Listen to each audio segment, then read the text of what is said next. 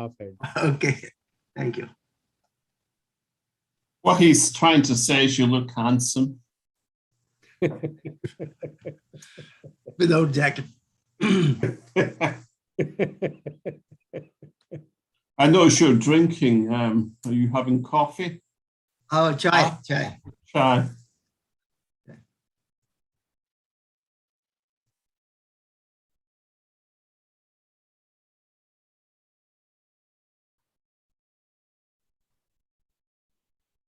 Okay, Karachi, go ahead and start.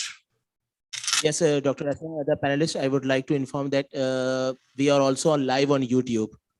And I'm just sharing the channel so you can see that each of the moment of this conference will be on live on YouTube. Thank you. I'm just.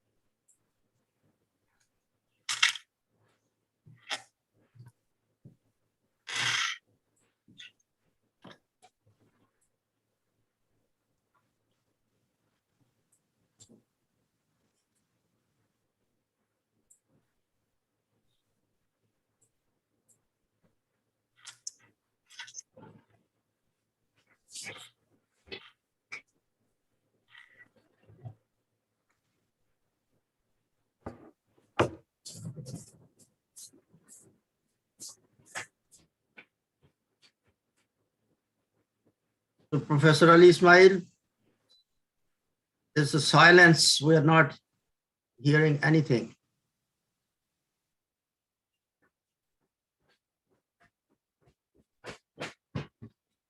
Are people coming on the stage for the opening? We are just going live in a minute. We have already configured YouTube live video on the channel. I have updated the link on the chat. And on the stage, we are just going live in a minute or two. Okay, thank you.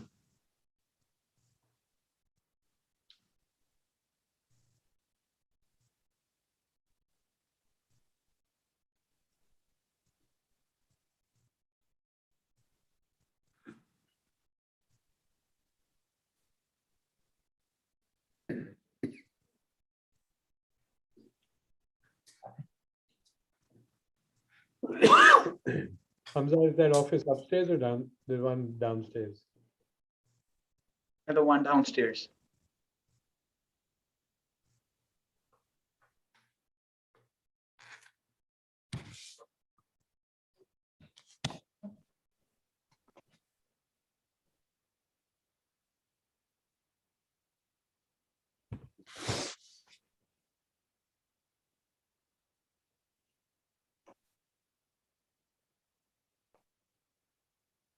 Oh, the auditorium is just starting to fill up.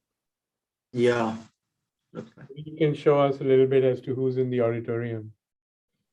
Looks nice. A lot of X marks, cross marks. Yeah. That means you can't sit there, social distancing. Yes. That's good. Let's get practicing the social distancing and on that. I was in Lahore about 3 weeks ago, and Okay. you go into major shopping stores and without showing your vaccination card. That's good. In the name of Allah, the most beneficent and the most merciful. Distinguished guests, faculty members, dignitaries, and students, Assalamu alaikum. On this beautiful morning, I, Duai Fatma, alongside Arbaz Khan, with great joy and immense excitation, welcome you all to the inaugural session of the 18th IEEE Honet Conference hosted by Department of Computer and Information Systems Engineering in NED University of Engineering and Technology. We are delighted to be hosting this event and we hope we will be having a great time together. May I kindly remind you all to wear mask all the times and follow SOPs for your health and safety. To formally start this event, we would like to call upon stage Abdullah Ahmed Khan to recite few verses from the Holy Quran.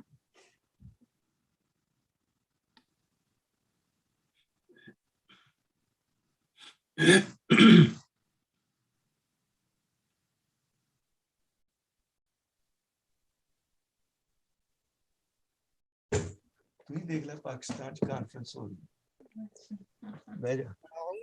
بالله من الشيطان الرجيم بسم الله الرحمن الرحيم الحمد لله رب العالمين الرحمن الرحيم مالك يوم الدين إياك نعبد وإياك نستعين اهدنا الصراط المستقيم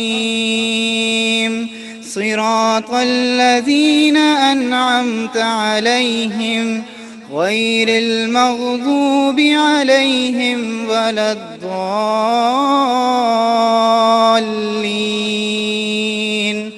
صدق الله العلي العظيم.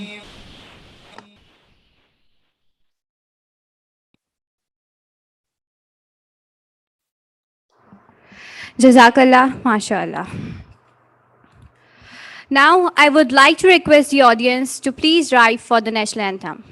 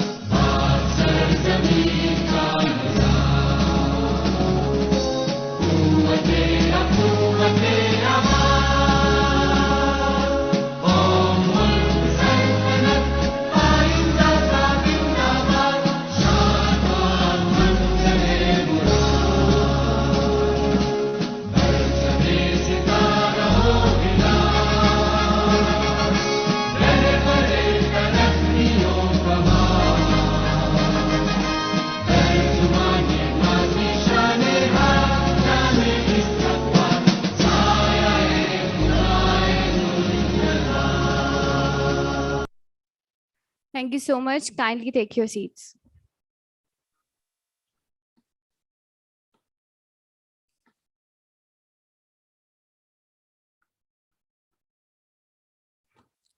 Now, I would request the management to play the video about IEEE on it.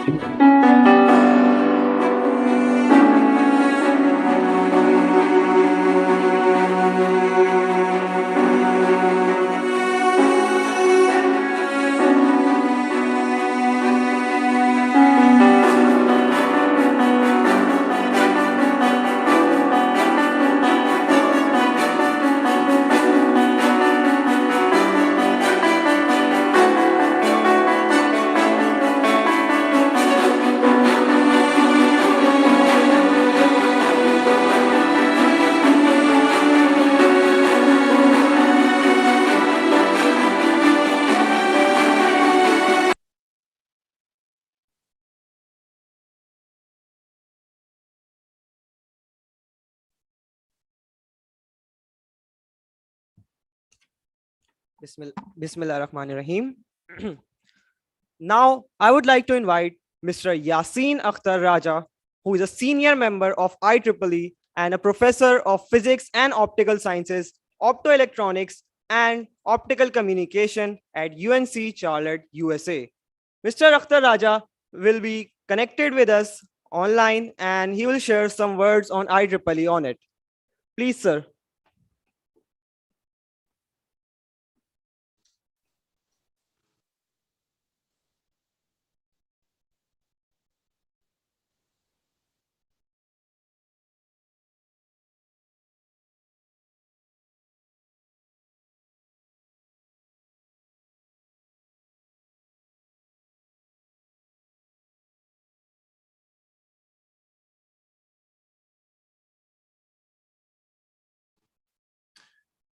Okay, good morning and assalamu alaikum, and good evening, my friends on the west side, and a good early morning with the US, East Coast, and elsewhere. It's really an honor for conducting our 18th event this year.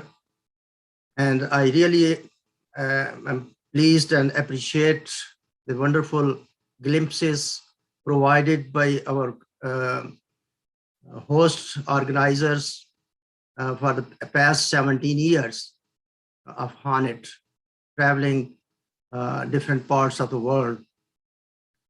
And with that perspective, I would simply go through few slides quickly, recognize some of the key names, which of course already have been shown. But before I do that, I would like to, on my Honet team, both from the organization as well as steering committee side, like to express our congratulations on the happy occasion of NED, University of Engineering and Technology, for their successful centennial celebration. So they have completed 100 years of their establishment and serving the nation, Pakistan, and especially the South Pakistan, the Karachi area, and the Sindh province, and all over the Pakistan, I would say. And even the graduates from NED are everywhere, both in US and elsewhere in the world. And that's a great contribution and good landmark for the other institution to establish and follow the good, great traditions.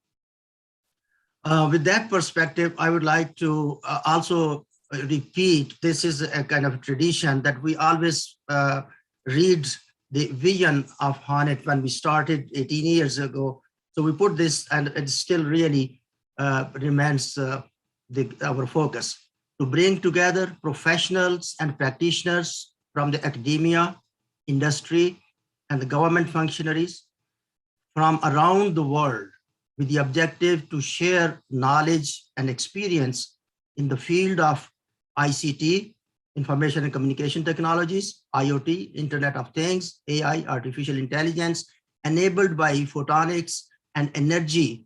Without energy, nothing runs. And for smart communities of EXYZT, that's what I use acronym, based on the global partnerships and collaborations aiding economic growth to support safety, peace, and cooperation for prosperity in the world, in the E-planet. And what was the XYT? The E-agriculture, E-healthcare, E-education, E-transport, E-security, E-environment, and E-planet, of course, our planet Earth. We have to take care of together from east to west and north to south, everywhere. So I will not dwell on this list, but I have to simply just show my colleagues who have been with us this year, and also several of my colleagues have been for more than a decade, and of course there are some founding folks also with us. But I would really mention, everybody has great contribution, but I would like to mention a couple of names. Of course, our host conference chair, Professor Dr. Muhammad Ali Ismail. He has worked tirelessly, and of course, a driving force for my side here, the Dr. Syed Ali Haider, who was more than a decade since he was a student. So he started with me, and he has really tirelessly and using his family time and every time whenever he got, so has really helped for the Honet. And of course, our good friend, engineer Charles Lord, has been technical support for us, and several of our colleagues, including Jim Conrad and Janil Zaveri, and of course, from Karachi, our new team, Professor Bhavani Shankar Chowdhury and Ahmadi Kamal, and all these our good colleagues. And so then we have finance chair, then we have the publication committee, and publicity committee. And in publicity committee, I really appreciate our good friend from Quaid-e-Azam University, Dr. Mozam Ali Khan Khatak. He has been a great support, and also especially Dr. Asmar Rahman from Karachi. He has attended all the meeting, not only attended all the meeting, but has helped us to spread the word. And for PhD dissertation poster session, Dr. Aruj and Dr. Farina Saqib from UNC Charlotte, our colleague from here. And in terms of industry liaison, so Dr. Khurram Qazi, Umar Iftikhar, and Dr. Manshad Sati from Dubai, IT Butler. And the symposium coordinators, Dr. Shahzad Hassan, Tariq Rahim Somro, and our advisory board consists of really a big list, so which is available at the website.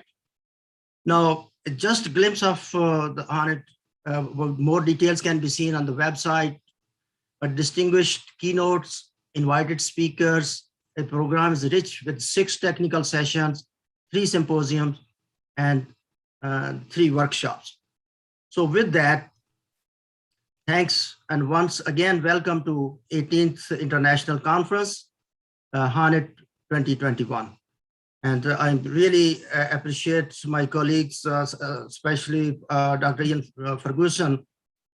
Despite of his health issues, he has really commitment that he's attending now, and I hope he can also share some of his remarks. Thank you very much. Thank you so much, Professor Yaseen Akhtar Raja, for providing us wide information about IEEE Honet 2021. Moving ahead for our first keynote speak, going from good to great by Mr. Usman Sheikh. He's the founder and CEO of Silicon Valley-based Ieee, recognized as a cool vendor in technology marketing. He's a pioneer of design thinking, and he used it to develop business and technology solutions for the last 3 decades. An architect by education, served as vice president with SAP SE as a leader in product management, sales enablement, and digital commerce globally. As an entrepreneur, Mr. Sheikh believes in building disruptive products that generate net new value for their audience. Ladies and gentlemen, please give a big round of applause for Mr. Usman Sheikh Sahib, who will be sharing his views on going from good to great. Mr. Usman Sheikh. Thank you very much. I think we're going to play a video first to start things off.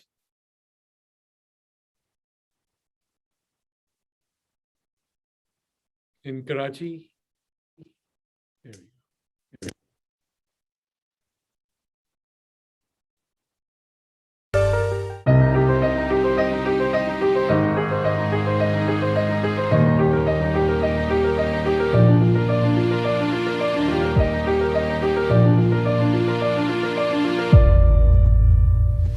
Hi viewers, this is Nisma Amir with another episode of our amazing program Meet the CEO, जिसका मकसद है पाकिस्तान के कामयाब तरीन CEOs को discover करना और आपसे मिलवाना, so that you can learn from their success and the struggles behind their journey. Today we're going to meet Mr. Usman Sheikh, founder and CEO of XIQ. It is a B2B marketing platform which mainly uses artificial intelligence to help businesses grow. It is based in the Silicon Valley, United States of America.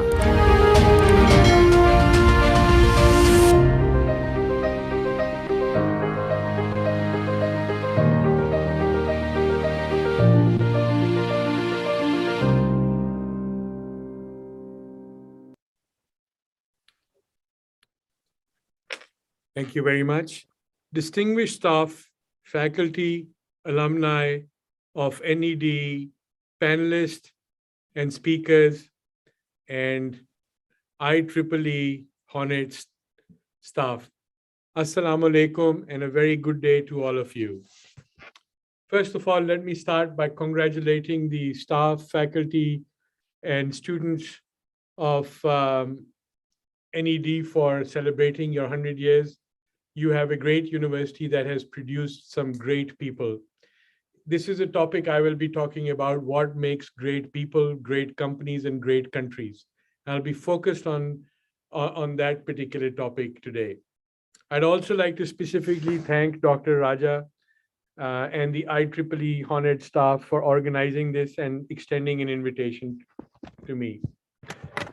Just a quick sentence or two about myself and our company. So I am the CEO of XIQ. We are a next generation B2B sales and marketing platform that uses artificial intelligence. We consider ourselves to be next generation. We consider ourselves to be disruptive technology, and we are building this as a world-class system. All the engineering and technology in artificial intelligence is being built out of Pakistan. So as an entrepreneur, as a business person, I have a huge vested interest in ensuring the future of how ICT and computer software development takes place in Pakistan, because I have a business that takes resources, takes people, and push them to work in doing some of the most cutting edge next generation work. Why did I choose this topic, good to great? Because this is we are building a company, a platform that is going to be the #1 platform in the world, not in Pakistan, but in the world. And when you have to build #1 anything in the world, you have to go from good to great. So with that, let me just start by showing you one of the first slides, please, if we move to the next slide. Co-presenting with me is Hamza Khan from Lahore in our team. So this is an interesting slide. It says, good is the enemy of great. How can that be? You would think that good is a path on the way to greatness. But good enough, when we start believing in just being good enough, is actually the biggest obstacle that comes in the way of becoming great. Now, a lot of these things I'm borrowing from Jim Collins' book called A Good to Great, but I have adopted this and adapted this specifically for Pakistan based on my experience and what I've seen. I come from Lahore. I grew up in Pakistan. I worked extensively in the United States and Singapore and Germany. And I've worked in the software industry for a long period of time, 30 plus years. And I've lived in Pakistan at a time when it was producing great people. It was producing great champions. We'll come to that in a second. But good is the enemy of great. And I need not point very far. I think the picture says it all. Sometimes we have mercurial performances. We beat anybody in the world. Other times we can't, we have the lowest scores possible. Why? Because we have started to accept that we are good. And that is becoming a problem in us becoming great. So let's go and see what is great. Next slide, please. So I don't know how many of you remember, but when I was growing up, this man, Jahangir Khan, was the champion of squash. And he holds a world record. And the world record he holds is that he has gone 555 matches where he was consecutively undefeated. This is a superhuman task. Squash is a physically very tough sport. And to go 5.5 years, 555 matches consecutively undefeated is a superhuman effort. And why did I put it over here? Because this man comes from our country. He's very similar to us, speaks the same language, eats the same food, behaves like that, is ethnically and genetically made up from our people. So greatness is absolutely possible within us. And we have many, many great examples. And your university, NED, has produced many great people as well. So let's move to the next slide, please. So when I look at Pakistan and I look at what is happening, and I try to understand what is the root cause that is causing a lot of misery, I should say. A lot is, and I would say that the number one cause is carelessness. We have become careless. The difference between the times when Pakistan was actually producing world-class champions versus now when it is not producing world-class champions is the degree of carelessness has increased. And you can see that all around us. We have become used to making compromises. We are used to people cutting in the lane. We're used to people, power going off for hours. We're used to water not being there. We're used to municipal things not working. We're just used to things not working. And that just starts spreading throughout the culture, throughout the society, and that carelessness starts becoming like a headwind. So this picture of this gentleman trying to ride a bicycle in the sea is exactly what happens. It becomes extremely difficult to pedal in when the wind is blowing against you. And you have created this wind that's blowing against you by creating a lot of carelessness. I'm sorry, I bring a message today because that I hope is going to stir the people over there and going to wake you up.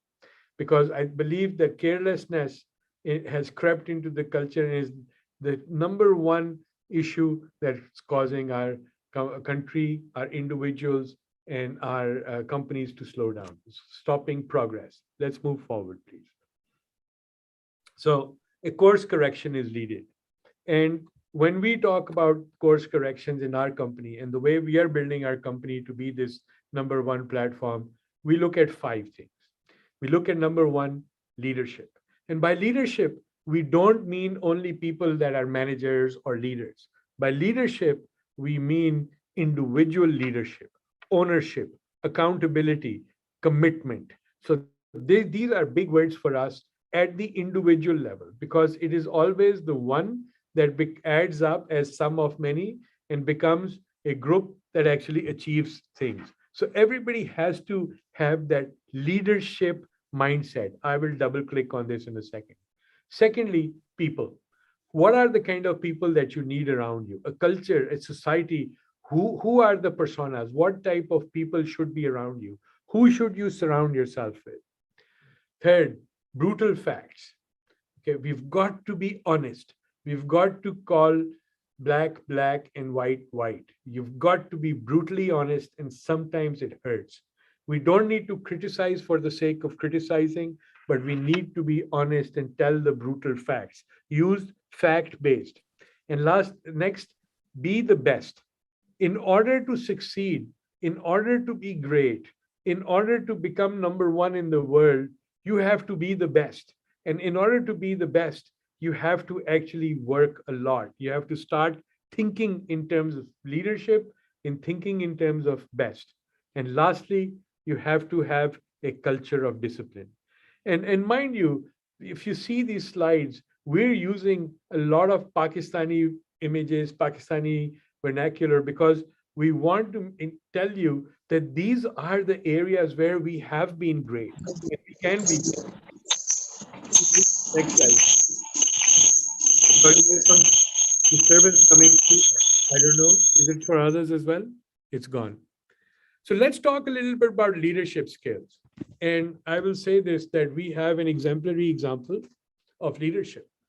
And there are 5 traits in leadership that I would like to shine the light on. Number one is being an executive, thinking like an executive, taking responsibility, taking ownership, right?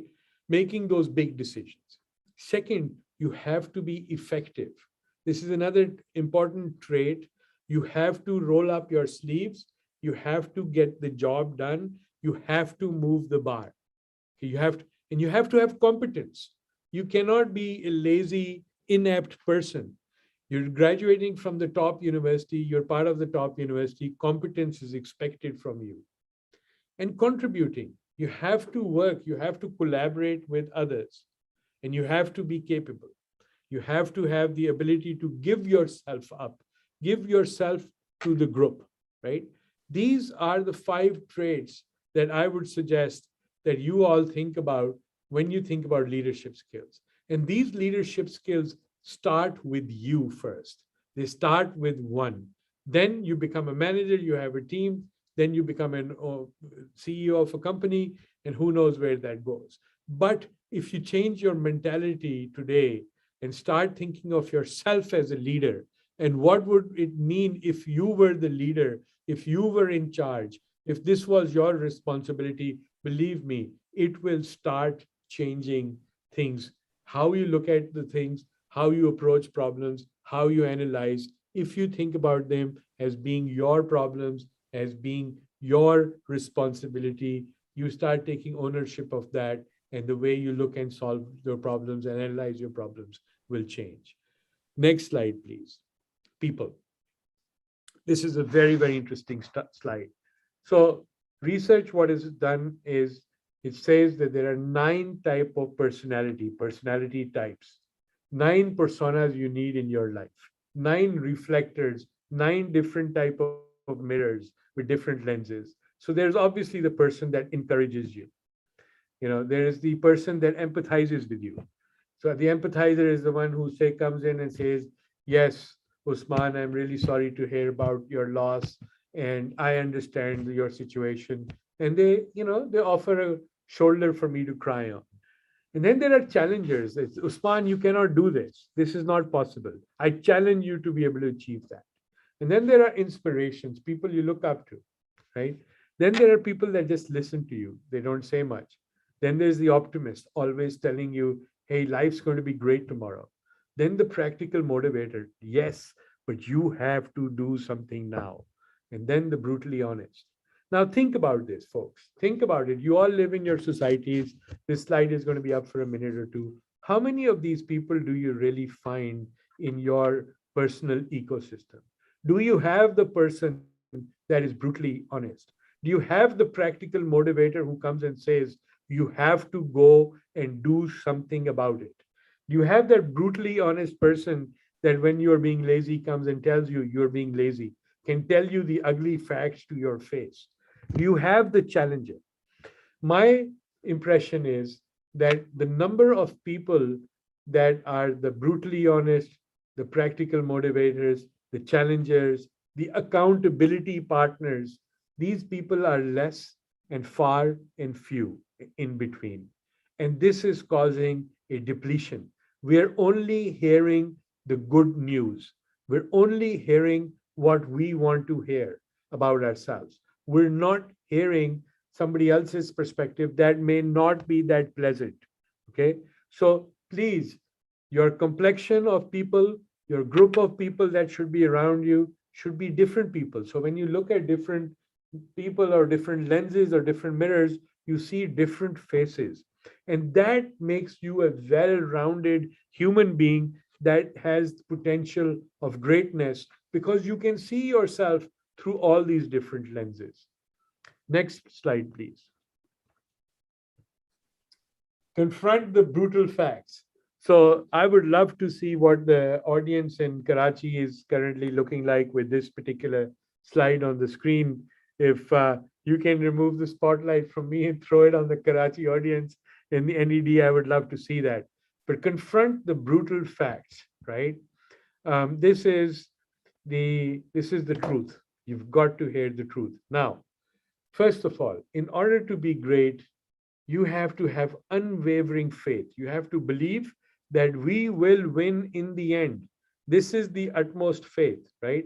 You have to have a belief in your product. You have to have a belief in your company. You have to have a belief in the word you give, in the what you say to people. You have to have faith in what you say. If you say, I will do it at this time and this point, you have to be able to do it at this time and that point, because that is the most important commitment. It is your commitment, right? And discipline to point out the brutal facts of today.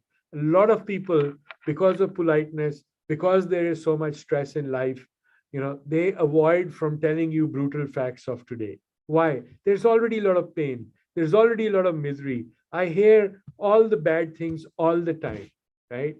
But you need to be able to have that discipline. Now, you have to listen to those and you have to turn it into action. So if we can go to the next slide, please. Yeah. So be the best is the next thing. In order to learn, confront the facts, now you need to start doing something. Now, a couple of things I'd like to say to you folks. We are working, especially in the engineering, IoT, AI world. The planet is becoming flatter and flatter. Internet, gig economy is the way people are growing, right? But even within the gig economy, you've got to be able to establish global standards, right? You have to be able to work at a global quality standard. So the engineering world, what it did, if you remember 15, 20 years ago when Apple came up with the App Store, and people started making apps sitting in villages, and then there was theme forests where people started building these website templates. And we know people in Pakistan that have made millions of dollars, for example, just as single players who went there, did a theme forest theme and put it out on a global scale, and they got picked up. Same with apps that has happened, right? So what has happened today is that the world has kind of flattened out. Anywhere, look at Uber. Uber has created a whole new economy in the world, right? Airbnb, whole new economy in the world. All these companies are creating net new revenue opportunities, but what they demand is a global standard of service, whether it's customer service, whether it's technology, whether it's software coding. They're expecting a global standard, right? We can do it because our country mates have done it, right? They're doing it. There are companies that are very successful out of Pakistan that are operating at a global level. We are operating at a global level, alhamdulillah, and we are not doing too poorly, right, in this regard. So, we can establish ourselves at global standards. And when we start setting high global standards and working on those high global standards, the local scene will also start to change. It will happen. The global will start having an impact on the local. Let's move to the next slide, please. What needs to happen? Three things need to happen. These are important things. All the changes have to happen from within you. First of all, you have to believe that things can change. Discipline, culture of discipline, faith, unity, discipline. This is the motto of Pakistan. Faith, unity, discipline is the motto of Pakistan. Folks, I've used a modern business slide deck for you, but I've basically told you the same story. So culture of discipline is super, super important. And what does that mean? It means that you have to have disciplined people. And what does disciplined people mean? You have to look at yourself in the mirror. The mirror with those 9 lenses that shows you different faces to yourself. You have to look at that. That itself will start bringing discipline in people. Then thought. Think logically. Use math. You're engineering people. Use math, use logic, discipline your thought process, and discipline your action. And when you do this, things will start changing. Now, I am a leader of my company. I have instilled this methodology as our way of growing. And now our managers are doing it. And then their sub-managers are starting to do it. And you see an environment and a culture that is much more progressive, much less stressed out, and much more ownership. People are happy because they feel like they have skin in the game. They have part of the they have part of ownership, right? Super important. And when you put the conditions right, you can change them. And we are changing it in our company because we believe that every single step counts. Next slide, please. And that is exactly the point. Small changes add up to huge results. Small changes add up to huge results. We have seen this. Small corrections will add up to huge results. So start making that difference. Start making the difference in your life. It will start having an impact immediately around you. If you start making a difference in your company, it will start having a big impact around a much bigger set of companies, a group of people, right? So small changes do add up. So don't be disheartened that, I'll say this term in Urdu, katra katra karke darya banta hai. This is exactly what it is. Every little drop adds up to the river. Every little penny adds up in the end. Next slide, please. And super, super, super important, folks. It's not your aptitude. Yes, you come from the best school, you're the smartest guys. But your attitude, ravaya, approach to life, positive mental attitude, that determines your altitude, where you're going to fly, right? So it's your attitude. You have to have a belief. You're young people, you are coming into the professional world, you're coming into a global economy that is charged up with rewarding people with intelligence all over the place. Look at your own university at NED. How many people have become extremely successful alumni based out of that university? So, if we can move to the next slide, please. पहुंच जाए शुरू हो गया है बड़ा जबरदस्त चल रहा है मैं तो ऑनलाइन देख रहा हूँ Listen, somebody, if you don't mind. सही सही Folks, I think there is somebody in the call that is speaking. If you can go on mute. And lastly, my last slide.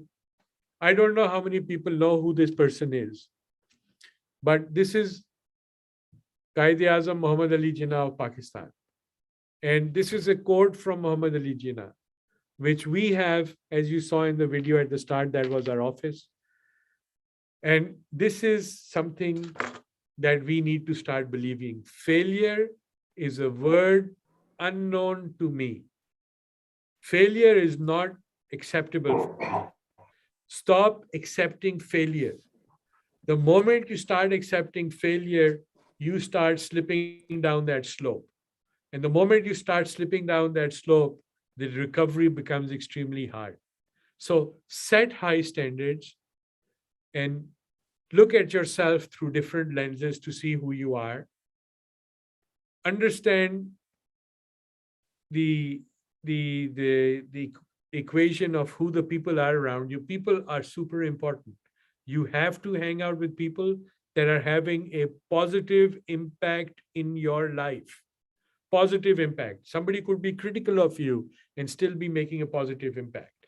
You've got to support those people that are positive to you in your life. And last slide for me, and I'll stop on this, is the famous words of Muhammad Ali Jinnah, Quaid-e-Azam of Pakistan, which is, failure is a word unknown to me. So with that, team NED, IEEE, I thank you very much for inviting me, and happy to take any questions if there are.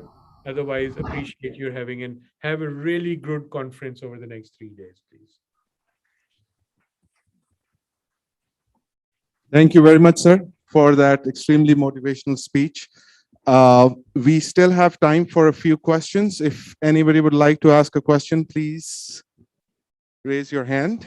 I have a spare mic.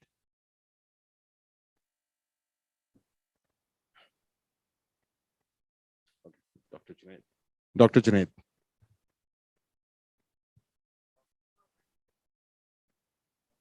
You have to turn it off. I just have a question, then how do you cope with the setback, not failure, but setback? Can you give us some hints? Yes. We very, very sorry to use this word, but stubborn about things, a little bit thick-skinned about things. Setbacks. Setbacks happen in life. They are part of life. They have to be taken into the calculation of life. Uh, and you have to deal with them.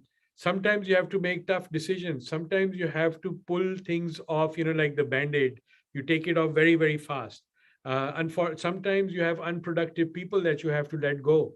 And it's not, they may be very popular in your company, but they're not really producing. And those are unpopular things that, those are like setbacks. And in order for you to overcome those things, that is part of the mental resilience that Junaid Saab, I am saying that we build up, is the ability to take a setback, right? Setbacks are part of life. There is no shortage of setbacks. They will eventually always hit you. And so you have to take that into life calculation and build. This is what makes great versus good. The great guys know how to take setbacks. They're strong about it. They can analyze it. They can use that energy to propel them. For example, to answer your question, when somebody says you cannot do this, it always translates into adrenaline and energy for me. And that means I have to try extra hard to actually get over that. And so that's my answer to you as to how I deal with setbacks. And one, it becomes energy, becomes converted into positive energy. How should I do this if I really believe in myself? And secondly, life is hard. Sometimes you fall off the horse. You just need to be able to get on it again. You need to be able to buy that part as well. You need to have the toughness and the stubbornness to be tough. Thank you, sir. Anybody else? Okay.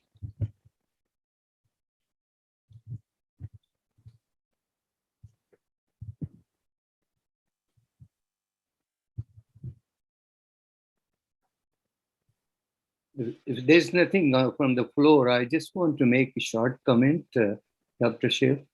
I was told that the difference between the leaders and the managers is there's some distinct characteristics.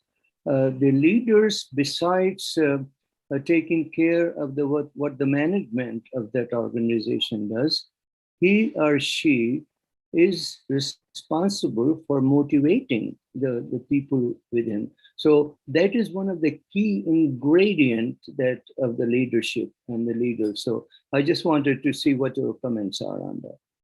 Motivation is absolutely important. Motivation and brutal hard facts do not necessarily contradict each other. So you can be extremely motivated, but you've got to tell the person that is lagging behind that they're lagging behind. Otherwise, they don't know where they are, and we are doing them a disservice.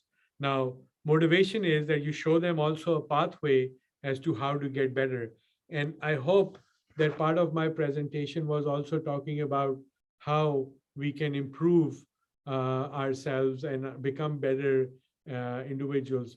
But I absolutely agree with you. Motivation is showing them the vision, the future, the good way. Motivation is guiding individuals on how to overcome.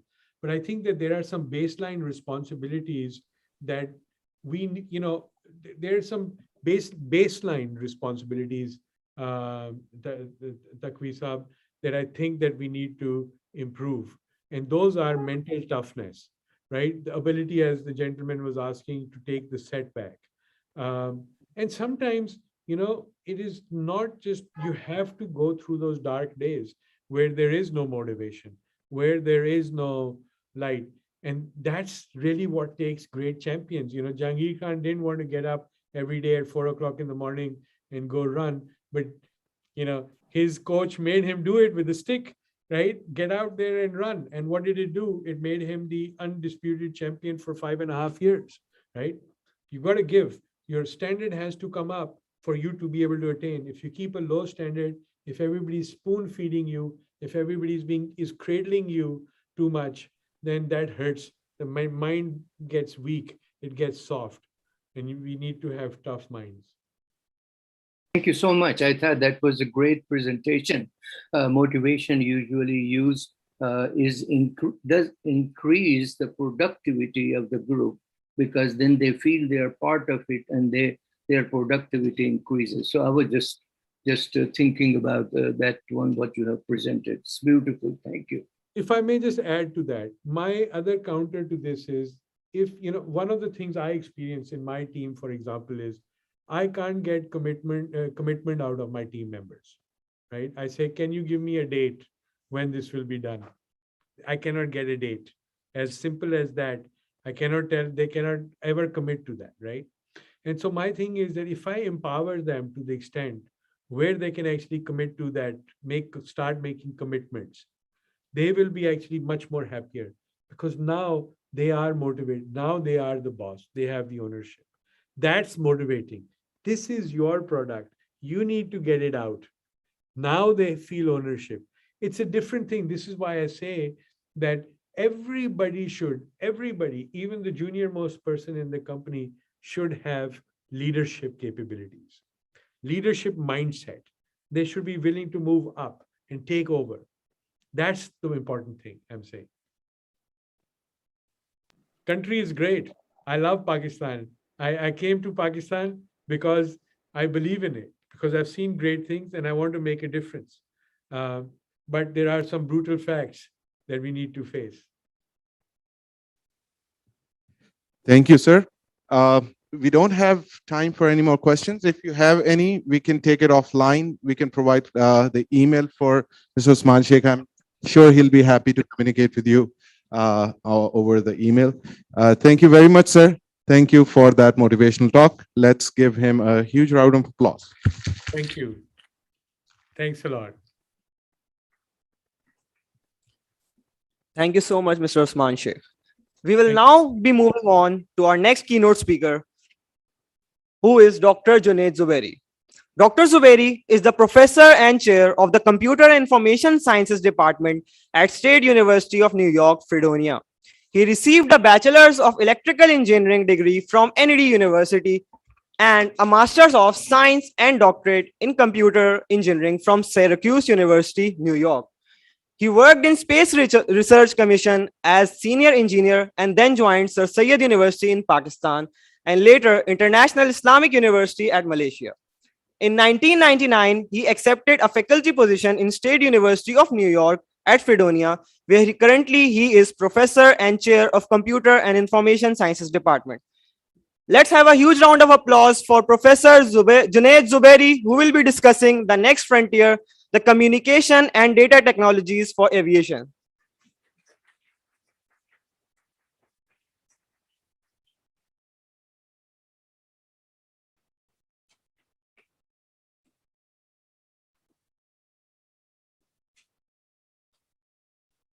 Bismillahirrahmanirrahim. Assalamu alaikum. So it's an emotional moment for me coming back to my alma mater after so many years. And I really feel very good. I initially proposed to Dr. Yasin Raja to bring this excellent conference to NED. And Dr. Raja looked for a local person, and we found an enthusiastic chairman of the CIS department in NED, Dr. Ismail, and he worked tirelessly with us to bring this conference to NED University. And I congratulate also the NED University for completing 100 years of existence and 100 years of service to the whole country. Indeed, it's a great and premier engineering institution in Pakistan. So, on this occasion also, I would like to remind you that yesterday there was a great loss to Pakistan. The Mohsen-e-Pakistan, Dr. Abdul Qadir Khan, a great scientist and engineer, and the father of the Pakistani nuclear engineering and research program, passed away. So I suggest that we take a minute to offer dua maghfirah, and people who are not Muslim, they can have a moment of silence for him.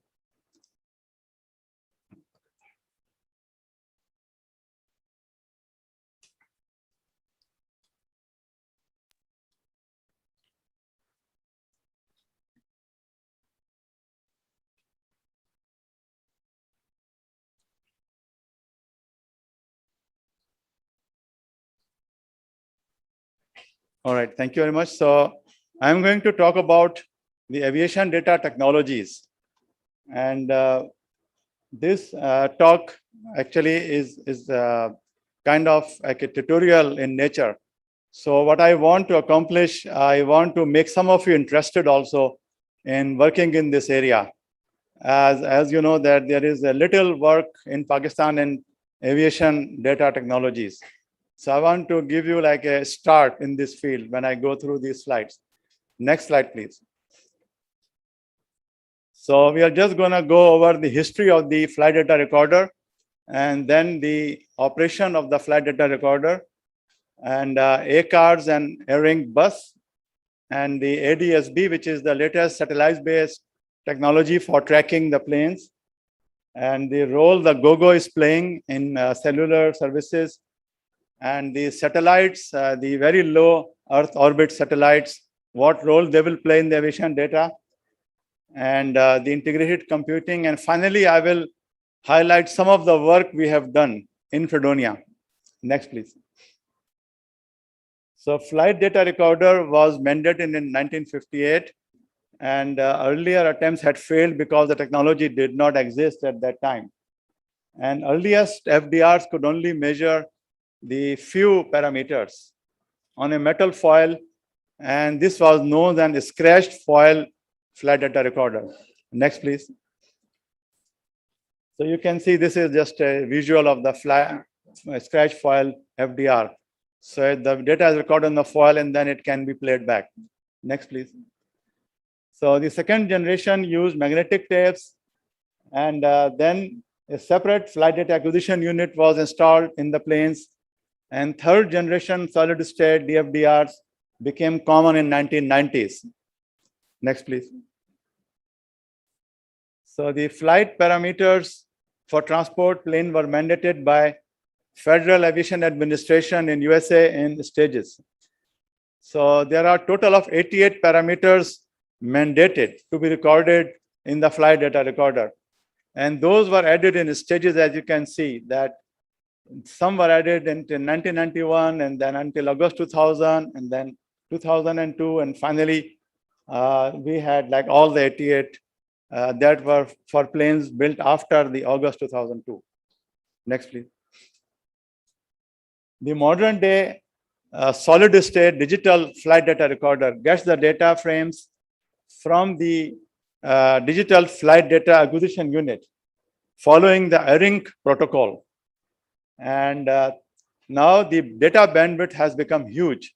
We have thousands of parameters being recorded. Therefore, we need to have also one more unit, which is called QAR, which is in the modern planes, quick access recorder. So if the plane is landing or taking off, it is connected through Wi-Fi to the control tower. At that time, if there is any trouble in the plane, then QAR provides the vital data and tons of data is downloaded to the control tower to look at what happened. Next, please. So as you can see, the AirLink protocol I mentioned, it has several numbers. 653 has been very popular. 717 is the latest protocol. And as you can see that all of them are connected on the AirLink bus. Next, please. And this is just a cutaway view of the flight data recorder. It is called black box, but as you can see, it is not black, it is orange. Orange is the color which attracts attention. If the plane crashes over the ocean or if plane crashes over the mountains, then orange box can be quickly recognized. And it has a technology to make it very robust. It is well tested. It is dropped and crushed and tested time and again to see that if everything can be read properly. Next, please. So AirLink 717, one frame lasts 4 seconds. And each frame has 4 subframes. And each subframe lasts 64 words, 12 bits per word. So thousands of parameters are nowadays being transferred. Next, please. And data is easily identified with subframe number, word number, and bit number. And some data fits in 1 bit, such as landing gear up and down. And some data need to more than 1 word, such as latitude, that requires 17 bits. and then a Barker code precedes each subframe. Next, please. So number of words per subframe has increased to 1024. That's in the Airbus A380. And next, ACARS, Aircraft Communication Addressing and Reporting System. It is for exchanging short messages between the aircraft and ground station. And it can be considered the first step in the connected aircraft project. Next, please. ADSB, which is Automated Dependent Surveillance Broadcast, was mandated by Federal Aviation Administration for all planes entering North America by January 2020. So it's already in existence. All planes that enter North America must have ADSB. ADSB actually pinpoints where the plane is, and the pilot who is sitting in the cockpit has a view of the airspace, with all the other planes are showing up as dots. So it is very easy to see their position relative to the other planes. And no interrogation is needed. And cockpit view and the control tower view become the same. Next, please. ADSB is stand for Automatic Dependent Surveillance Broadcast, and each word has its meaning. Automatic means always on. Dependent means it's on based on the satellite system. Surveillance is radar-like surveillance, and broadcast, continuous broadcast of the aircraft position. Next, please. So this is, as you can see, that this is the ADSB, the aircraft getting their data from the satellite and broadcasting their data all the time. So an aircraft is aware of all the other aircraft nearby. And the ground-based equipment also is receiving all these GNSS broadcast. Next, please. Gogo is a company that now merged with Intelsat, and they have been providing connectivity and internet services for the flights across the USA and Canada. So they installed their own cell towers, and they have an antenna in the belly of the plane. So the antenna has a direct link to the cell tower, and they provide the Wi-Fi service for the passenger planes.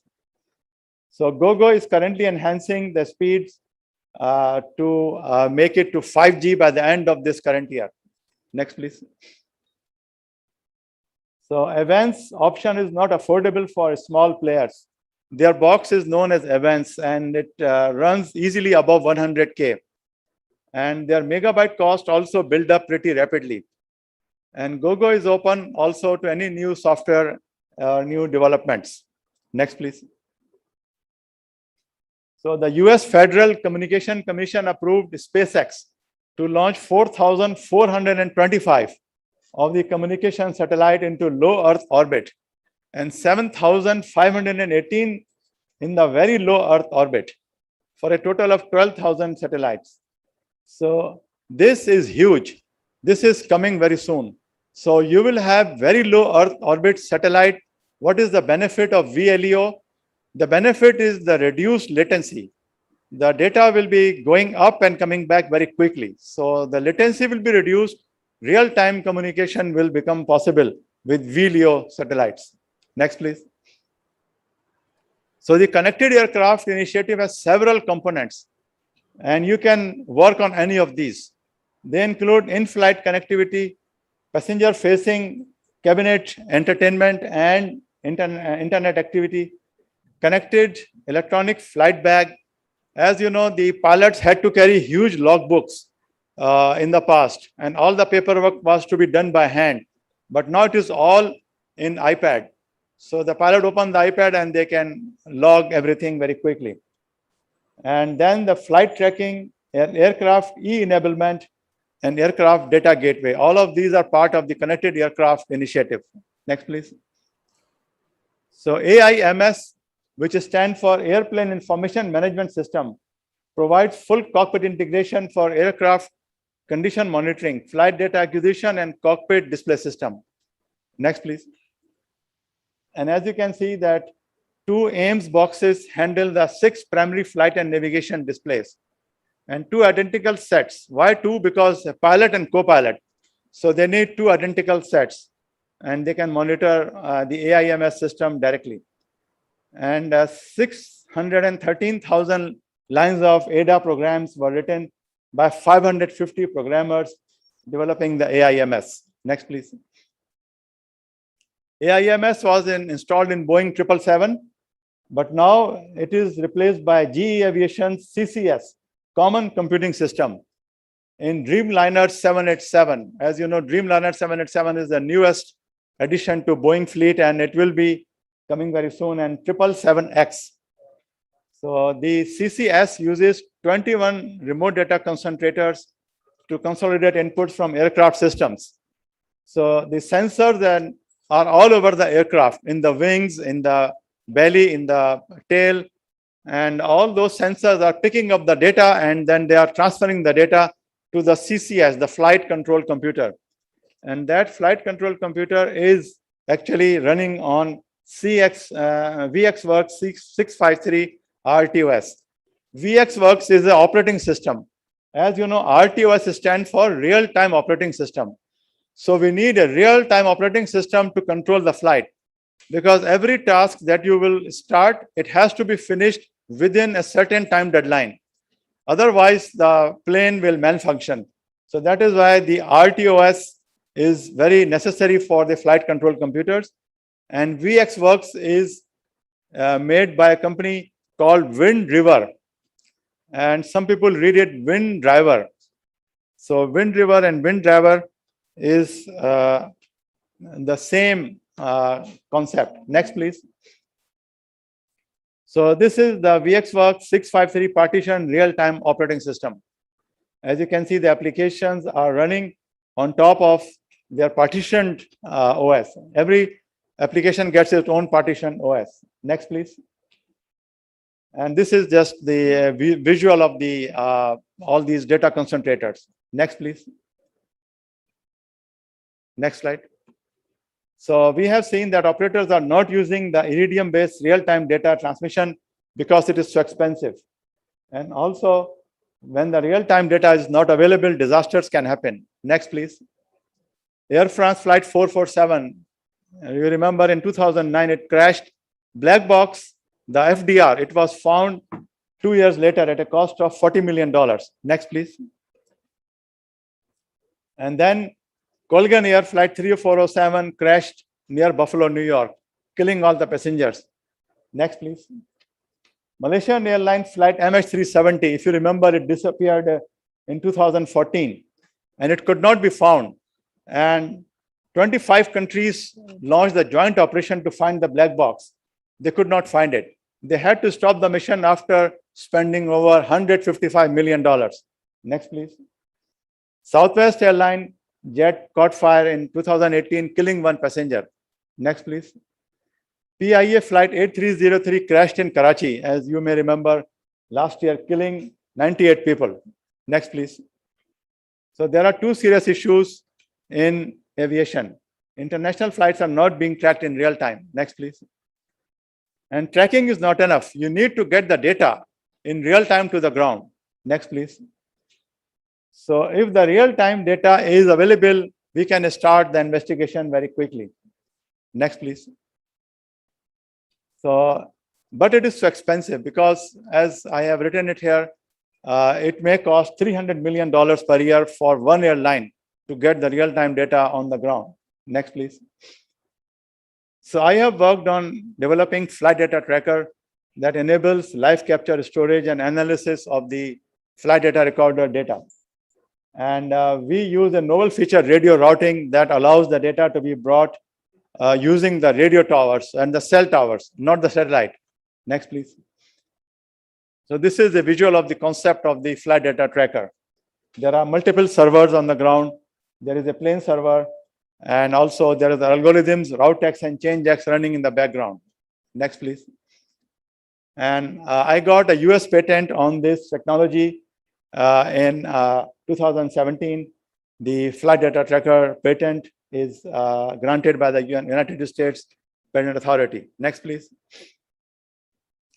So I worked with the students, and the students actually contributed a lot. They worked with me to do a prototype testing, and I can show it to you quickly if you go further. Next slide. Can you change the slide? And we also participated in National Science Foundation I-Course program, Innovation Course program. And we contacted several hundred potential customers and aviation specialists under this NSF program. Next, please. And our team actually had one student, one mentor, and one like a co-PI acting as our liaison for the market. Next, please. So we also tested the prototype with a drone experiment in which we mounted the Eagle Tree flight data recorder. And we got the data in real time to the ground. Next, please. So this is the dashboard of the flight data recorder that we used. Next. And we used FM radio transmission, and we had the data covered through the handshake. Next, please. This is just a visual showing the data coming. Next. And then we created packets of data. Next. And then we did not send it through the post office. The packets were actually transferred through the FM radio. Next, please. So this is the conceptual diagram. As you can see, the animation. FM is where you change the frequency to convey the data. The zeros and ones are transferred, changing the frequency, as opposed to AM, in which you change the amplitude to convey the data. Next, please.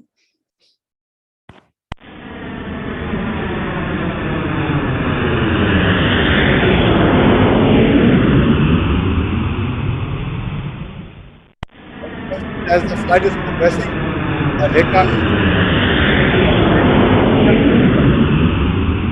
are all in, like conceptually, they're in the cloud.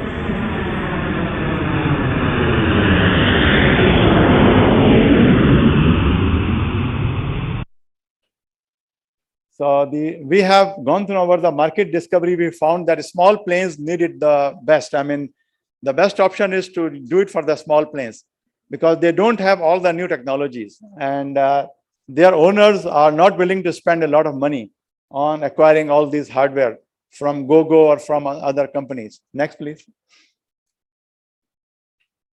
And we are working with the Sunnyvale, California-based company RTI, Real Time Innovations.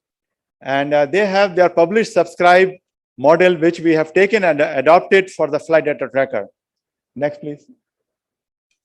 And we integrated it with their Connex DDS product. And then we are working on currently on installing it on VxWorks. So these companies, the RTI and the Wind River, they entered into agreement with me, and they have provided their operating system and the software to me. And then I am taking the help of some students, and I will also welcome from NED if someone wants to work on this project, to complete this project and then to bring it into the mainstream aviation. Next, please. So this is a conceptual diagram of how everything will work. So Zubair is actually the name to my software. It was given by my students. They came up with this name, and they look at my last name and they said, okay, you can call it Zubair, because my last name is Zubairi, so they just suggested that.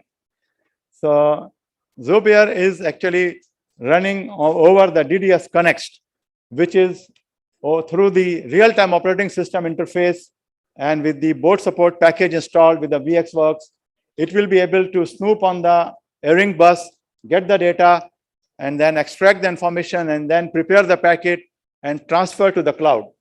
Next, please. So this is the concluding slide, and I'm right on time.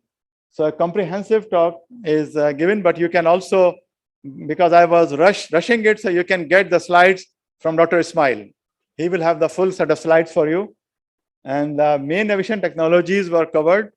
I also have the full version, which I have given him, so you can also obtain the full version of the presentation. So the technology for real-time aviation data transfer and analysis developed at Fredonia is presented, and its market potential is highlighted. Thank you very much for your attention. So are there any questions? Yeah, Dr. Zuberi, I was just wondering, I'm sorry, do they have anything from the floor? Then they can ask the question.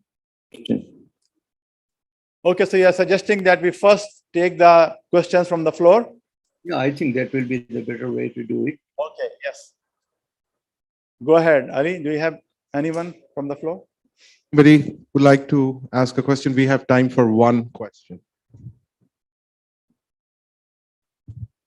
Assalamu alaikum, Dr. Saab. It has been a really great presentation and very impressive work. Especially, I will appreciate you and your team and the students who worked for achieving the targets. My question is basically about the commercialization of this concept. And can you briefly comment about how the ownership or in the business model, the ownership of the university, students or the PI, and how all these things combine together along with your commercial partner or the companies that you are working with, and how it becomes sustainable. So towards my question is towards from the business point of view and the IP rights point of view. Thank you. From the business point of view, if you look at the data belongs to the owner of the plane. So they have full control on the data. We provide them the data is stored in the cloud, they can access it anytime, it is encrypted, and they can only get the data when they are authenticated fully. So they are the owners of the data. As far as the software is concerned, I follow the US model. In the US, the students have no rights, absolutely no rights. All the rights belong to the professor. And therefore, if the professor wants, they can give the rights to the students. And then the concept of these companies like RTI and Wind River, these companies are actually looking for their business. If we use their product in our software, it is a good business for them because their license will sell. So it's a win-win situation for them. Thank you very much, Dr. Zuberi. Thank you for that enlightening talk. Let's give Dr. Can I just ask a very simple question here, Dr. Zuberi? Thank you very much. I was just wondering that you were using LEO, the lower Earth orbit, and you need to have so many lower Earth orbit satellites. I was just wondering, basically, I'm not in the processing business that for the display and all that. I'm basically in the transmission thing. When we designed the for space station, I was part of it. When we designed it, we actually used the geosynchronous orbit satellite so that we can see, and the satellite can send to every place there. So what you are interested in looking at all the parameters which may tell us about the status of the aeroplane aviation, and then collect it and simply transmit it somewhere where from there it can be distributed. So why didn't you look into the geosynchronous satellite where your data collective continuously could be transmitted and distributed from there like everything else? Yes, the geosynchronous satellites, there is an issue of latency. So I think that, first of all, there are two companies in Canada, CCX Communications and FlyHT, and both of them are using geosynchronous satellites for the flight data transfer to the ground in real time. However, they could not do good business because this is a very expensive model. So just because of the cost, I think this idea did not catch on. The reason I raised this thing is because when space program, when we started, we didn't have the satellite, and we have the various stations, and then we were really transmitting to them, and that was not really very effective way. And so we changed it to, of course, the TDRS, Tracking Data Satellite. I was part of that particular project there. But again, I think what you have done in terms of this particular project. I think it's a great thing that you have done. I was just quizzing why we didn't do that. So thank you so much. Thank you very much, Dr. Saab. Thank you.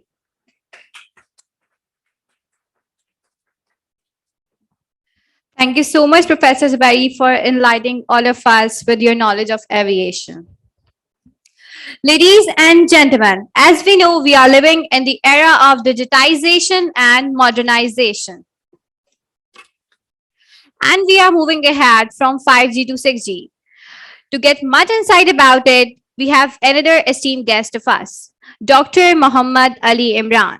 He's the Dean UESTC and Professor of Wireless Communication Systems at University of Glasgow. A senior IEEE member, Head of Communication, Sensing and Imaging Research Group at University of Glasgow. Director of Center for Education Development and Innovation. He's an affiliate professor at the University of Oklahoma, USA.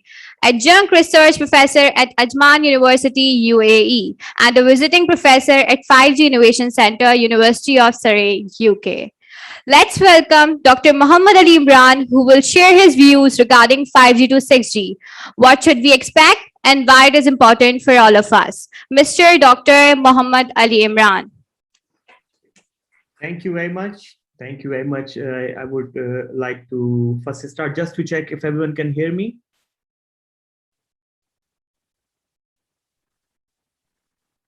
Yes, very clearly we can hear you, Dr. Perfect, great. Thank you very much, first of all, for all the organizers to give me this opportunity to share my research and some ideas about how to go from 5G to 6G and what would be there for everyone when we move that transition. So I come from University of Glasgow, which is an old university established in 1451 and hails from it James Watt, Rankine, and many other big scientists. So my research is focused on the digital connectivity generations for mobile communication. So I have worked on 3G, 4G, more recently 5G, and now starting research and innovation for 6G. I had Communication Sensing and Imaging Research Group, which hosts internationally acclaimed 5G experts. And in the picture, you can see Scotland's First Minister visiting our lab and announcing her Scotland's 5G strategy. So I wouldn't go through details because I've been given 20 minutes to wrap the presentation up. I will focus more on what is exactly the 6G communication technology. So just to give you a context, we have moved from 3G to 5G so far, right? And the speeds and transitions in the speeds that we have seen for downloading a 2-hour-long video, we started from 26 hours it takes to now 3.6 seconds it takes to download a video over 5G. So what will 6G do? It's again an exponential leap, less than a second, or even a fraction of a second, the video will be downloaded. But that's not just the point, because just increasing the speed is not an objective to go from one generation to the other generation. So what can 5G or in future 6G do for us? There will be multiple attributes of digital connectivity. And Dr. Zubair just before me was also referring to latency issue. So it's not just the speed, but it's the latency, reliability, and number of devices that can be simultaneously connected. So if we can achieve these different models, we can have much better digital connectivity in place. So what 6G can do for us? 6G will increase the dimensions, as I will show. So let me just show you different key performance indicators that we have. For example, the energy efficiency, the connection density, then peak data rate, which has gone up from 4G to 5G.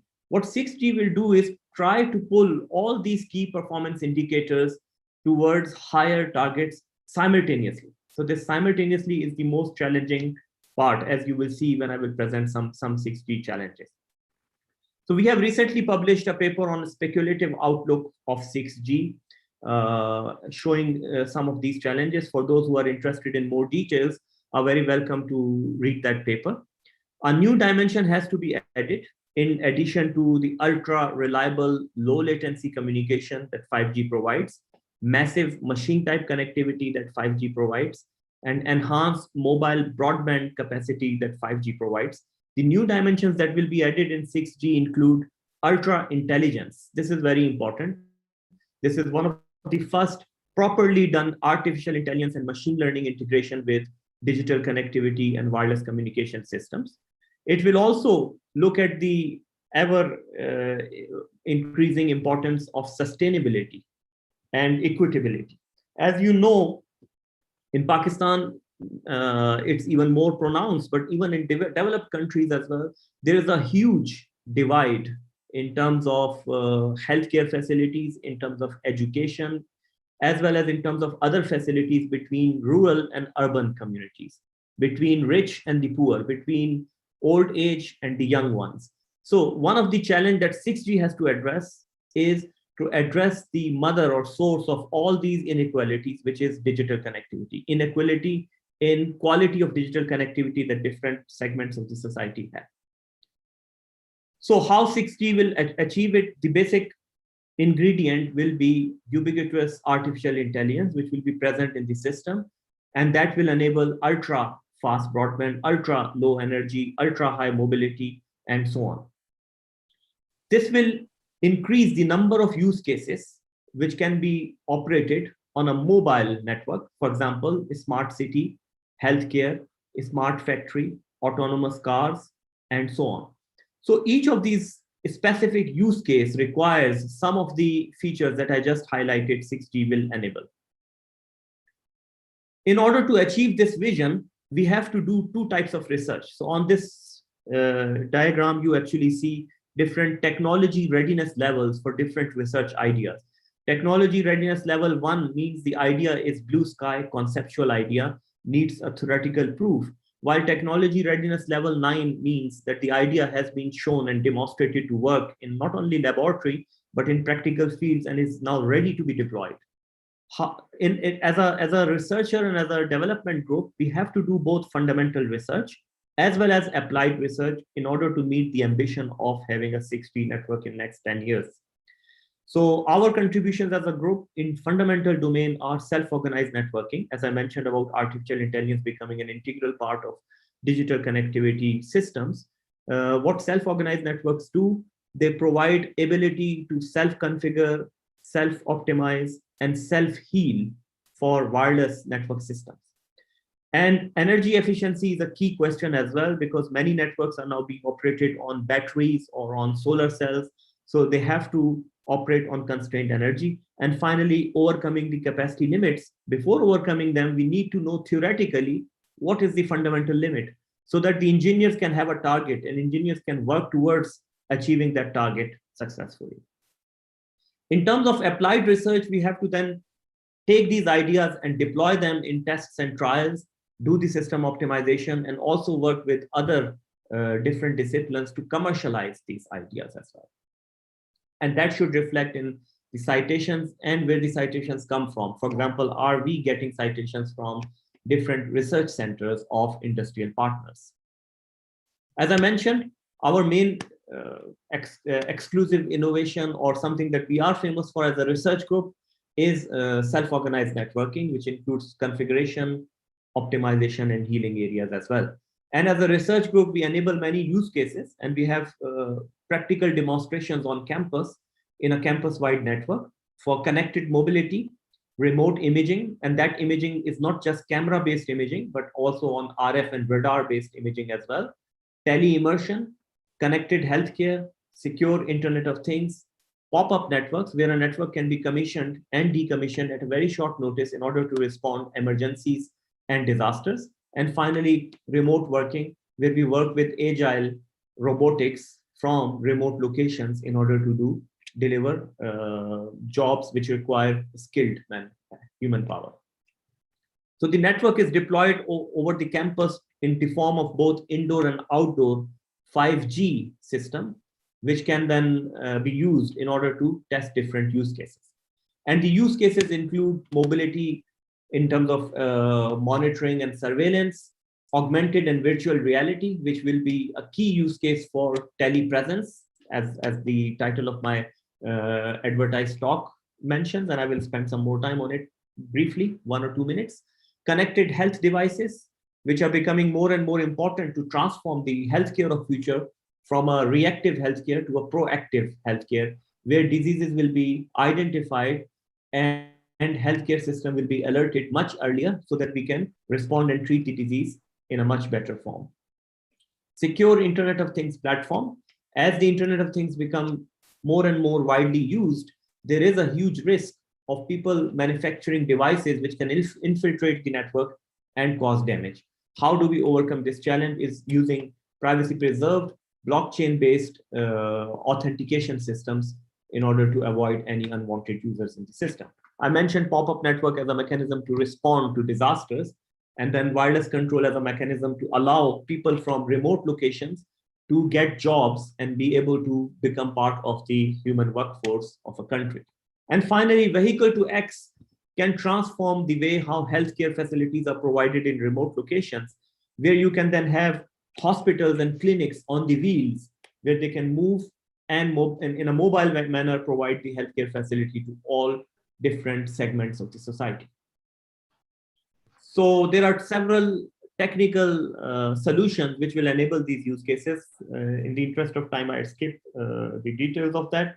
I will very briefly show you some interesting use cases related to contactless activity monitoring, where we are using, in order to preserve the privacy of users of a human space, we are not using cameras, rather we are using RF signals and the reflections of those RF signals to monitor macro activities like people standing, sitting, lying down, falling, as well as micro activities like their health vitals in order to provide them better healthcare. We are using virtual reality for immersive training and augmented reality for dynamic wayfinding for large events like COP26 happening in Glasgow, or for large conferences where you can have digitally driven wayfinding instructions. We are also working on this complete ecosystem of proactive healthcare, where data is collected from homes, from either wearable devices or contactless sensing. Then this data is securely transferred to different databases. Big data analysis can pick up different events of interest, for example, early onset of different health conditions, and then either the nursing or the medical staff is alerted appropriately in order to take action and cure that disease.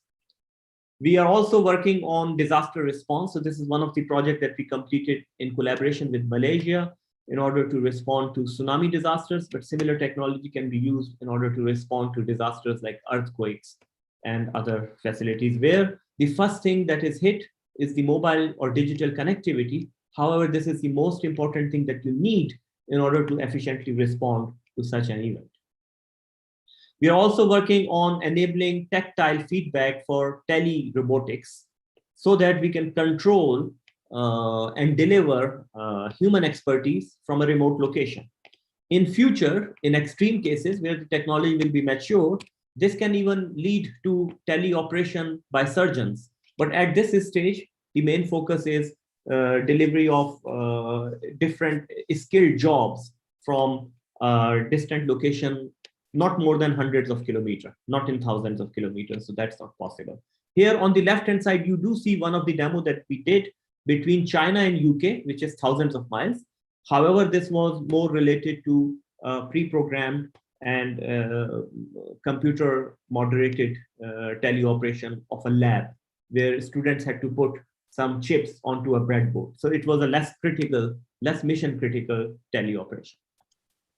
I have also very briefly mentioned about clinics on the wheels, where these mobile vans connected with 5G or 6G digital connectivity can go to healthcare, care homes for old people, as well as remote clinics in villages in order to provide them good quality healthcare at their doorstep.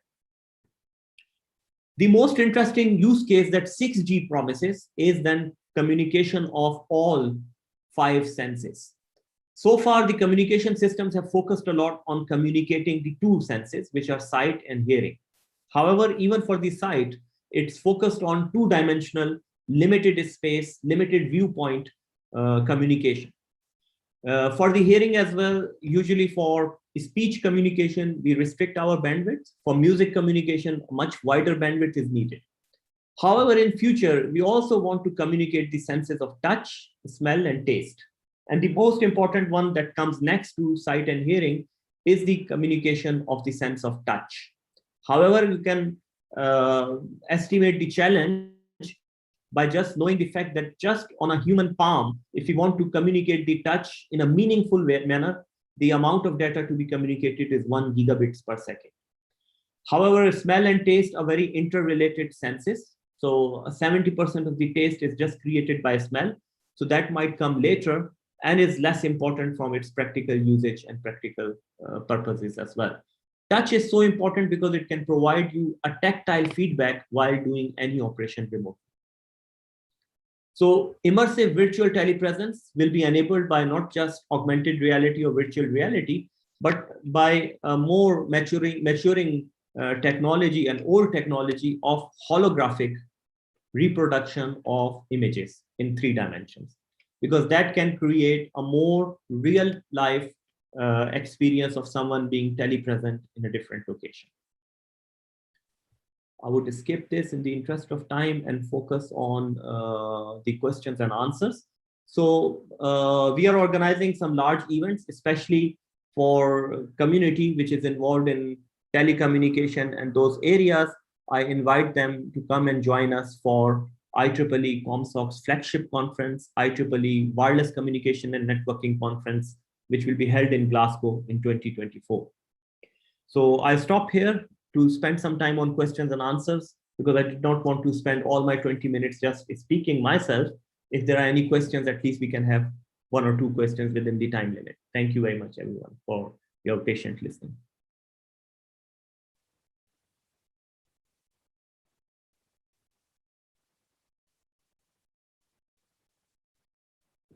Hello. Thank you, Dr. Mohammad Ali Imran, for that enlightening talk. We have time for about 2 questions. So if anybody would like to ask a question, please. Anyone?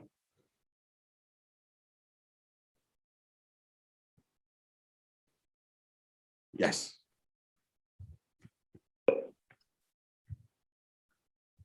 Dr. Ali Imran, can you comment on the role of IRS and RIS in enabling 6G networks, and whether the material needs to evolve, the building material and other reflective surfaces need to evolve to allow better communication? Thank you. Indeed. Very interesting question. So those who do not know, RIS and IRS are reflective intelligent surface or intelligent reflective surface. They have a huge role in next generation of communication system, because so far all the communication generations from 1G to 4G or 5G have focused on optimizing either the transmitter or the receiver, or the transmitter receivers as part of a large system.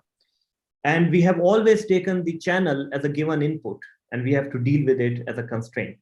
Now, reflective intelligent surfaces change this game by allowing us to very finely controlling the wireless channel.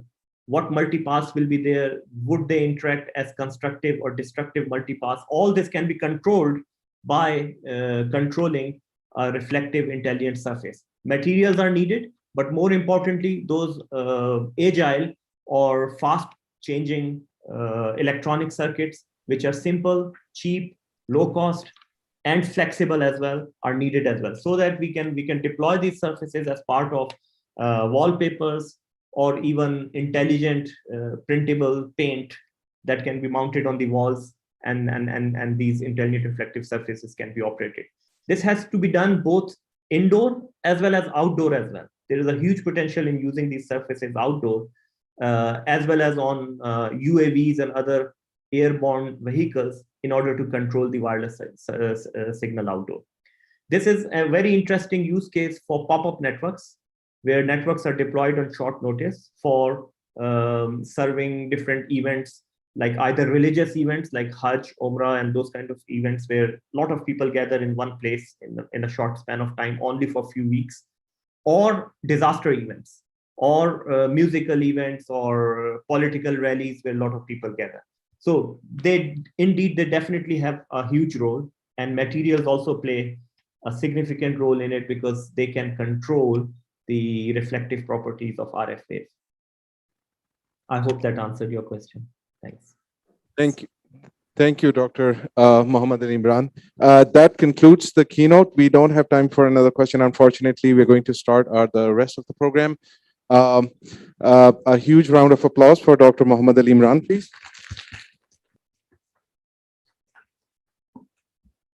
Ladies and gentlemen, let's move towards the formal inauguration of the conference. May I please invite our distinguished guest on the stage, please. Dr. Muhammad Ali Ismail, Chairman, Computer Systems Engineering and Conference Secretary. Dr. Saad Ahmed Qazi, Dean Faculty of Electrical and Computer Engineering, NED University of Engineering and Technology. Dr. Syed Ali Haider, CIS, SUNY, Fredonia, New York, USA. Dr. Junaid Zubairi, Professor and Chair, Computer and Information Science, SUNY, Fredonia, New York, USA. Dr. Mohammad Tufail, Conference Co-Paraton and Pro-Vice Chancellor, NED University of Engineering and Technology. Now may I invite our guest of honor, Dr. Waliuddin, Vice Chancellor, Sir Syed University of Engineering and Technology. Last but not the least, Dr. Saroj Hashmat Lodi, Vice Chancellor, NED University of Engineering and Technology.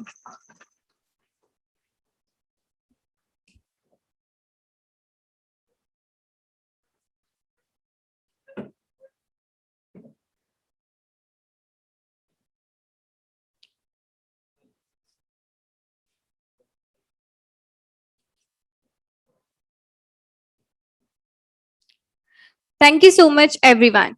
I would like to invite the General Conference Chair, Dean Faculty of Electrical and Computer Engineering, Professor Dr. Saad Ahmed Qazi, to share with us his welcome address. Professor Dr. Saad Ahmed Qazi.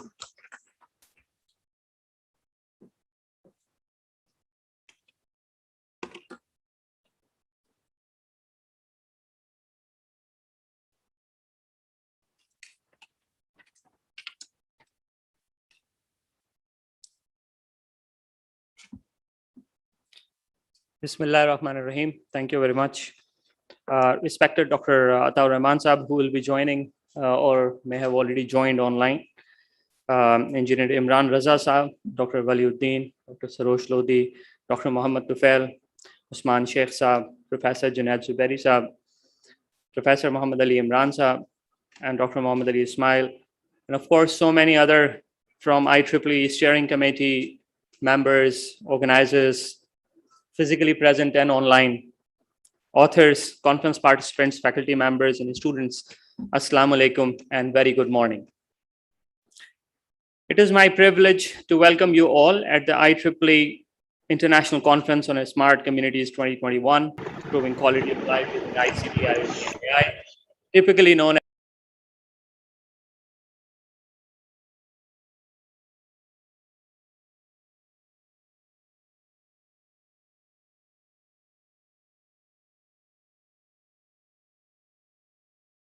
from 9 different countries.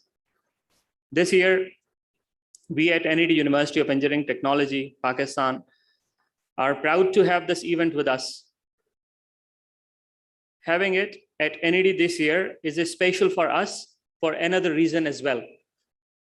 As some of you may already be aware, that 2021 is the centennial year of existence for NED University. This great institution of engineering education was founded back in 1921, and over the years have thankfully created vast impact not only in Pakistan but around the world. So thank you, Professor Ali Ismail, for choosing this year for IEEE Honet at NED. This is the right time. This year, the IEEE program team has worked amazing. We received 117 full paper submissions. And after careful and thorough review process, 33 papers made the cut for oral presentations over the next 3 days. 33 poster presentations will be the part of this week's proceedings. So overall, 348 authors from 20 different countries will be participating, which is of course very, very encouraging sign indeed. I'm thankful from the bottom of my heart to all the authors for their valuable contributions, which actually makes this conference successful. I must not fail to mention that 4 keynote speeches and 3 invited talks are also part of the conference program, having representations from both academia as well as industry. And I'm grateful to the speakers for sparing their time and for being with us. At the end, I'm thankful to sponsors, partners, IEEE officials, organizers, volunteers, and guests for their presence today. And wishing you all the best for exciting days ahead. Enjoy the conference and make new friends. Thank you very much.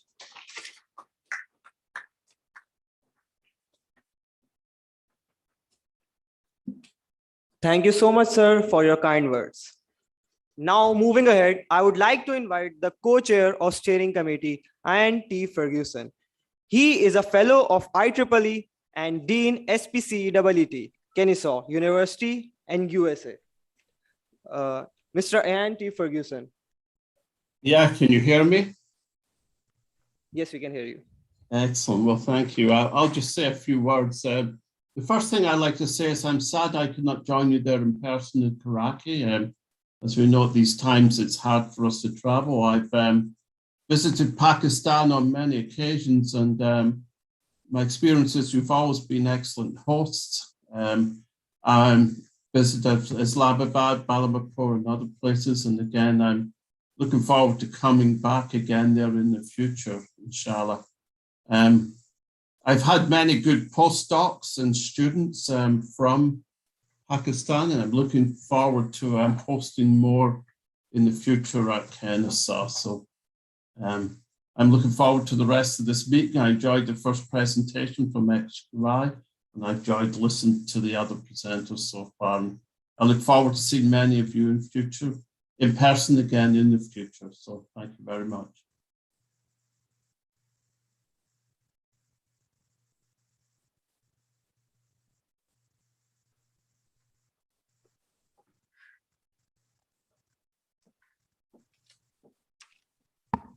Thank you so much, sir, for your time. Now, I would like to invite our another guest of honor, Mr. Imran Riaz, Director, FIA Cybercrime, Province of Sindh, to please be on stage and join others.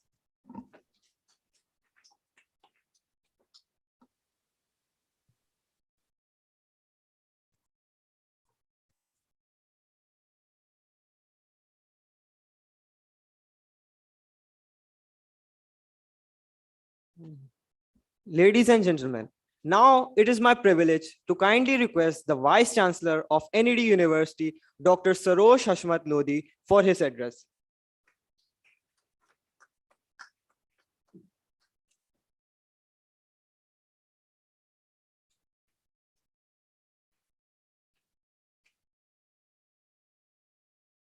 Bismillah ar-Rahman ar-Rahim.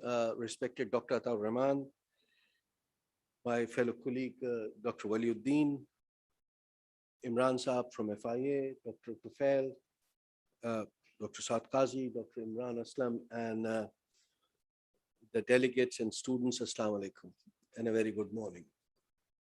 I just came in when Dr. Imran was speaking about some of those things. And, you know, I remember we used to call these technologies disruptive technologies, but I think they are norm of the day now.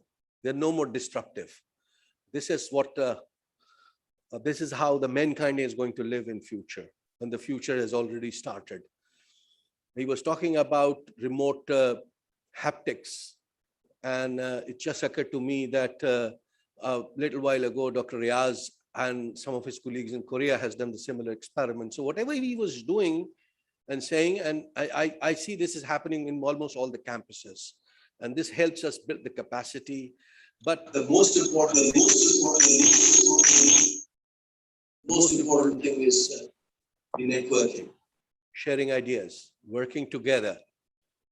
And I'll request the conference secretary, Dr. Ali Ismail, to put it as SDG 17, because we have accomplished a very important SDG, which is collaboration, partnership and collaboration. And this is once again something that is needed. The reason I said these technologies are not disruptive anymore, because I keep on saying this thing, hoping that this will become a famous sentence. So that's why I keep on repeating this, that this teeny microchip, which is part of the computer and all these devices, is the second biggest invention of mankind. If anything after the wheel has revolutionized the human race, is that microchip. And we are now reaping the benefits of the power of what is happening. IEEE conferences are obviously one of those very prestigious conferences which are held all over the world. And it's an 18th conference in succession. And it's good to see so many people participating in physically and an equal number online. I hope that these kind of events takes place, which provide us sharing ideas and do networking, and at the end of the day, do collaboration. I'm a big supporter of collaboration and working together because that brings in the synergy, and that actually gives the confidence of the ideas that are actually there in our minds. I would like to congratulate the conference organizers for this wonderful event. And especially, I would like to thank the delegates who have come outside academia. And I would really love to see a stronger partnership between academia and the industry. With this, I thank you very much.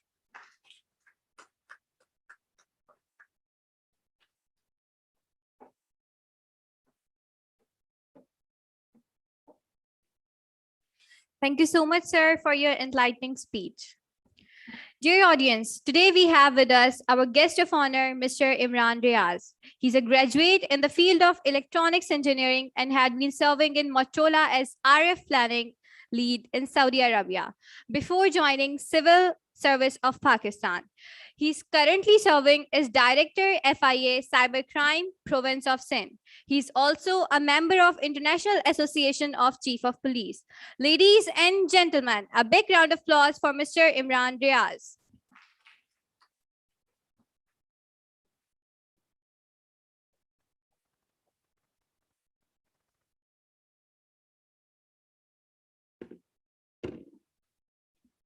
Assalamu alaikum. Honorable Dr. Ataur Rahman Saab and other dignitaries over here.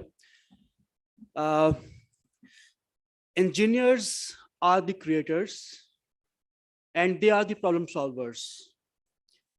Today, my point of discussion over here is that like how we are fighting crime with the help of information technology. Without that, it is impossible for us to even solve a single case. I will start what we have achieved right now, just to enlighten you, and then I will tell you our futuristic plans, that how come you guys can help us to conquer this field of cybercrime. Today, everything revolves around data. We have got too much data with us, with like so many e-commerce websites around, so many e-commerce portals around, so many GSM operators around.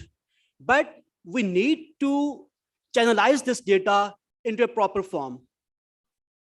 What we are doing right now is that our GSM operators are helping us in CDRs. We do analyze CDRs and get to the criminals. More issue which is coming around in cyberspace is the use of social media platforms. In that aspect, we are in contact with the social media platforms in USA, and if some crime happens, we write to them that a particular ID has come up from which IP, and from that IP we get to the details of the criminal. But that knowledge is quite limited because we don't have any legal assistant agreement with the US government for exchange of information on crimes and information. So what challenge we are having on that is that they just give us data on the crimes which involve child pornography, women harassment, extortion, kidnapping for ransom, and any life threat. If something happens beyond that, we are stuck and we have to go beyond other means, and we have to use and go for some kind of ethical hacking. We have access to banking details. We have access to varices, and we have got GSM locators as well, just to pinpoint the criminal in which particular long lat he is residing or hiding himself.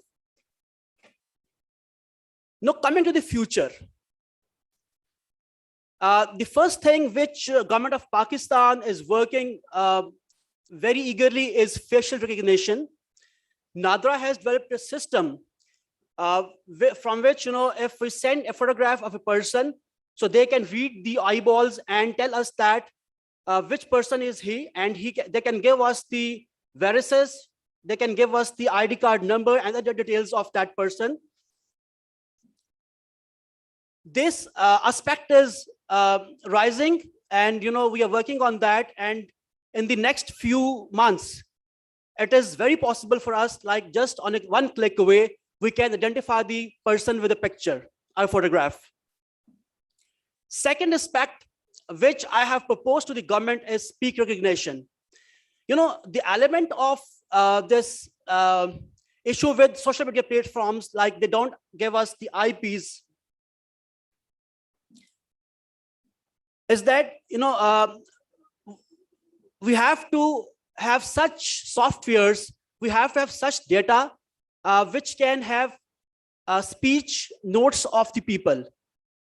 So in that case, once we have the speech samples of every person in the population, in that case, we can match that speech sample in the NADRA data, and we can identify the person with speech. So rest of the things which we're doing is like we're using artificial intelligence for cyber patrolling, and as well as for prevention of crime. And secondly, we are creating awareness program through social media platforms and through e-booklets. Thank you so much.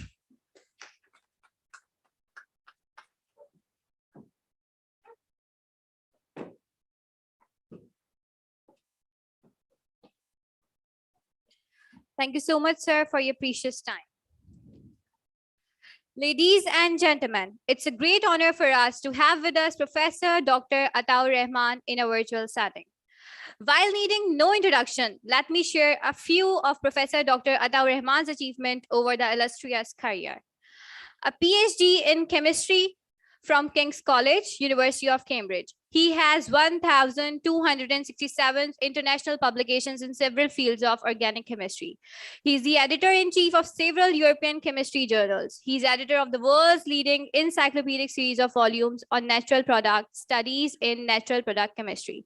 He was elected as Fellow of Royal Science, London.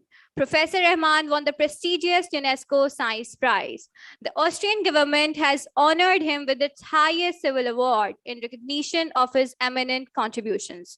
He has been conferred honorary doctorate degrees by many universities, including degree of Doctor of Science by the Cambridge University, UK, honorary degree of Doctor of Education by Canterbury University, UK, honorary degree by Bradford University, honorary PhD by Asian Institute of Technology, and honorary doctorate degree from Kings of Malaysia, University of Technology, Mara. Professor has won 4 civil awards by Government of Pakistan, including Tamga Imtiaz, Sitara Imtiaz, Hilale Imtiaz, and highest national award, Nishani Imtiaz. Dr. Ataur Rahman, we would be extremely delighted to have your thoughts with us. A big round of applause, please, everyone. Assalamu alaikum. Good morning, everybody, or good afternoon, or good evening, wherever you happen to be. It's an honor and a privilege for me to be here to address this august body. As you have just heard, I'm a professor of organic chemistry and perhaps somewhat of a misfit in this conference, which is focused on information technology. However, I have prepared a general talk about some of the things that I've been trying to do over the years, which may be of interest to many of you. And information technology is certainly a key area in which we are focusing attention.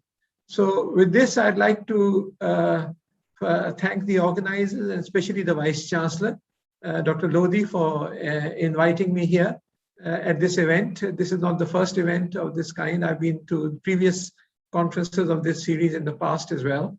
So I'd like to begin by sharing the screen and showing you a few slides, if I may.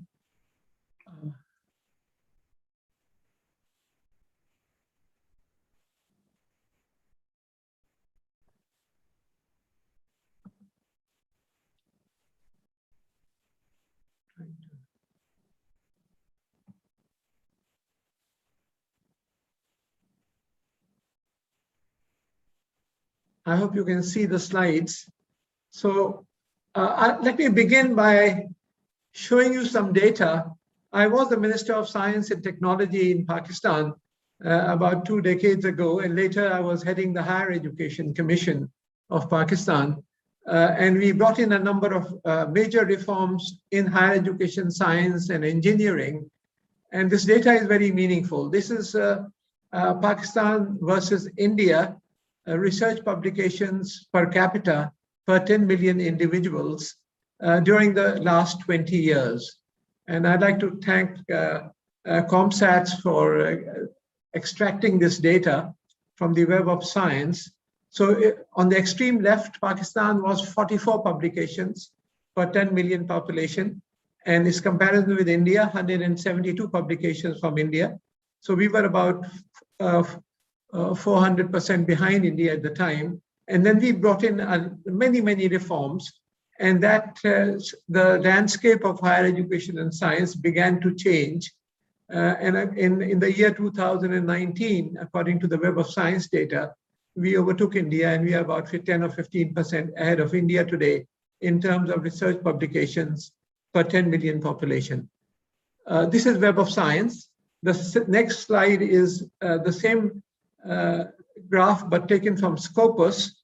And again, you see this change occurring, where in 2020, we have about equal India. We are slightly behind India, according to the Scopus data.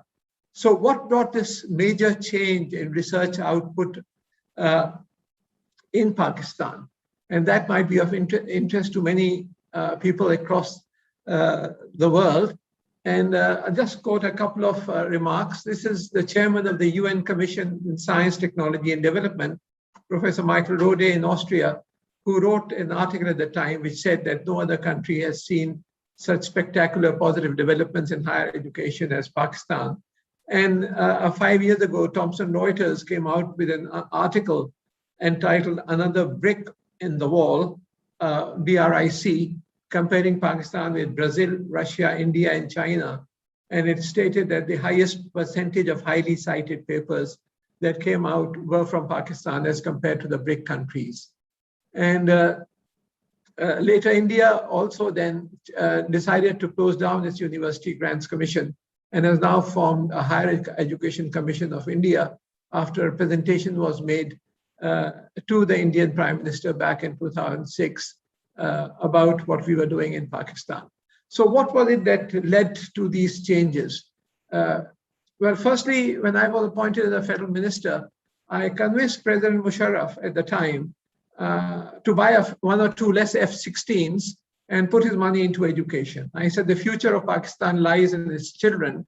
We have an enormous demographic potential in that about 67%, almost 70% of our population is below the age of 30. And so that's a huge demographic advantage that we have over many countries. And to cut a long story short, there was a 6,000% increase in the development budget of science and technology at the time, and also of IT and telecom.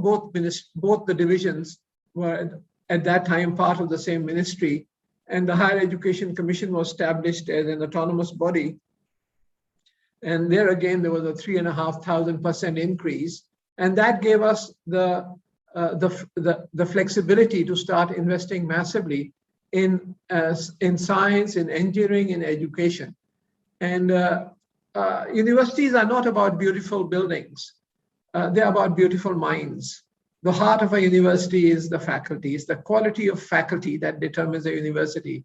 Often we create these huge monuments to education, but the heart is missing, which is the brightest young men and women raring to go and aspiring to change the world. So what we did was we put in massive funds, all this money that was given to us in our youth. We sent about 11,000 students to top universities across the world, started the world's largest Fulbright program with half the funds coming from us, started a completely new salary structure in which the salaries of professors became 4 to 5 times the salary of federal ministers in the government, 4 to 5 times the salaries, but a contractual basis, a tenure track system where they go through 6 international evaluations. The first 2 evaluations as assistant professor during a 6-year period, 2 other evaluations as associate professor in a 4-year period, and 2 further evaluations as full professor in a 3-year period. You have to win tenure at each stage, which means that if you're good, you can get a very good salary, but you have to really perform. And these evaluations are done by international experts in their respective fields. Each of these students was given was given the opportunity to win a $100,000 research grant for which he or she could apply 1 year before they were coming. So even if they came back to a weak university, they would have substantial research funding available to start the ball rolling.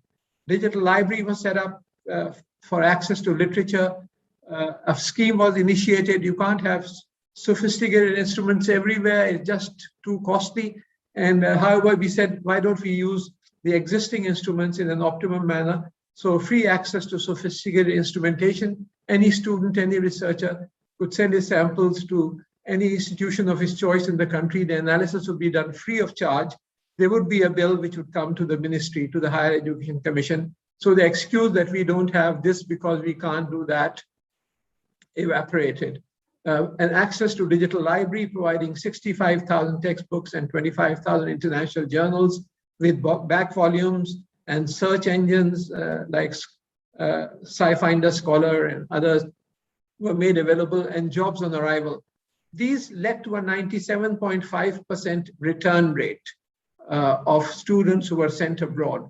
And the first 2 graphs that I showed you right at the beginning of the talk was a result of this and a large number of other measures that I don't have time to describe. Since this conference is related to IT, we formulated the IT policy at that time.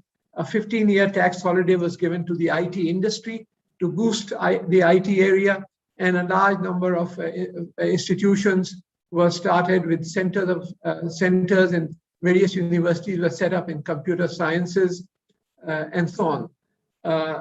These and other, Pakistan's first satellite was placed in space by us, ParkSat-1, and international video conferencing programs through which daily lectures are delivered by professors from abroad interactively and live. The mobile telephony was stagnant at that time, so because people had to pay for receiving a telephone call. So we reversed that. It's the calling party, which was then paying rather than the call receiving party, brought in Uphone at much lower rates, creating market competition. And there was a jump from 200,000 phones at the time, initially to 3 million within a few months, and now it's around 200 million actually. The virtual university and large number of other universities were started. The internet was only in 29 cities. That was rapidly expanded to about 2,000 towns, cities, and villages. Fiber was expanded from 40 cities to 1,000 cities. And very recently, the right-of-way problems have been solved. This is just the last 2-3 weeks, and we should be seeing a huge expansion of fiber across the country to even remote areas. Internet growth was phenomenal, and the cost of internet bandwidth were brought down. And so these and other measures led to laying down at least the foundations of the information technology, which is today in Pakistan, including the IT policy, which was approved. And now I happen to be the co-chairman of the IT Telecom Task Force, along with the Minister for IT, and a large number of other programs are underway. Let me dwell a little bit about some of my own research, which is, I am, as I said, an organic chemist, and I'm fascinated by some of the biological phenomena, the whole process of logic, the ability to think. So how does one think? What is the chemistry behind thoughts? The process of logic. What is the chemical basis of thought? We know a lot about where thoughts are stored, but exactly what is the mechanism of thought storage and recall is not. And since this is quite interesting and related to what our computer scientists in this conference are doing, I thought a few slides on what we have been trying to do would be of interest. So the human brain, arguably the most complex object of our universe, 100 billion neurons, each talking to 8 to 10,000 neurons. This is I happen to be a fellow of the Royal Society London, and this is also a talk which I gave to the Royal Society. So this is arguably the most complex object in the universe, as I said. So when you think certain parts of the brain light up, this is the functional MRI image of the brain while you are trying to solve a problem. What you're actually looking at, changes in oxygen blood level. In the case of schizophrenic patients, the left side is a normal brain, the right side is that of a brain, and certain parts of the brain do not light up. So this is fairly superficial in terms of brain activity, but what is going on actually at the molecular level, that is a huge mystery, a holy grail of science, if I may call it that. So we proposed a number of models, and then we started working on them. What could be the underlying chemical mechanisms to store memory. And so we have over the years published a large number of papers. We have about over a dozen US patents in this field, focusing on the molecular basis of thought storage and thought recall. And we proposed the hydrogen bonding patterns hypothesis. Basically, in very simple terms, since most of you are not organic chemists, you have glycoproteins in your brain, in the hypothalamus. What are glycoproteins? Glycoproteins are a protein, a molecule with various sugars stuck onto it, glucose, arabinose, fructose, xylose, etc. These sugars are bristling with hydroxyl groups. This is a part of the sugar molecule, a lot of hydroxyl group there. So think of a velvet, a molecular fur, if you like, and then patterns can be embossed in it through the process of hydrogen bonding. As you look, as you learn, as you absorb knowledge, various patterns may be formed. And we have done quite a bit of very interesting work, and we propose this intermolecular and intramolecular hydrogen bonding pattern formation resulting from hydrogen bonding is actually very fast and reversible. So learning can involve formation of these hydrogen bonds and formation of these patterns. And the larger the number of bonds, the stronger these patterns are held. So, and forgetting is the breakage of these patterns. So I'm just giving you a very small glimpse of what we had proposed. And this then, so what we said was that thoughts are not abstract, they are material. And molecular pattern formation occurs by the freezing of the conformational mobility of sugars through the hydrogen bonding process. And it is through this formation of patterns or through the breaking of these patterns that you learn and you forget. And there is a growing evidence now, scientific evidence, that what we had proposed may be right. I'm not 100% sure as yet that this is indeed finally what happens, but there is growing scientific evidence that this is what the process of logic is all about. And so the logic is a multidimensional overlay of these patterns, each pattern corresponding to shape, color, fragrance, emotions, etc. Those of you who are interested, there have been a number of reviews published internationally. I'd be happy to share these as well as patents about our work. This led us into the fascinating area of neurodegenerative diseases. What happens in Alzheimer's, in Parkinson's, in epilepsy. This is the view of an epileptic patient, and this is a local medicinal plant. He's wearing a little necklace made out of the tubers of a plant called Delphinium denudatum.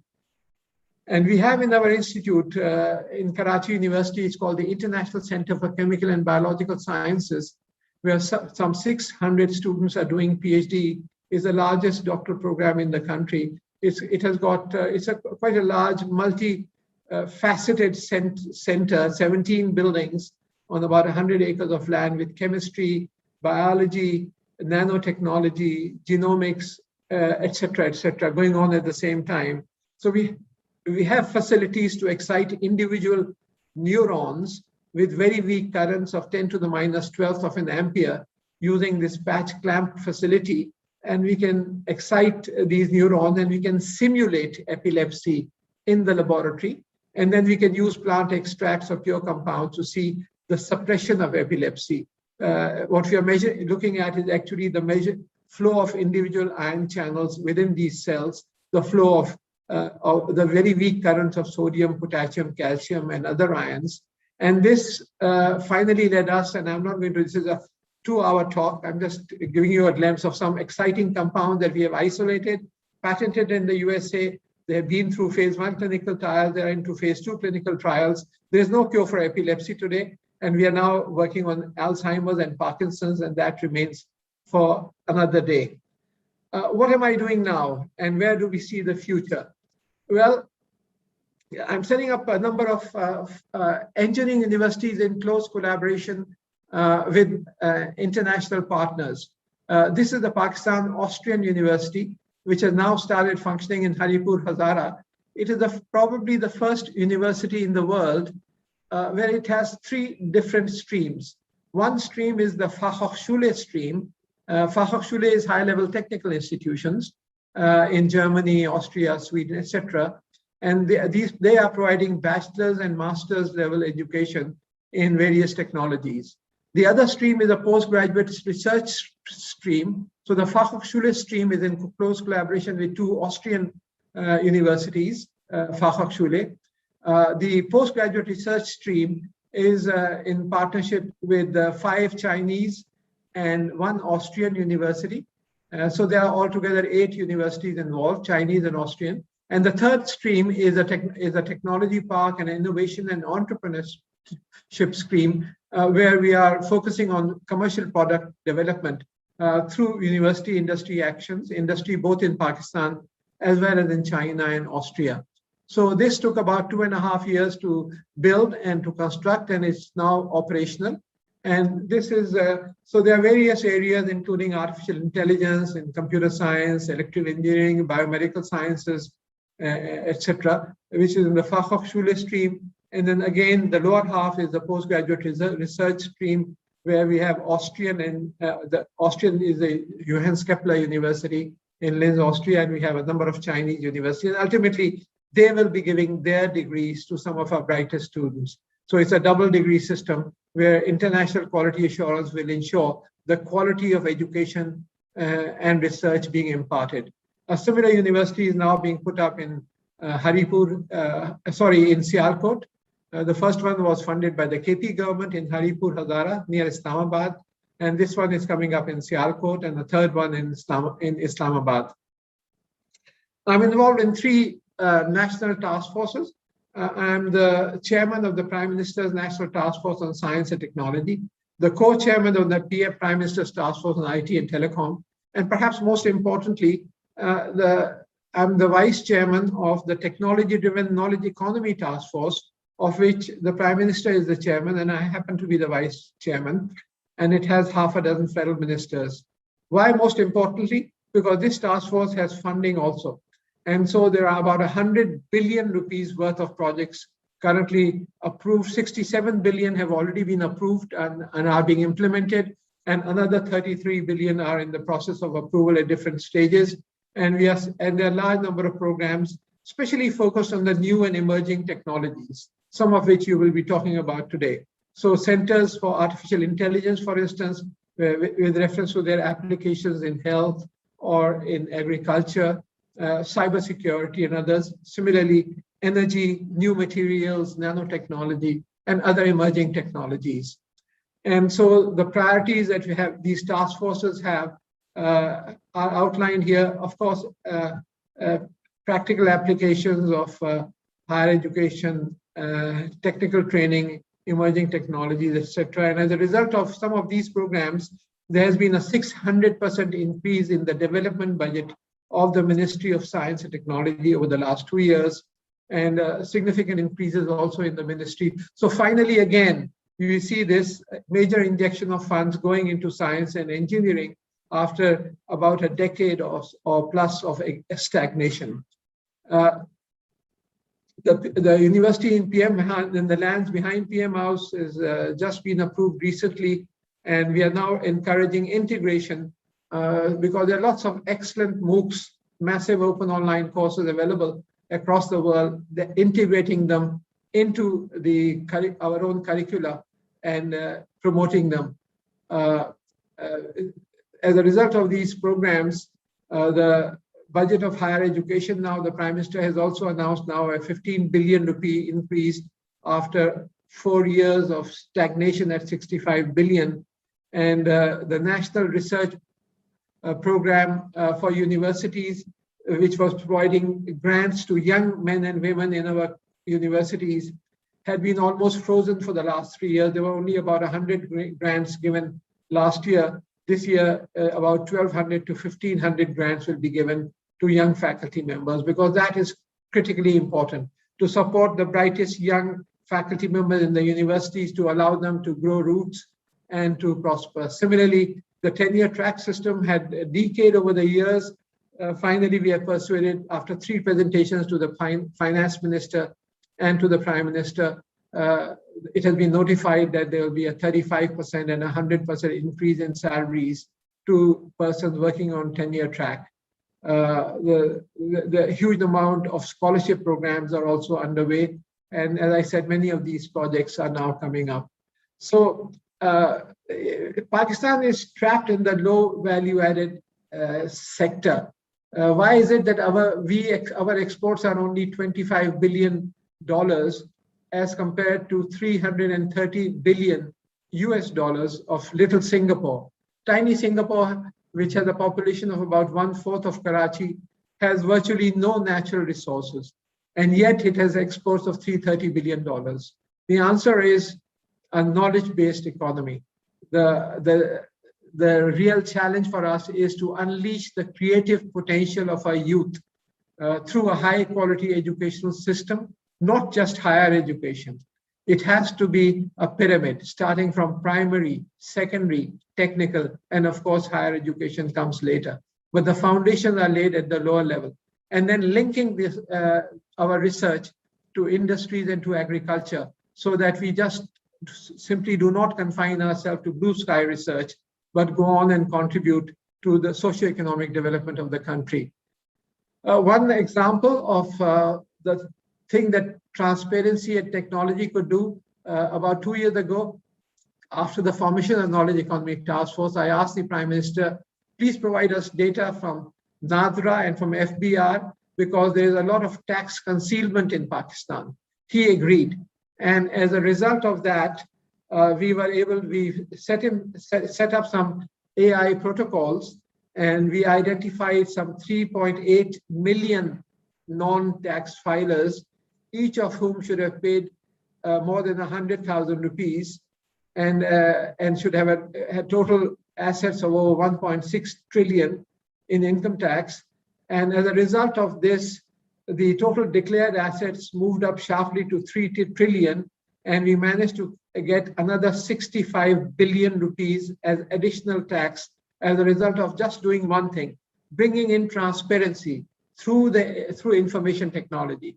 And now this is going to the next level. We are bringing in land records, and we are working very closely with the Punjab IT board and with others across the country to bring in transparency. And as you bring in transparency, automatically tax collections will shoot up. So this is just one example of what the potential of IT can do. No money was spent by the government. All it required on our part was just to get the data and make it available to the public that this is our data regarding your tax liabilities, and this is what triggered that. This is a slide that I've taken from a McKinsey global report about disruptive innovations. Artificial intelligence alone is predicted to have an impact of $15.6 trillion by 2025. And whether it's energy storage or advanced genomics, you can now create plant species or animal species within weeks through a gene editing technique, which is now routinely applied, whereas it used to take millions of years to develop new species through natural phenomena. So amazing developments are taking place, whether it's in material science or whether it's in IT or whether it's in genomics or in other areas. We need to be aware of these new frontiers, train our youth to these frontiers of tomorrow and of today, and prepare them for this fourth and fifth revolutions that are already upon us. I'll just end with a few slides. This was last year in China when I got there. I have built many linkages with China, some 20 centers. So I got the highest award of China from President Xi Jinping. And this is a center built in my name in Malaysia. Another one built in my name in China. This is in Honet University. So if you ever go to China and Malaysia, do visit these centers. This is my own institute in Karachi, the HEJ Research Institute of Chemistry. It started as one building, as I said, but now it's spread over because some of the most exciting work in chemistry goes on in the biology chemistry interface. And we have 2 fellows of the Royal Society, a UNESCO Science Prize, about more than 20 civil awards and many prizes and many doctorate degrees from international universities. It's a very well-equipped center. Over the years, we have been able to win significant grants. So we have not relied just from our own government funding. About $8 million from USA for my work on through the Office of Naval Research on marine bioactive compounds, $22 million from Japan through JICA, about £1 million from UK, about 4.8 million Deutschmarks from Germany at the time, and so on. So we have now 13 superconducting NMR spectrometers. This one is an 800 megahertz, and we have younger brothers and sisters of this. The other instruments, they work at minus 269 degrees centigrade, for which we have the only helium liquefaction facility in the country. So there are 13 superconducting NMR spectrometers. There are about 22 different types of mass spectrometers for electronic bombardment.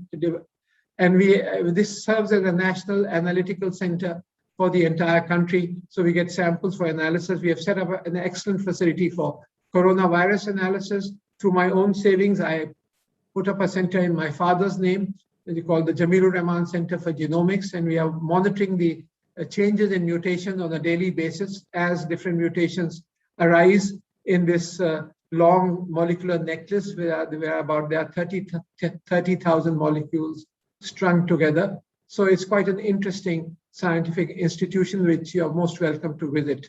I will just end here. My 30 minutes that I was allotted are up. So I finished to the second. And I would just like to end that the real wealth of Pakistan again is our children. It is only through investment in education, in science, in technology and innovation that this country can move forward. And Alhamdulillah, we have begun to move forward. Thank you for your patience. I hope that I've not taken you too deeply into chemistry, which is my first love, but I hope you been able to see at least in a flash overview of what we have been trying to do in Pakistan. Thank you very much.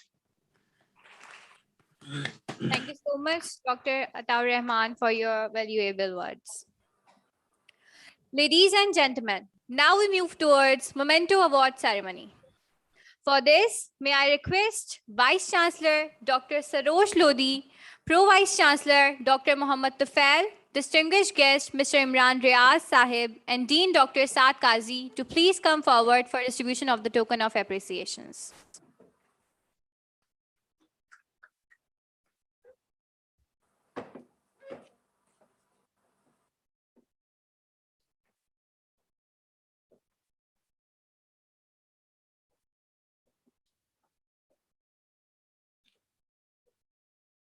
First, may I request representative of Hybrid Technology to please come and receive the token of appreciation from Mr. Imran Riaz Sahib. If no, I would like Dr. Ali Ismail to receive the token of appreciation on behalf of him. Please give him a big round of applause.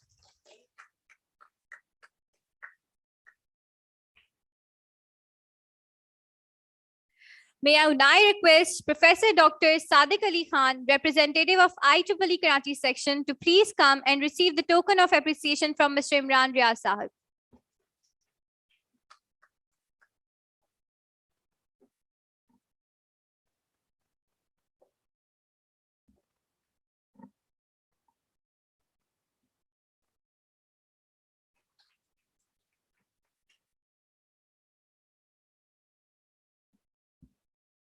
May I now request Professor Dr. Ali Haider, TPC Chair, to please come and receive the token of appreciation from the Vice Chancellor of NED University.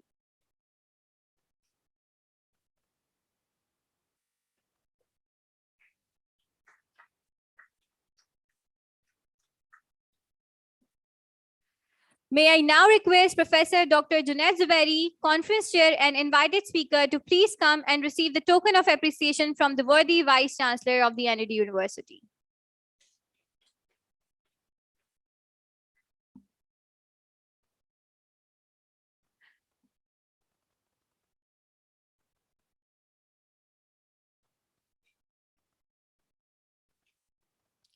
Moving ahead, may I now request Mr. Ali Asgar, Senior Manager, KPMC, to please come on stage and receive a token from the Vice Chancellor of NED University.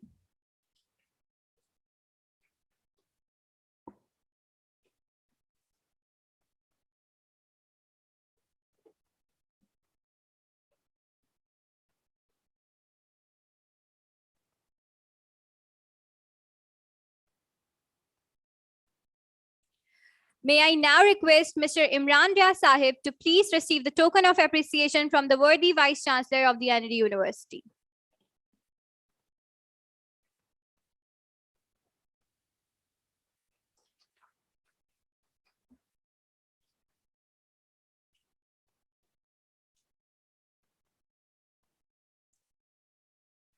Now may I request Dr. Waliuddin, Vice Chancellor, Sir Syed University of Engineering and Technology, to come forward and receive a token of appreciation from Vice Chancellor of NED University.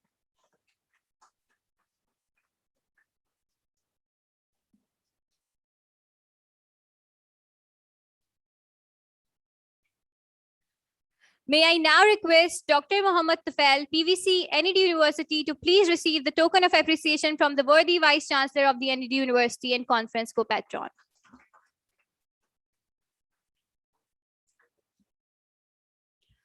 On behalf of IEEE Honet 2021, may I now request Dr. Saad Ahmed Qazi to present the token of appreciation to the worthy Vice Chancellor at the NED University and Conference Patron.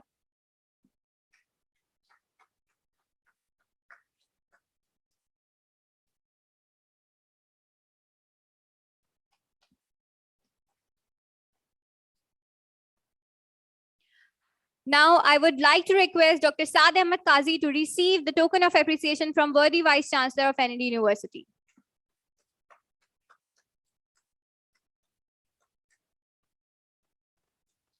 Thank you so much, sir. You may take your seats, please. Thank you.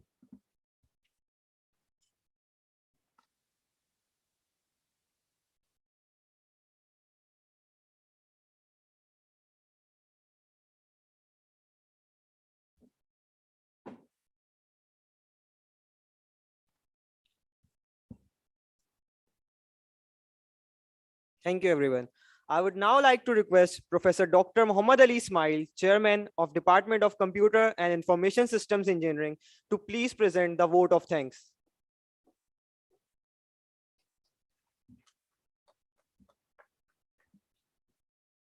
Respected Chief Guest, Professor Dr. Ataur Rahman, worthy Vice Chancellor, NED University, Professor Dr. Sarosh Ashmat Lodi, Dr. Muhammad Tufail, Vice Chancellor, NED University, Dr. Waliuddin, Professor Dr. Waliuddin, Vice Chancellor, Sir Syed University of Engineering and Technology, Professor Dr. Junaid Zubairi, Professor Dr. Ali Haider, Mr. Imran Riaz, our Chief of Honor of Guest, Ali Asghar, and representative from IEEE Karachi section, and the worthy faculty members, dear colleagues, deans, ladies and gentlemen, Assalamu alaikum.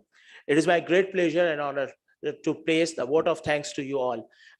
Obviously, it was a big challenge to hold this conference, and obviously in case of this COVID-19 situation. We always remain confused how to go with the either online or physical, but alhamdulillah, we are able to place it in a hybrid model. And some special thanks to IEEE USA as well for giving the extending the full support and to make it possible at an international level. As it has been already said, that it is an 18th international conference, means this conference has already been covered in the 12 different countries with around 16 cities. So it's a great honor for NID University to hold this, and inshallah we hope that we will continue to hold such activities and events in the future as well. Thanks once again to all my guests, and on the behalf of the NID and CIS department, I'm really thankful to you all. Thank you. Assalamu alaikum.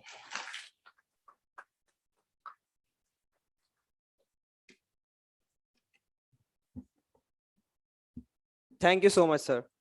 Now, before we take a small break, may I kindly request the conference organizers to please come on the stage for a group photo with our esteemed guests.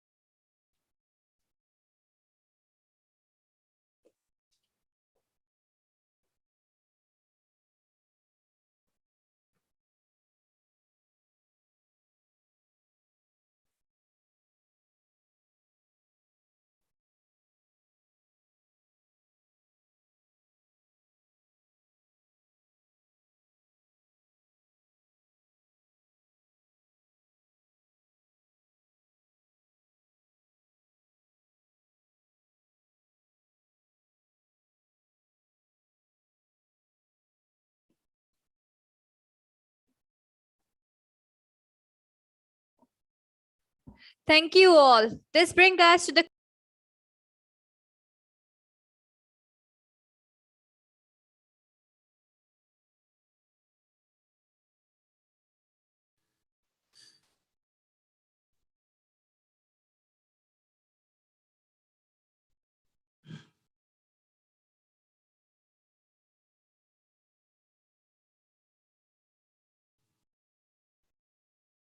So, Dr. Zafar Taqi, I think you will you will keep your session right here.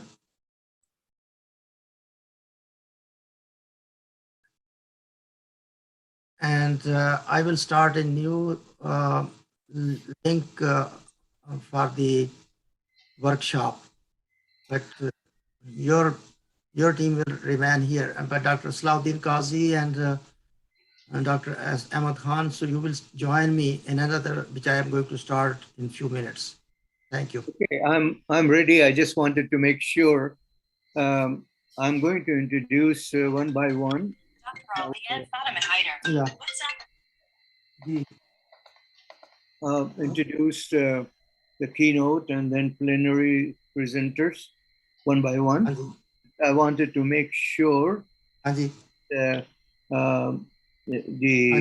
whoever is controlling enable the share for each. Dr. I just want to make sure. इसी forum पे और मैं दूसरी शुरू करना है मैंने open करनी है Okay, so let me just get started on that one here. All right, let me just go on this one here. All right, I want to welcome you to the special symposium workshop that we have arranged. We have one keynote speaker and two plenary speakers, along with three papers that we are going to have. Each of our speakers, keynote and plenary, will have about 40 minutes for the presentation. And that includes about 2 minutes of the QA at the end. The three speakers that we have, they have 15 minutes that includes their personal introduction as well as 2 minutes for the QA. Of course, the title of this particular symposium workshop is Emerging Technologies, and the focus on this one is on 5G, 6G, IoT, robotic manufacturing, and 3D printing. We have a couple of papers on IoT. My name is Zafar Taqwi. I'm a research fellow at the University of Houston, Clear Lake in Texas. And of course, this is about 1:45 in the morning. I'm trying to fight my sleep, but I'm really glad that we are here to really participate. One of the things I just want to make sure, and I just wanted to ask all of these speakers, one of the purpose of these activities that they're doing here for this workshop is, of course, we have old timers like me, but we have students. And I'd like to really emphasize that when we are done with, we would like to really point out to the students really what are the best scores, what are the things they should be looking into for tomorrow, for future, because they are our future. So I'd like to make sure that we follow that objective. So keeping that emerging technology, our first speaker is presenting a roadmap to 5G, 6G, and artificial intelligence empowered future wireless networks. You have that in the program. I know this individual, engineer Fauzi Behman, very well because of the IEEE activities. He is a visionary, he is an author, he is the organizer of the technical programs in all these areas that we have mentioned. He is actually in his core activity, his core positions, which we call about it, is actually smart systems. He looks into the IoT. He has worked in the health systems. He has worked in the public safety. I heard him a couple of times on the smart thing. This is the word of smart sensors. It's the word of small cities, all smart, and then it's going into the IoT. So again, our speaker is, I'm not going to take the thunder from him, but what he is he has a great experience through his work in Teleglobe International Courier, Nortel Network, Motorola, and so on and so forth. All those groups he has. In IEEE, our speaker has really achieved so much that some of us wish we had. He volunteered as a volunteer. He worked through not only the Globecom, where he is the director of North American region. He has organized, and at least couple of conferences he organizes every year, and he chairs several committees for the IEEE. He has been honored by region, by Globecom, which is overall IEEE, by the section, and he's in big demand.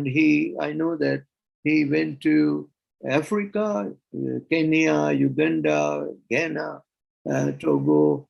Also, he went to Malaysia, and of course, Malaysia, I know his activities, some of those that he did in the Morocco and Tunisia, went to India, Abu Dhabi, Mexico. What I was trying to say is Fauzi is the person who is in big demand, and I'm really very pleased that Fauzi has agreed to give this keynote at this time of our 1:30, 1:40 in the night. He has a MBA, a Master's in Computer Science, and with honors, of course, in the math and with the distinction.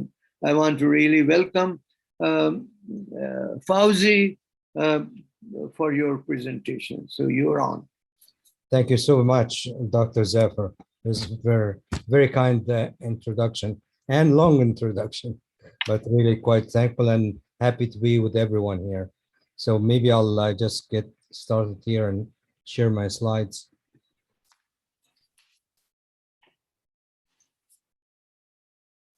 I don't know if everyone can see the slides. Yes. And you can hear me, right? Yeah. Okay, super. So the talk again is really to give everyone a high-level view about the collaborative technologies.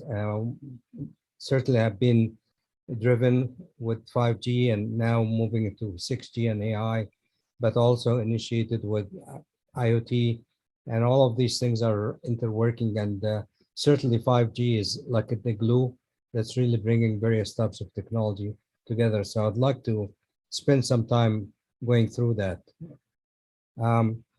As Zafar mentioned, we have a number of chapters in Austin areas where I'm from at this moment, and such as of course, the Communication Society, Computer Society chapter, Signal Processing, Engineering, Biomedical, and Consumer Technology Society chapter. And we have been honored being awarded several times in 2015, 17, and 20, both at the regional level as well as the global level. And as Zafar mentioned, I do handle currently the North America, which has 7 regions, 6 in US as well as 1 in Canada, and has been quite honored to serve over 10,000 members in these regions and over something like 95 chapters. I also like to point out that this is really a point of promoting. We will have an international conference, one of the premium conference for ComSoc, and that's WCNC 2022, and actually will be held in Austin, and that will be in April 10th to the 13th. We're hoping very much that it will be in person, but we're certainly going to provide virtual capabilities. I put down the link in case anyone like to check the details, as well as I put my email for any queries or questions or help that you can offer us. We'll welcome that. So the talk again will go over the technology itself, primarily starting with 5G, moving into 6G in terms of roadmap, and then see the impact, see some examples, and see why 5G is such crucial compared to the precedents, the previous generation 1 to 4G, and hopefully we'll be able to sample from that how this powerful technology is really going to impact our lives, and you will see some of that in the examples. So this is just a brief agenda in terms of what we'll go through. One of the areas that I'll touch upon at the end is the area of network slicing, hopefully. But in general, I think 5G, as I mentioned, has a great mandate for number one, not only it is exceeding and advancing the technical capabilities compared to 4G, for example, but the most important thing that will differentiate 5G from the others is that it is enabling a lot of vertical markets, and as well as other major areas, including empowering Internet of Things, make it more scalable and handling it in lower latency and performance. It's also empowering wireless sensor network, the whole network of sensing, especially making smart home expand and well connected, along with the other vertical markets such as the smart grid, energy management, transportations, autonomous vehicles, virtual reality, online gaming, and the whole arena in terms of health and wellness. So these are just sample of the areas that 5G makes it so different. Then it is not just a matter of speeds and the density, but and latency, but rather empowering a lot of vertical markets. A high level category in terms of vertical markets, we'll look at certainly video is coming along stronger, and especially more in 4G, but now which represents something like from a mobile network perspective, 82% of the traffic is really video based.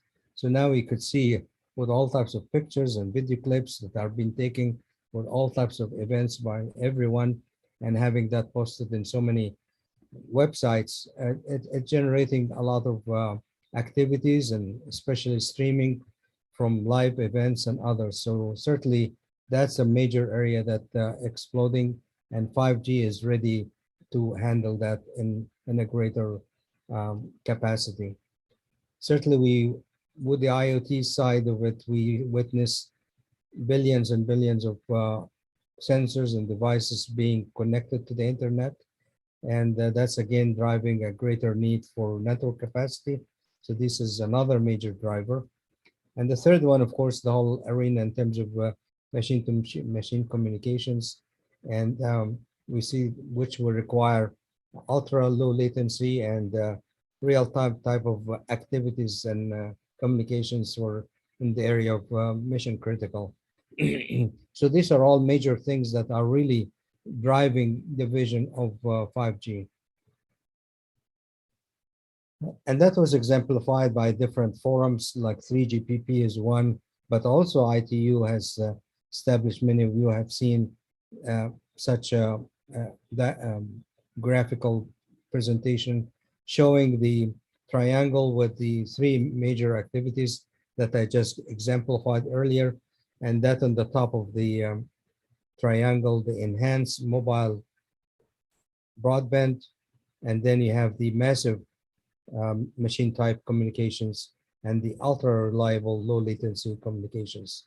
And as you could see here, traversing from one to the other, you start moving from video and video streaming into augmented reality, all down to mission critical applications, self-driving car on one side, as well as you move into the massive machine type with the smart home and smart cities and all types of connectivities that's required. So that itself give you like a good framework that only the top line, let's say, exist in previous, like in 4G and so on. But in 5G now, you have a complete triangle, and everyone is striving to fill up the details and strive to enable various types of applications. So from a roadmap perspective, and this is just give you the first and second generation primarily focused on voice. And then the third and fourth generations, and they are typically apart 10 years from one to the other. It's really started picking up, adding data as well as video to it. And then the fifth and sixth generation is looking more in terms of correlated data and informations.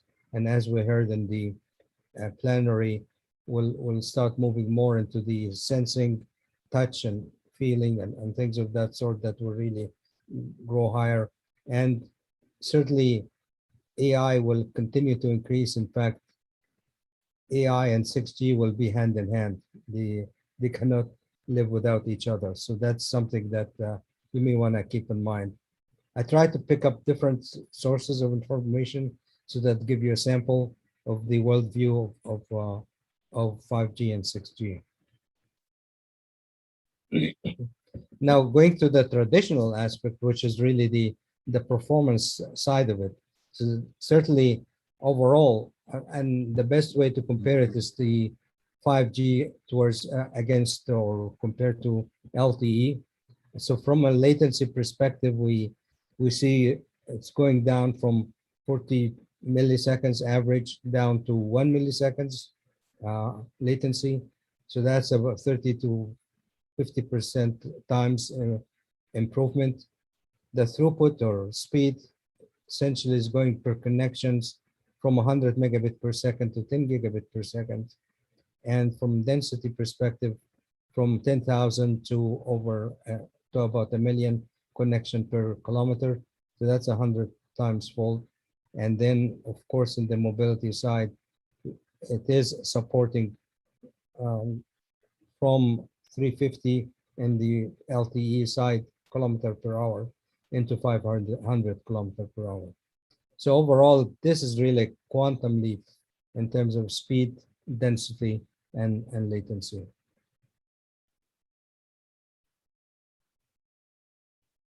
And if you take a closer look, you will see that the rollout in terms of 5G started with the releases like release 15 back in 2018 as a preparations, and to release 16, which really formed a big foundations for 5G, and then growing to release 17, as we'll witness it in for next year. So certainly we're moving more from the embedded mobile, enhanced mobile performance into machine to machine into the mission critical, which is like a lower latency. If you take a granular view, like when you say why we cannot have autonomous vehicle today, well, the features is not rolled out. If you look at autonomous cars, it requires a higher reliability, require latency less than 1 milliseconds. If you witness where we are today, we're still looking at the 20 milliseconds latency. So we cannot really, that offer for autonomous vehicle cannot happen right away. And similarly, by examining the gradual rollout of features, you will see started with the enhanced mobile broadband into the arena in terms of where IoT and smart homes come into play. And then next year, we're looking into smart factory, real-time and fleet and inventory management, and then into AR, VR in 2023. Then you start seeing autonomous vehicle. And this is like a mainstream. I'm not talking about various types of technical trials and things like that, but looking at mainstream and into the whole widespread of IoT in terms of smart city and in particular smart agricultures. So each one requires certain capabilities, a group of features, and that's why different releases enabling different type of applications. That doesn't mean that as soon as you get 5G that 4G will drop or LTE will drop. In the contrary, you will see that 4G is really slowly going down if you look by 2025. And 5G by that time will just cover about 20% in terms of deployment.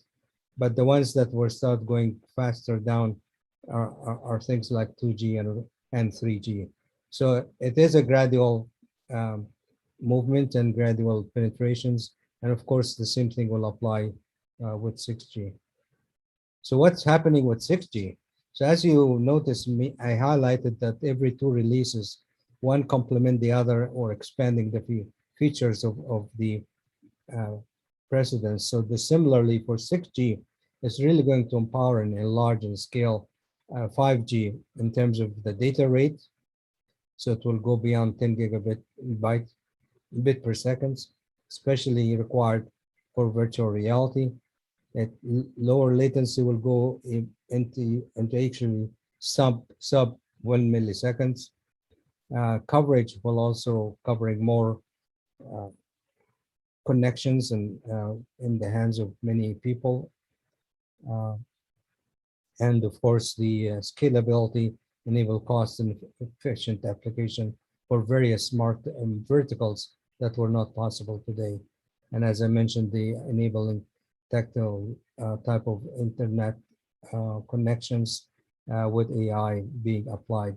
So in other words, 6G is, I mean, there's a lot more details, but at the high level, from a positioning perspective, 6G will represent much faster, higher, and stronger type of offering in terms of generations. And some others are like by 6 Genesis, which is another emerging view in terms of 6G. They provided their own visions by 2030, indicating, and that's nice to jump ahead because every 10 years, as I said, is a new generation. So the current generations of 5G is now 2020 to 2030, or just prior to 2030, and then 6th generations is coming at 2030 and for another type of 10 years. So you will get ultra fast edge, and that's edge where processing will come more and more at the edge of the network, where lower latency also will be manifested in a bigger way in the radio side. And then you'll have much more connected devices and interworking and more sensing capabilities for the various types of applications. And of course, now with the vast data being collected from sensors and with the speed and coverage and low latency, you'll have AI will assist in a variety of areas. Adding to that, of course, machine learning and deep learning will provide much more insightful type of informations. So we're looking more into towards the 1 terabit per second speed and milliseconds or microsecond actually latency and overall AI type of optimization. And a high level simplified model is really in a simple fashions. Everywhere you'll have targeted or relevant sensors that have a specific functions, whether you have a wearable could be device for, let's say, fitness or for medical activities or medical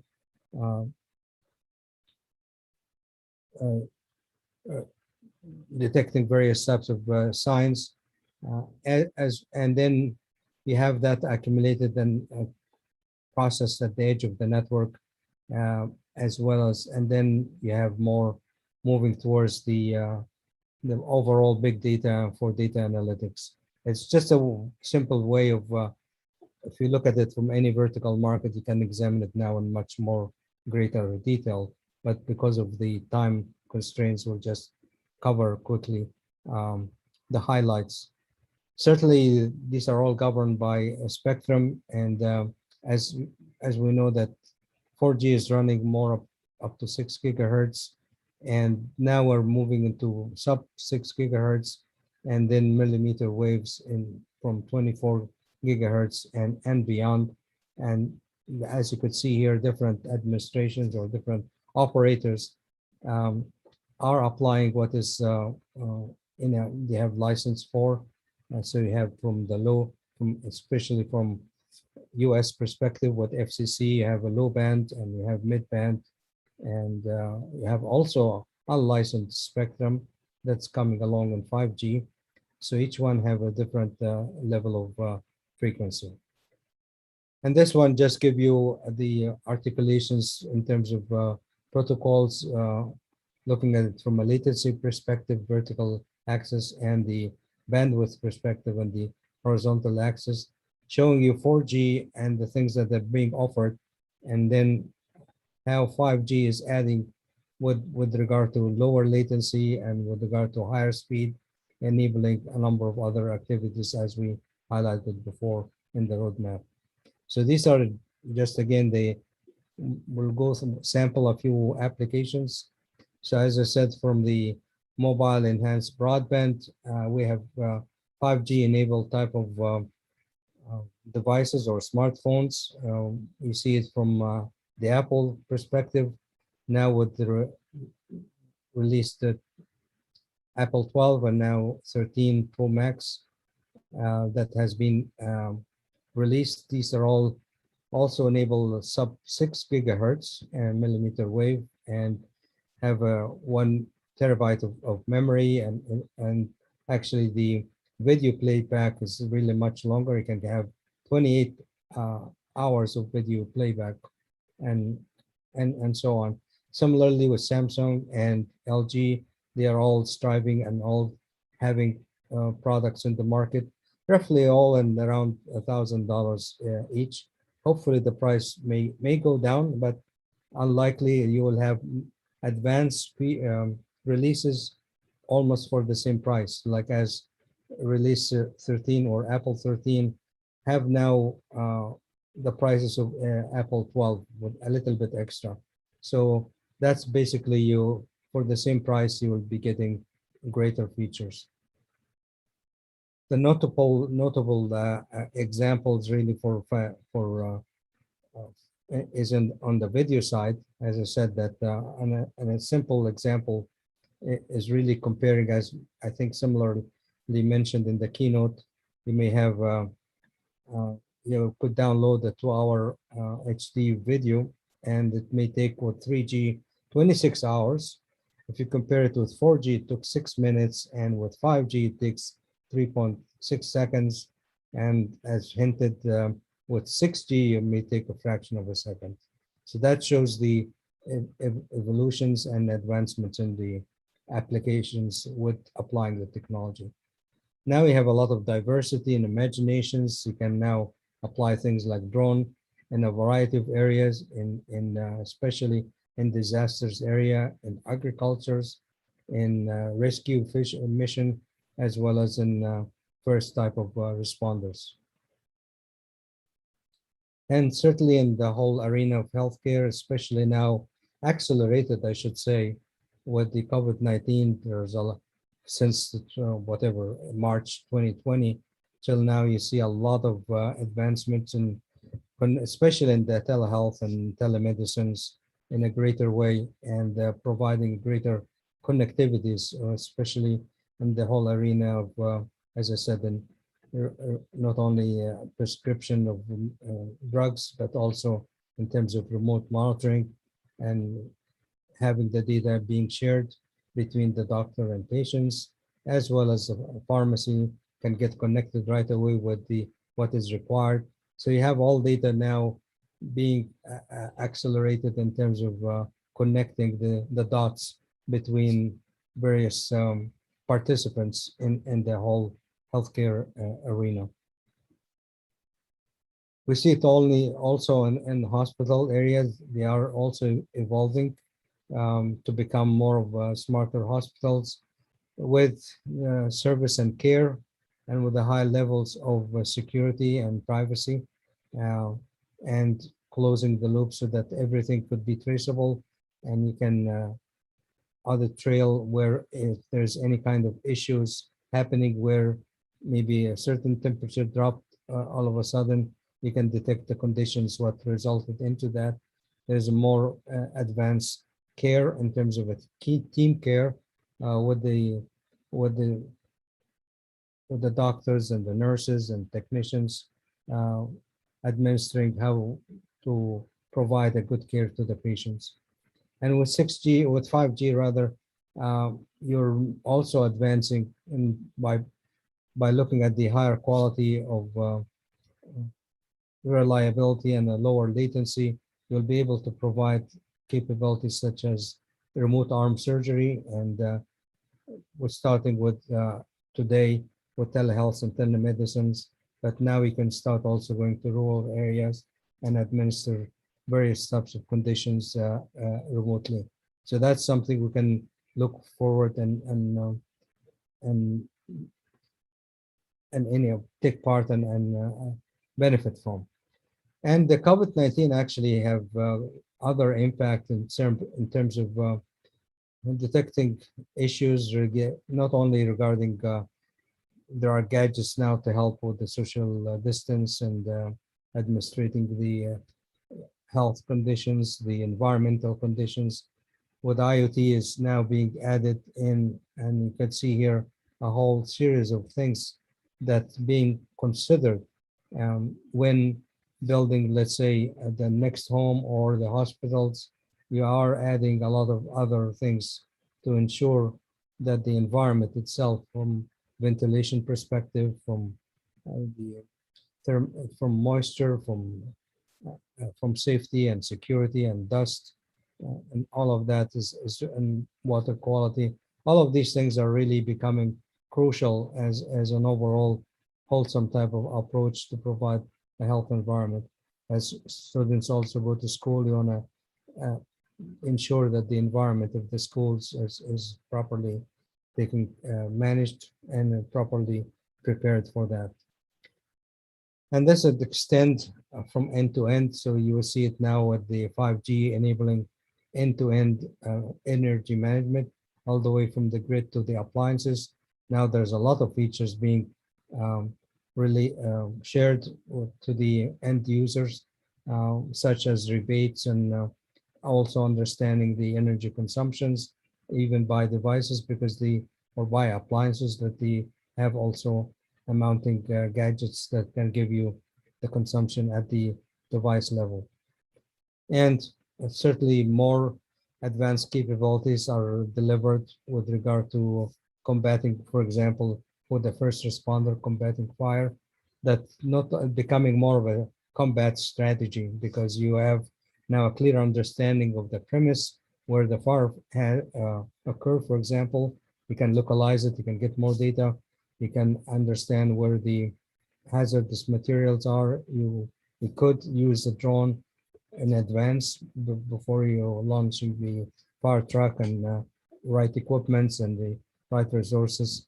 And basically it becomes, as I said, an effective, how to come up with effective strategy to lower any kind of damage and loss of life and increase bring back the things to full control in a short period of time. And so on, and it will become more into the overall transportations with the vehicle-to-vehicle type of connectivities, vehicle to the infrastructure, and ensuring greater type of safety. And you could see that much more enlarged, as I mentioned, to witness the things that autonomous driving and coming. And I mean, we're already witnessing that with the trucks in some areas, in some restricted territory, but we see a much more increased availability of sensors and the communication, so that it provides overall safety, because you are aware of the environment, you are aware of pedestrians, you are aware of the cars in front of you, are aware of buildings, etc. So that gradually enable these ensuring the 5 levels of safety with regard to transportations are being realized gradually to the highest level. And all that move into the whole, as Dr. Zafar said, into the whole arena of smart city, because what we're doing in smart transportation or smart health or smart building and so on is really going all across And if it is done in a city, then it's the responsibility of the city to ensure the safety of the individual, the quality of life, as well as the overall sustainability and economic growth. The last section I wanted to give that these things are not, one of the areas that differentiate 5G from 4G. In 4G, all types of traffic and all types of services are really going through to the network as one type of pipe. In 5G, with the network slicing, it starts helping to differentiate the type of traffic. You may have a mobile device, you may have massive IoT, you may have mission critical. Each one have a different KPI in terms of coverage, in terms of connectivities, in terms of latency and reliability and data rate. And therefore, you need really to structure. It would be great to partition this network logically so that you could allocate it to the type of traffic and type of services so that you could guarantee the KPI associated with these services, whether it is for communication entertainment in one area or retail and manufacturing in the other, or automotive and medical infrastructure. And the way it is done is really you can structure logically all the component that is needed at the embedded smart broadband side of it, as well as those units or microcontroller areas, microcontrol units that is really needed from end to end, and how they are going to map into the overall physical infrastructure. So you have the physical infrastructure, but you have created 3 logical areas and 4 partitions, and these are called the network slicing. So from network slicing, you are establishing an end-to-end quality of service for each type of category of service. And in a sense, you are establishing a private network at these types of layer. And these are all governed by what is called an orchestrations and management for each layers, how they are connected, and then move into the OSI layers in terms of control and services. So that's emerging. It is actually quite popular in Europe. It is moving gradually in US and around the world, but hasn't picked up as a mainstream yet, but it is growing, and it is a important features that could enable creating new services, for example, which results in creating new revenue. And then, of course, you could dismantle that service once that need of that network slice is completed.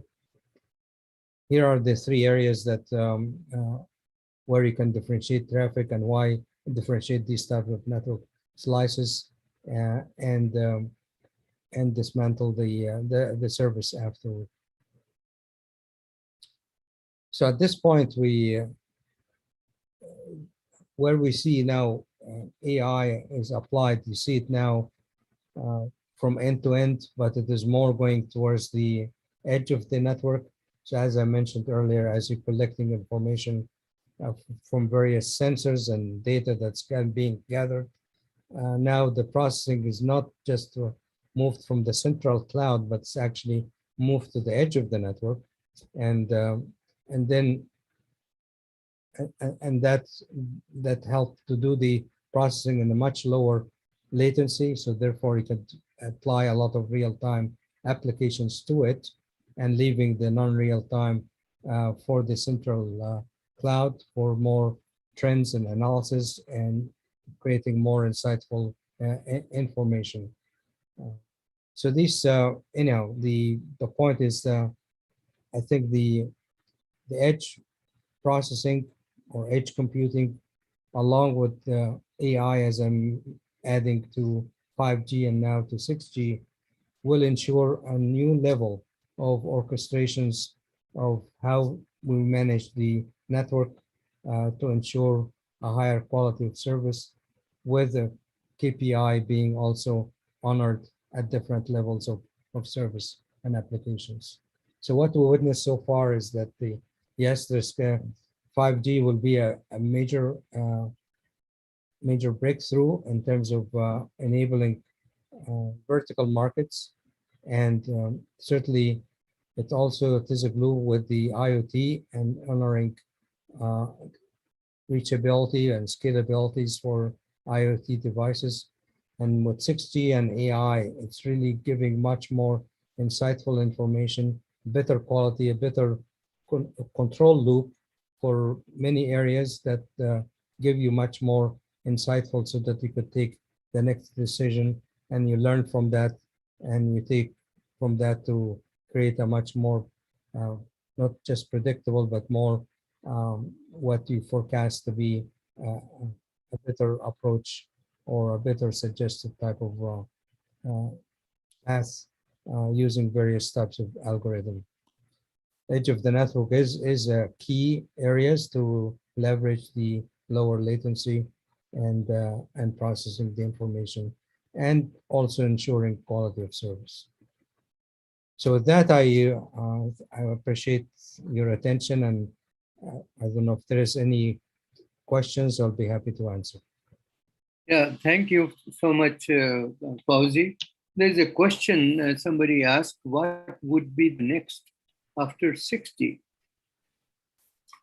Yeah, they're talking about 7G now, but that's far away. That's in the, okay, so when 6G will start introducing is really bringing vertically. So now we're talking about terrestrial, and now we're looking into underwater connections. We want to look at the space connections, and then of course with connecting everywhere. So we just started with the touch, and then there's the feeling, and then there's smelling. All of these things will be continue to be added. And of course, I don't know if we reach, it's really going more of the terabit per second in terahertz, and the smart surface, as was mentioned earlier. These things will require more enhancement, and therefore the 7th G, I guess, will focus on that type of arena, connecting globally, connecting everywhere. And then I would feel also that we have been focusing a lot in urban areas, especially you make a certain release, and then you wait until the service provider gets more revenue from that, then they will invest in the rural area. And I think with starting with towards the middle of 5G, now with network slicing, you could really deploy a slice in a rural area. And also with 7G, probably that will be, you can really start equally anywhere, urban as well as rural areas, to provide much more richer connectivity between the two. These are just some thoughts about what could come after 6G. Any other questions? We may take one or two more. I know what you presented was that these transitions that we have are going for the faster, we're going to have the better coverage, we are going to have the higher bandwidth. Now, you remember back in old days when we were actually going to miniaturization, we were always talking about as soon as you go to the smaller one, of course, you can have more memories, but then you have to really worry about the things which actually with miniaturization you do it. So now in the world of the smart sensors and IoT and all that, with big data coming in and then IoT, what are the key issues that you think? Because my concern is with the smart sensors, smart homes, smart all that, with millions of the sensors that you're going to have, there may be hacking and all that issues. That's one concern I have. The second thing is, of course, you're going to do it, all these things are going to go through satellites and all that. And Dr. Zuberi, I asked him the keynote, and he says, well, going through the satellite is delays. And here we are asking for faster. How are you going to manage those? Excellent question, Zafar. And I think one thing we'll look at the miniaturization, as you said, things are getting smaller and getting more intense and more intelligent. And I mean, look at the machines that were used in hospitals. Now you could have it as a handheld type of device, and you don't have to do a lot of things that you could go to the clinics to do it. You could have some equipment to do it. So miniaturization is really advancing in that area, but also with the, as I mentioned, the network slicing and hacking is really 5G in general providing a good higher level of security. And now with, if you manage it to at the slice level, which is really like a microscopic of the applications that you are serving, you are looking at the quality of service, you're looking at the many other latency and other types of criteria, but also one of them is really the security. So there is a built-in type of security, and that we could provide more background information on that. But essentially, the more we adopt the network slicing, the better we are equipped against hacking and cyber attacks. And because we are trying to close all the holes around. I mean, IoT has a lot of exposures. Connectivities also have a lot of exposure. Connecting to the cloud also have like a backdoor type of people that could hacking through these types of weak connectivities. So as we using AI and using network slicing, this definitely will help to make the protections of that type of environment more realizable. Adding microcontroller around sensors is certainly going to help with that, because you can apply much more type of security that are in absence today. And certainly as you move forward with the satellite and all that, these are another major connectivities between terrestrial and non-terrestrial. So the non-terrestrial, at this point, we have to take into consideration the business of the half a second type of delay, because you're using the satellite. But as you go on lower type of drone, could be probably another major areas playing a major role down the road, and it will be fast and it will be also secure. So there's a lot of puzzle and a lot of pieces how the market is going, or how development will take place. I think there's still all types of assessments to take place, but this is more of the framework of how the innovators and how the designers and architects, and especially from a security perspective, is going to address all these elements and where the weaknesses are. Yeah, thank you so much. Actually, the questions I'm asking is for the students, and in case the students are listening, just to see what really are the hard things that they can really start working on. I mean, as you know, voice and data thing.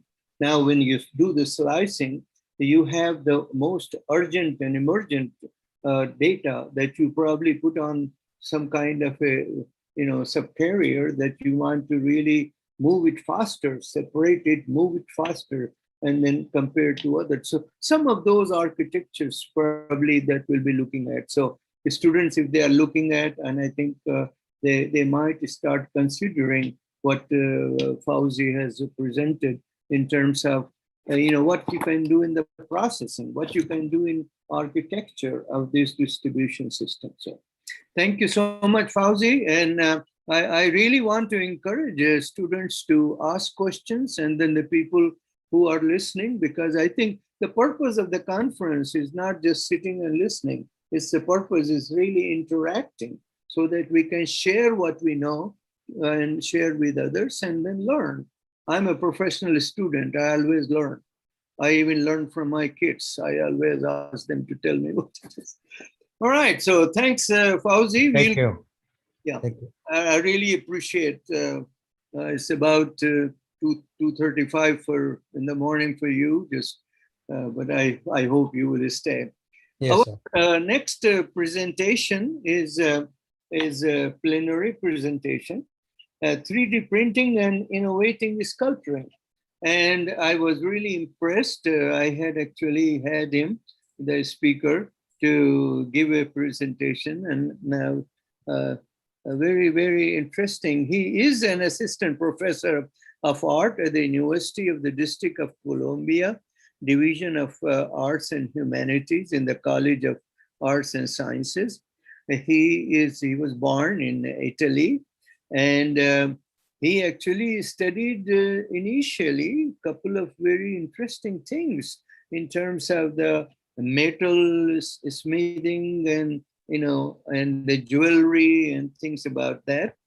Then he took a degree in architecture from Italy. Then he did the master's, and then so on and so forth. He worked on. Again, he did a couple of other things in terms of the digital fabrication and process. Then while teaching, he got into the 3D printing stuff. Now, his work is so famous. He's a young man, but his work is famous. He has his work is the international venues in Italy, Germany, Czech Republic, England, France, and many places in the US. Of course, Washington is one of the places that he has. And basically sculpture.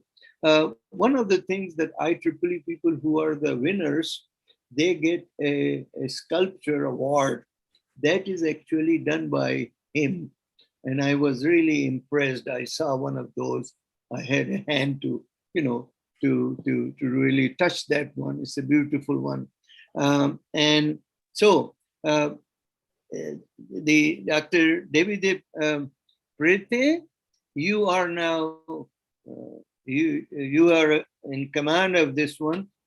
Please go ahead and talk about your presentation.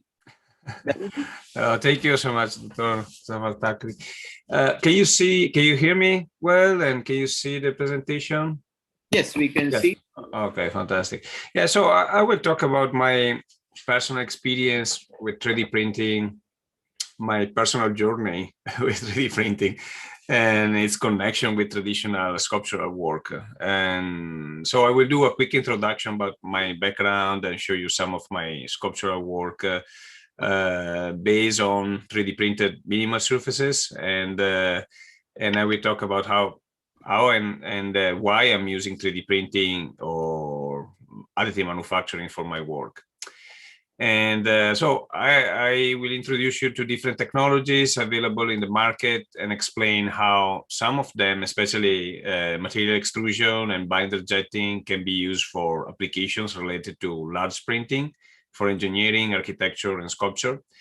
And I will share also some examples and work from other artists and designers, and talk about how 3D printing is becoming more and more connected to IoT and AI. So I'm originally from Italy, and because my family tradition, I studied first jewelry and metalsmithing at the Institute of Art in Venice, and later I studied architecture at UF, and I specialize in 3D modeling and animation. So I worked as architect for several years in Italy and United States, doing big and small private and public projects. And I work, with smaller projects in both metal and mostly for jewelry. And for my previous experience in traditional blacksmithing and jewelry and object design, and my initial sculptural work, mostly in forged steel, when I started my Master of Fine Art in Sculpture, I quickly realized that I could combine traditional sculptural techniques with my architectural training in 3D modeling to translate some organic shapes through mathematical function and surfaces. And as an artist, my research was more about finding what makes something aesthetically pleasing and how some memories connected to material surfaces are related to this aesthetic. And I always found minimal surfaces really appealing. And even when I was studying and practicing architecture, I tried to translate, for example, the beauty of soap bubbles and soap films in something more stable and tangible, like a roof or a metal sculpture or structure.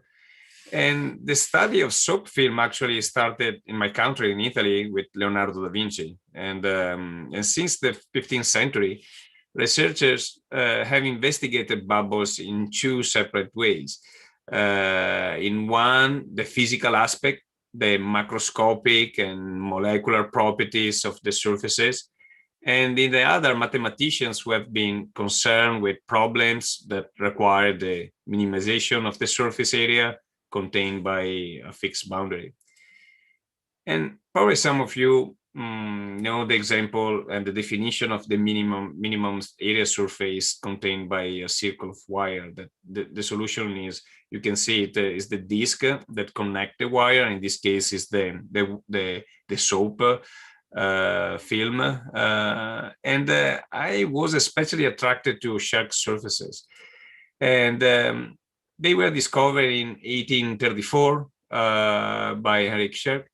Actually, two discoveries. One was a single periodic presented by an implicit equation, and the other one was a double periodic described as a graph of a function. I started playing with it. I was actually more interested in the three-dimensional representation of it. And by giving a thickness to the mesh, I was able to create interesting shapes, interesting sculptural shapes. And the main problem was how to convert them in real solid objects. And the design, I mean, with parametric design, generative design software, especially now, they make easier the search for interesting shapes and the exploration of different variation of the design by using different parameters. But even if I was able to see the model in 3D on the computer, even with VR, the translation in a physical object was still really important for me. And so these kind of shapes are impossible to make by hand or even with CNC carving. And so in order to fabricate them, I started 3D printing my sculptures in different materials, especially nylon and ABS. And this one was back in 2009, 2010, and in part because the cost of printing at that time, I really tried to keep them as thinner as possible, and to see how much also lightness I can keep in the solid object. And here we are, for example, a couple of millimeters in thickness. At the same time, I also started experimenting with traditional metal casting, especially investment casting for bronze, where you can start, with a model that can be melted high temperature, and normally is in wax. And you arrange the model around a main sprue, you immerse it in a shell building, normally is a mix of sand and plaster, and you remove the wax by eating the entire part. And so in the cavity that remains, you can pour the bronze, and after you can clean it up and finish it. And so I started by, connecting the 3D printed parts to other models that I was working in wax. And here you can see the McDonald's cup in foam at the top, and that is actually the main sprue. And you can see some of the vents coming out and the investment on the right. And after melting bronze in a crucible and pouring it, I was able to convert 3D printed parts from ABS and PLA in bronze. And I was able to produce really thin and intricate shapes, and some of them with more or less intersections. Some of them were really intricate and complex. And by changing scale of the same model, I was also able to 3D print jewelry in different shapes and size.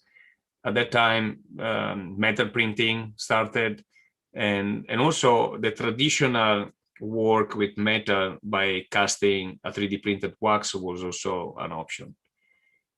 In 2009, fortunately, the patent for FDM expired. FDM, or fusion deposition modeling, is one of the additive manufacturing technologies used to print in thermoplastic polymers, ABS or PLA.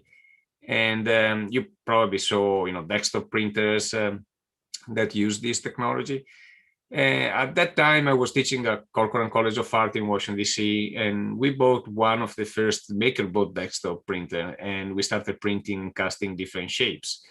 And in addition to that, 3D scanning became more and more convenient. And so what normally was used specifically for reverse engineering became more affordable. And we started a series of projects to scan physical objects, convert them in a mesh that could be 3D printed for bronze casting. One of the art projects involved a skull that we 3D scanned. We printed it in PLA, and after we used the positive for casting in order to create a perfect model in bronze for a sculpture. I also started using 3D modeling and 3D printing for my public art projects. And for example, for the competition of the sculpture at the arena in Evansville, Indiana, after modeling the triumphal arch that was part of the project, I found incredibly useful to 3D print the model and study it by holding in my hands. And another project, another public project that I did, the sculpture for the airport in Treviso in Italy, after starting with the concept of the flying bird and the analysis of the movement of both the wings and the air during flying, by studying other models and research as previously done, I developed a three-dimensional concept to show how air is moving under the wings of the bird during the flight. And by using isolines, the model was simplified in curves and pipes to make easier for fabrication. But the 3D printed small model was giving me really good information about the sculpture. So by holding in my hands, moving it around, I had a completely different interaction with it. And so sometimes for my public sculpture, I was actually printing 3 or 4 times in order to see the changes in my modeling. And so even for other public work, I use 3D printing mostly for analysis, visualization of the models. This one is a big sculpture for Capitol View Library in DC. This one is for Fort DuPont in Washington, DC. So I use especially 3D printing in together with 3D modeling, just to understand the shape, understand how the shape was working. And I started thinking about the possibility to 3D print in larger scale. And this is the list of the 7 categories of additive manufacturing processes according to ASTM and ISO. And so from left to right, we have VAT photopolymerization, material extrusion, material jetting, binder jetting, powder bed fusion, directed energy deposition, sheet lamination. And so, but you can see that each technology has several subcategories and multiple companies working on them. And so the two most interesting one for large size printing for engineering, architectural, and sculptural applications are actually material extrusion and binder jetting. And material extrusions uses continuous filament of thermoplastic, composite or other materials with specific mechanical and chemical characteristics to construct 3D parts by extrusion. The material is normally fed through an extruding nozzle, and for thermoplastic, the material is heated and melted, and then deposited onto the build platform layer by layer. And binder jetting is a process in which an industrial printhead selectively deposit a liquid binding agent onto a thin layer of powder particles, and could be metal, sand, ceramic, or other composites. So the process is repeated layer by layer, and using a digital design file as a map until the object is completely 3D printed. And so in terms of materials, the ones that are more effective for large-scale printing are actually concrete that can be produced by contour crafting, smart dynamic casting, thermoplastic, polymers, metal, silica sand, ceramic, and composites are other materials that could be used for large-size printing. And probably some of you already saw some examples of larger 3D printing for architectural and sculptural applications with extruded concrete. This one is, for example, APIS core, where a robotic arm is placed in the center of the printed area, and it deposits layer by layer the concrete. And this is actually an example of contour crafting. And another technique is smart dynamic casting, where an extruder with a specific form can rotate and change the direction of extrusion. So really fast in terms of production. And by the way, the previous one, for example, this one, this technique was used to create one of the first 3D printed house, I think 4 or 5 years ago. And they were able to print the entire model in 24 hours. And so including the foundation and the insulated walls, the only exception was the roof. And the third one for concrete is actually concrete casting on 3D printed form. So the form can be printed, for example, by using FDM or other additive manufacturing techniques, and prepare for casting in cement. Thermoplastic also can be used directly for large printing by using traditional gantry framing structures, but with bigger, larger printers and bigger extruders. This, for example, is the Modix, a large FDM 3D printer. And or another solution could be the use of a robotic arm with an extruder that can not only print by following the traditional XY layer, but also can use multi-axis toolpaths, so it can follow different directions. And in the same way, metal, like steel, can be melted and deposited layer by layer by a welder that is mounted on a robotic arm.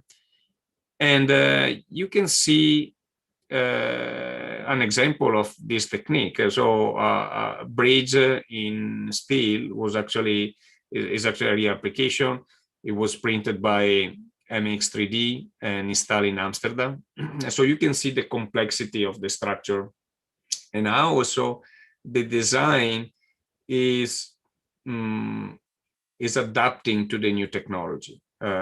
Because, when you start leaving aside all the old rules that were forcing us to design, thinking about CNC machining, thinking about the traditional fabrication techniques. With 3D printing, now you are completely free in the design, and the complexity is actually free. It's not related to the fabrication process. Another example of extrusion for mortar. This one is a robotic arm that controls an extruder, deposit layer by layer, they create the alloy structure for these parts that can be put together in order to create a functional bridge. And so this one is a 3D printed bridge in concrete designed by Zaadid and was installed in Venice a year ago, I think. And also, it's interesting to see the recent result of the NASA 3D printed habitat challenge.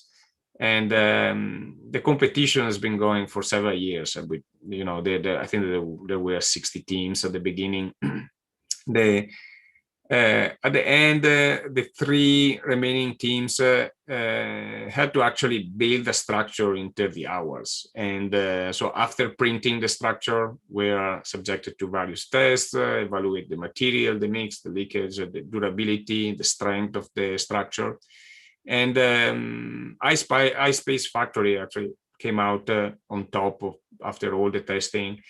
And they use a robotic arm for both 3D printing and also to robotically place the windows on the structure.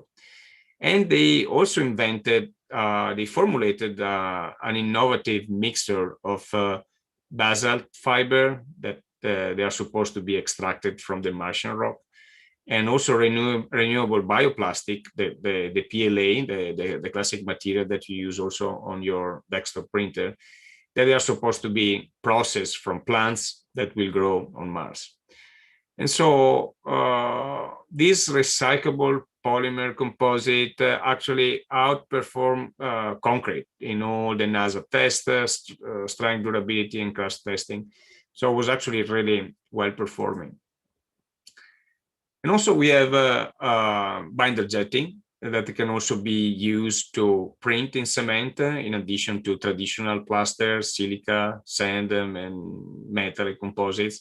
And binder jetting actually deposit a binding adhesive agent onto thin layers of powder materials.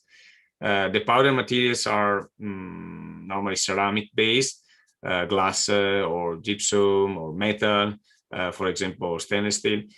And the print head moves over the build platform, depositing binder droplets, so practically printing each layer in a similar way the 2D printer print on ink on paper. And when a layer is complete, the powder bed moves down and a new layer of powder is spread onto the build area. And the process repeats until all the parts are complete. And after printing, the parts are actually in green state, so really delicate, very fragile, and they require additional post-processing before they are actually ready to be used. And this technology was first developed at the MIT in 1993. And they actually developed the first inkjet-based process to create a three-dimensional object using metal powder. And that is why we are actually using 3D printing as terms, because it was originally coined by MIT in reference only to metal binder jetting technology and the use of ink binder. And so it was trademarked along with this name. And also other companies were able to have a sort of field of use patent exclusive contract with MIT. And so they started working with, collaborating with MIT and developing new technology. And so 3D System, Z Corporations, VoxelJet, X1 actually develop similar technologies that work with binder jetting. And Z Corporation was actually the first company, was founded in 1994, and that used the technology invented at MIT. And they developed, but it was the first company developing commercial printers. And so here you can see all the printers that they created. And the company actually was bought by 3D System. And so they are able to print with a pretty large size printing, and the system is actually very simple, right? So there is a printing head that is actually a normal HP 11, HP 57 print head for the printers. And when you install it, you practically remove all the ink by purging it. And so you can use the inkjet, the head to deposit a liquid binding material in the shape of the section. And so the model itself is supported by the unbound powder and is automatically removed at the end of the process. And so when you print, you see at the beginning the parts that is that has a sort of wet coloration, and layer by layer is built, and at the end you have this model that needs to be cleaned up, and you need to remove all the parts. This one was actually one of the first tests with simple plaster and actually water. So I started working with, my first experience with Z Corp was actually in 2013, and I was working for the architecture department at Catholic University in Washington, D.C. And I was mostly printing architectural models for as a research. And at that time, in 2015, the Basilica of the National Shrine in Washington, D.C., they had the center dome that was incomplete.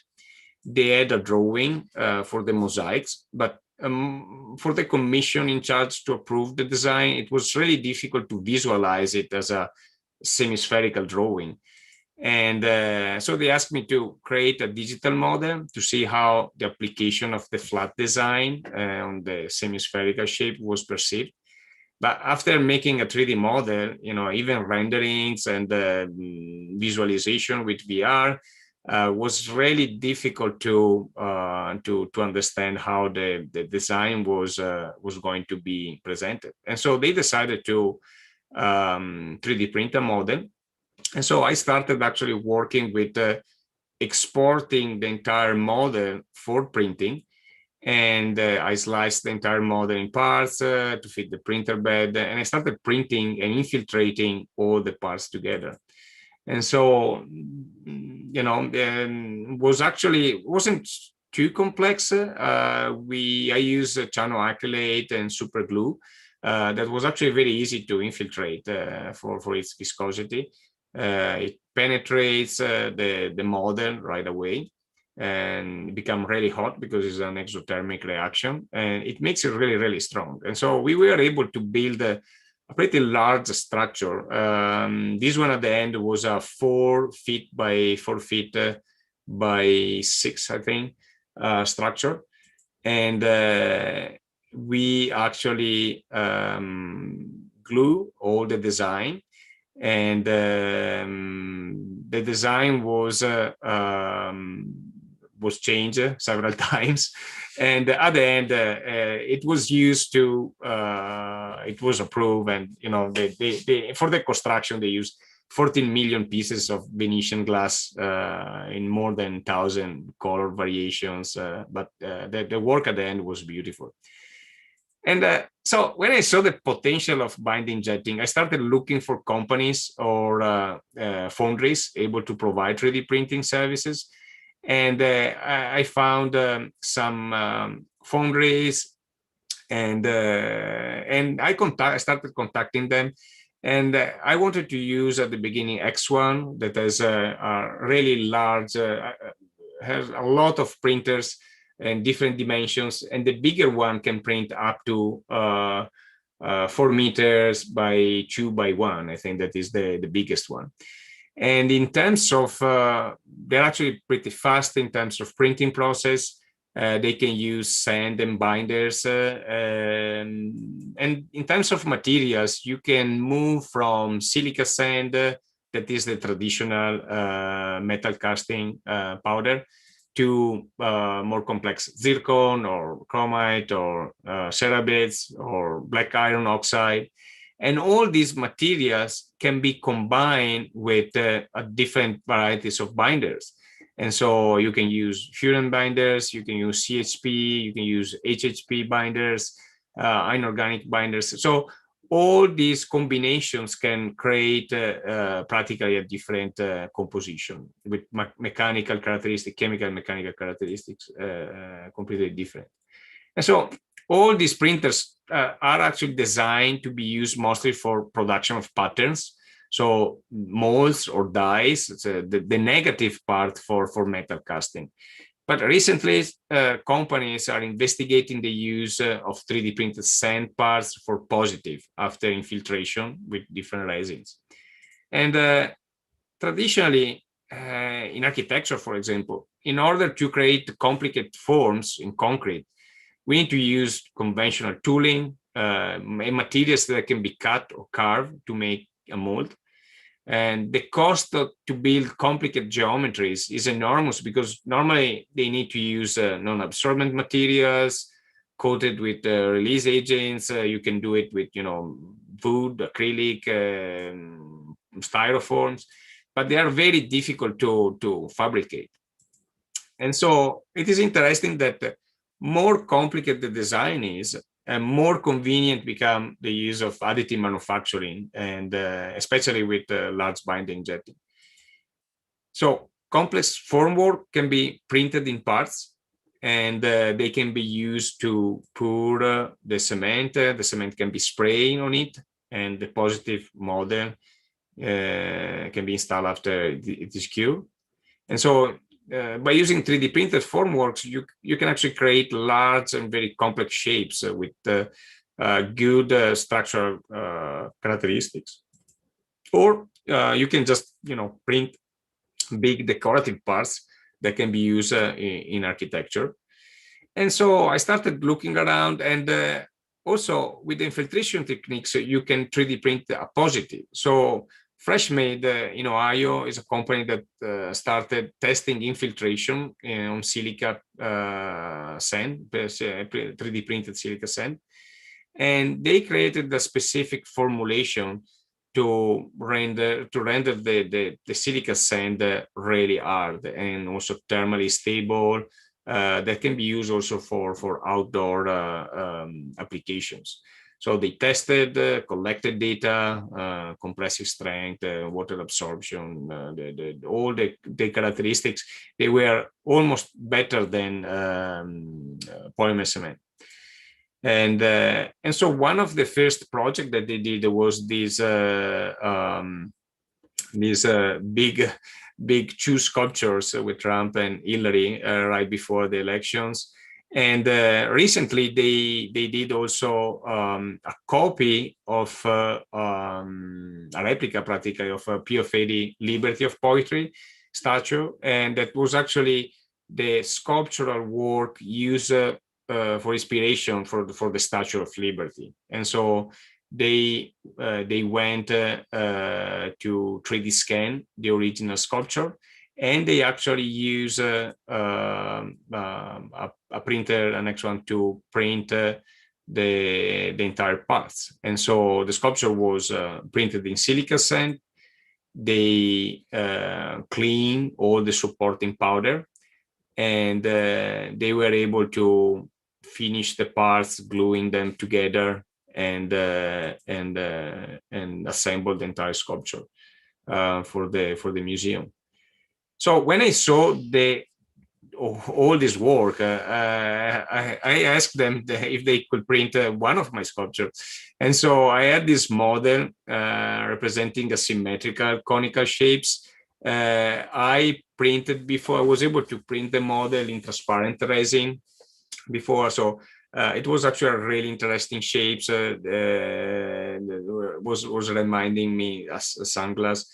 And so I asked Freshmade to test the print with their material. And so we were able to print the sculpture in parts, and we were able to glue everything together, finish and sending the parts after the infiltration. And an additional work that I did was coating with epoxy resin and also aluminum metal powder the entire sculpture. And so I was able to give this patina, this metal black patina for aluminum for the sculpture, and the result was amazing. I mean, it was really, there is no way we can create something like this by hand or even by CNC carving. And so after this project, I started looking around for also a voxel jet printer, and I wanted to test another method.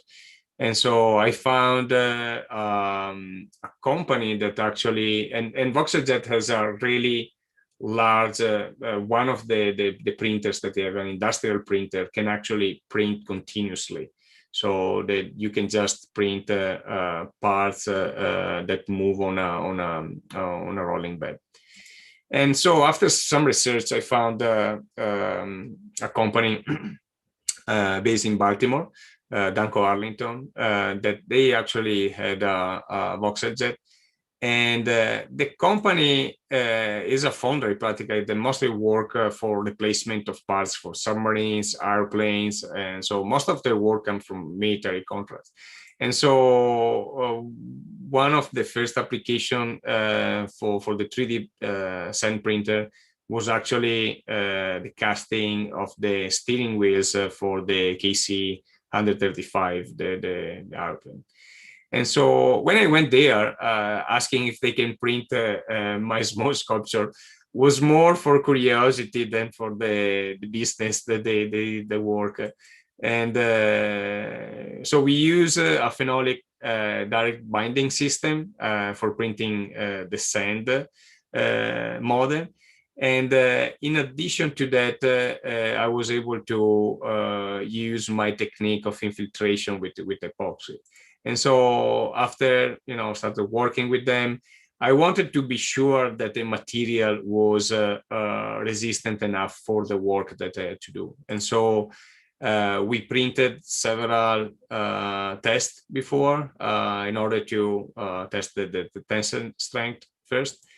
And so practically with the epoxy infiltration, even with 3 or 4 millimeters of epoxy infiltration, we had an increase of 20–30% of tensile strength. And I think that was around 2000 PSI. And so we did some tests in order to see if the infiltration through phenolic binder, so the 3D printed part with silica sand, phenolic binder, plus the infiltration was able to give me enough mechanical characteristics that could be enough for me, for my sculpture. And so we went through also with VoxelJet to see the best materials and the best binder. And so at the end, we were able to print these, first to figure out that we were able to reach 16,000 PSI in compressive strength. So almost the level of compressive strength of granite and other stones. So it was good enough for what I had to do. And the model that I wanted to print is actually an 8-foot tall sculpture, and with a volume of 800 cubic inches. And so the printer can print up to 2 meters, but the main issue is the fragility of the model after the printing process. So we printed it in parts, and after some testing, I started infiltrating all the parts, gluing them together, and giving these nice finishing for the sculpture. And it was very interesting how, even by working with a completely innovative technology, I was able to also to give this traditional patina that was this blue coloration that is coming from the bronze powder. So at the end, I was able to show my work in a big exposition here in Washington, D.C. So all the sculptures, all 3D printed sculptures were in show. And it was very, very impressive to see, the quality, also the finishing. So I started looking around, and there are artists that are doing amazing work with 3D printing right now. And I mean, with work that is that can print massive scales. This one is Digital Grotesque from Michael Asmeyer. And by using algorithms to create the form that appears synthetic and organic, and they use 3D printing to print out all the parts and assemble them. The most important part is that to make it resistant enough, but also to find a good balance between the weight of these parts and the resistance. They were able to hollow the internal shapes and give the right thickness to it. And the final work is quite unbelievable. It's amazing, the definition, and there are also other artists that are like Miguel Cavalier, that is printing big heads in plastic, and also this one is an example of a big reproduction for architectural purposes of the big door in Berlin. Same system that they use for binding jetting with the voxel jet. And so complexity with additive manufacturing is almost free. And now that AM is more efficient and is moving from its prototyping initial use to production, the connection with IoT, AI, ICT, blockchain, industry 4.0 is inevitable.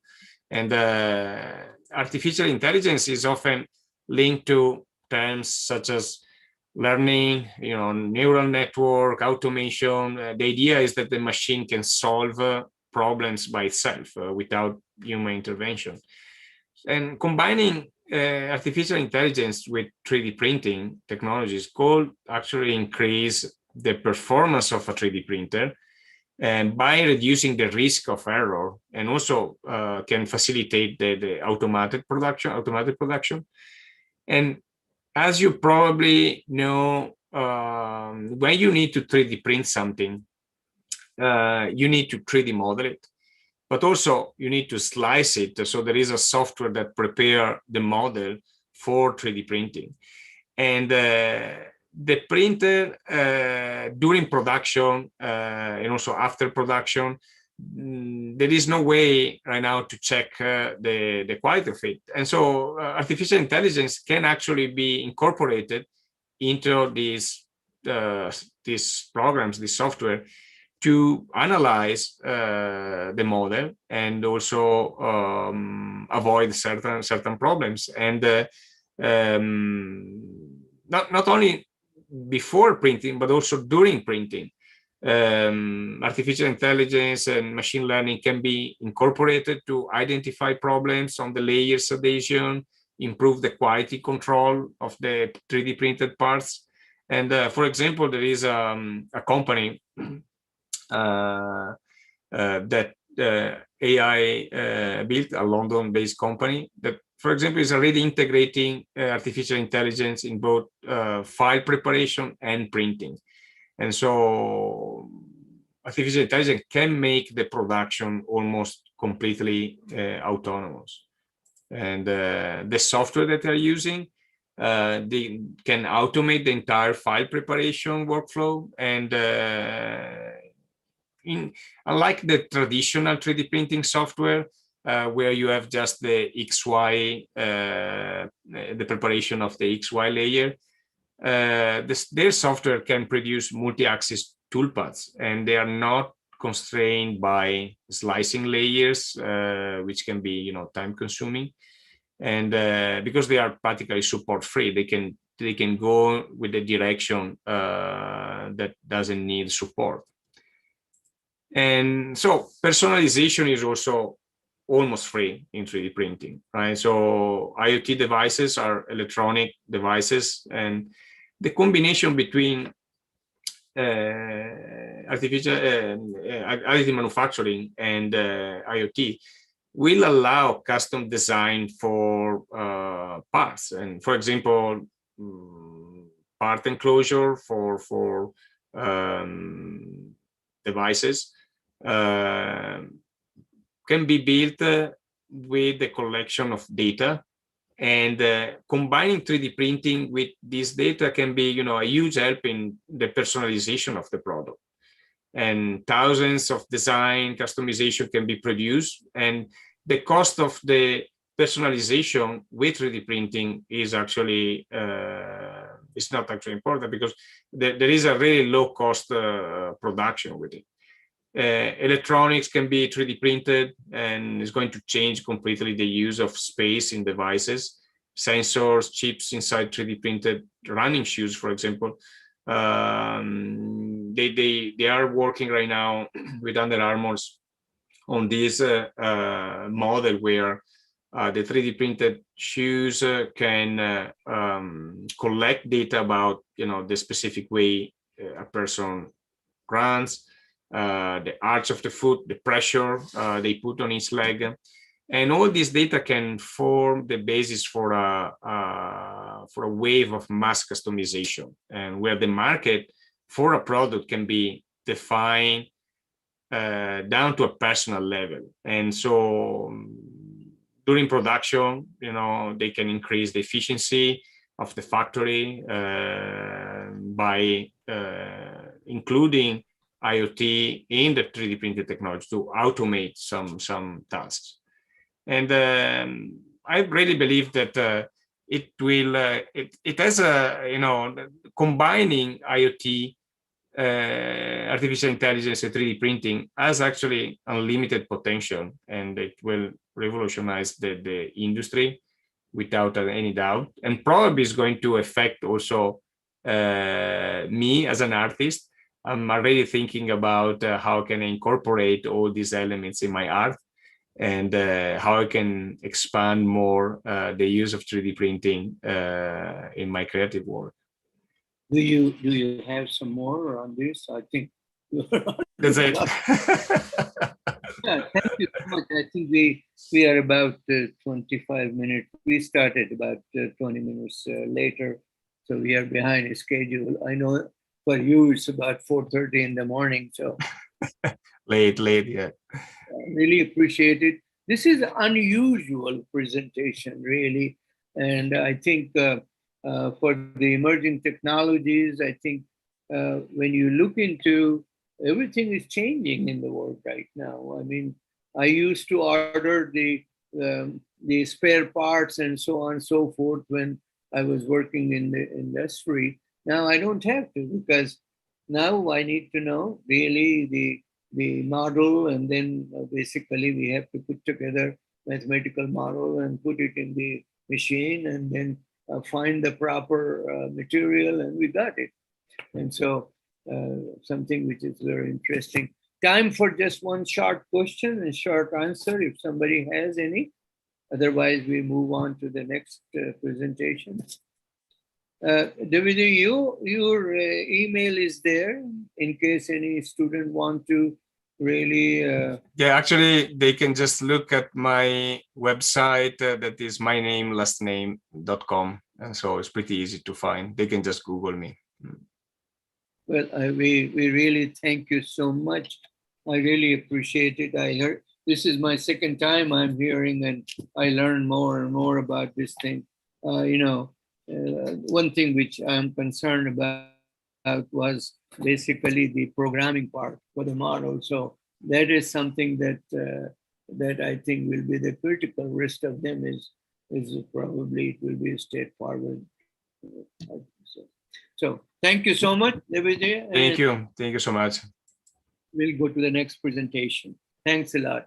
I really wish people had questions on this. And the next is presentation is on industrial robotics trends enabling advanced manufacturing application. Paul Evans is a professional engineer. He's the director of R&D at Southwest Research Institute, director of manufacturing and robotics technology that is very famous in San Antonio, the Southwest SRI we go for. And he has multiple responsibilities at SRI that includes the robotics and various aspects of manufacturing. And so I'm not going to go through this. Paul Evans, unfortunately, is not here for the online thing, but we have his presentation. So we are going to go ahead that his presentation right now. We won't have the questions. If you have a questions, I can pass on later on to him, and then he can answer. So let's have his presentation loaded and proceed. Charles, you're going to help on that one? His presentation is already there with Dr. Haider.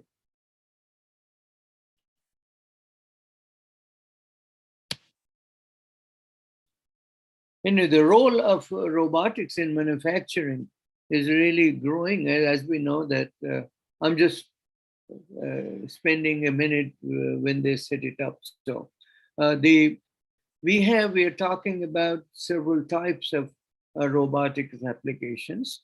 Of course, the terrestrial is what he's talking about, is the industrial robotics. However, there are other robotics applications. Pretty soon, we are going to set up the settlement on Moon. And then there is the space robotics. And of course, there is difference there. It is, the power is not like we have the big power here, energy company. It has to be solar power.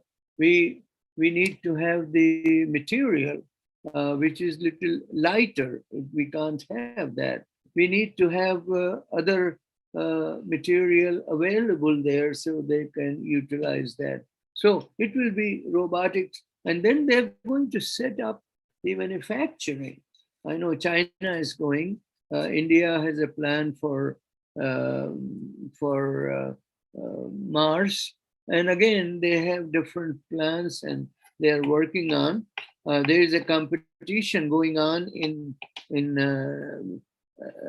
NASA for high school students. It's called Space Settlement Competition, where the students look into the various aspects of it, and then having the settlement encircling the moon, things of that kind. Okay, Charles, we need to have Paul Evans, the slides. I don't have them. Did he send just the slides or is it a video? It is a video. Okay, it is not in my inbox. Yeah, it is a video, his presentation, actually. It's about 30 some minutes. Okay, I did not receive it. I don't know who is it sent to. Yeah.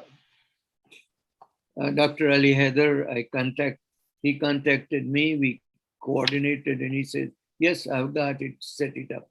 All right, maybe we can do it a little later because I am concerned about the time. And please coordinate with Dr. Ali Haider, and we might have that one because he's not in person, so it doesn't matter. We can do it a little later. Now we can move on to the papers. We got 3 papers right now. The first paper is, I want the first paper presenter. I suppose it will be Ruao Ziao. Yeah, she's here. Can you load your paper? Yes, sure. Yeah, just load it and I will. Yes, please do a screen share. There you go. All right. So this paper is, of course, this is integrating DGNSS, RTK positioning with IoT and smart city applications. The speakers are, she's here, Ziao from Tampere University, Finland, and Zanwai Wu. Shanghai Jiangtong University in China, and Oguz Buru and Juho Hamari Temper University, Finland. Yeah, we have 15 minutes presentation, and that includes about 2 minutes QA at the end. So please go ahead. It's all yours. Thank you for your kind introduction. So this is Ro Wei Xiao from Tampere University, Finland. And it's a great honor to present our research on behalf of my colleagues. And our topic today would be integrating DGNSS RTK positioning with IoT and smart city applications. So in the very first place, I guess some may want to ask why we want to integrate this positioning technology with IoT.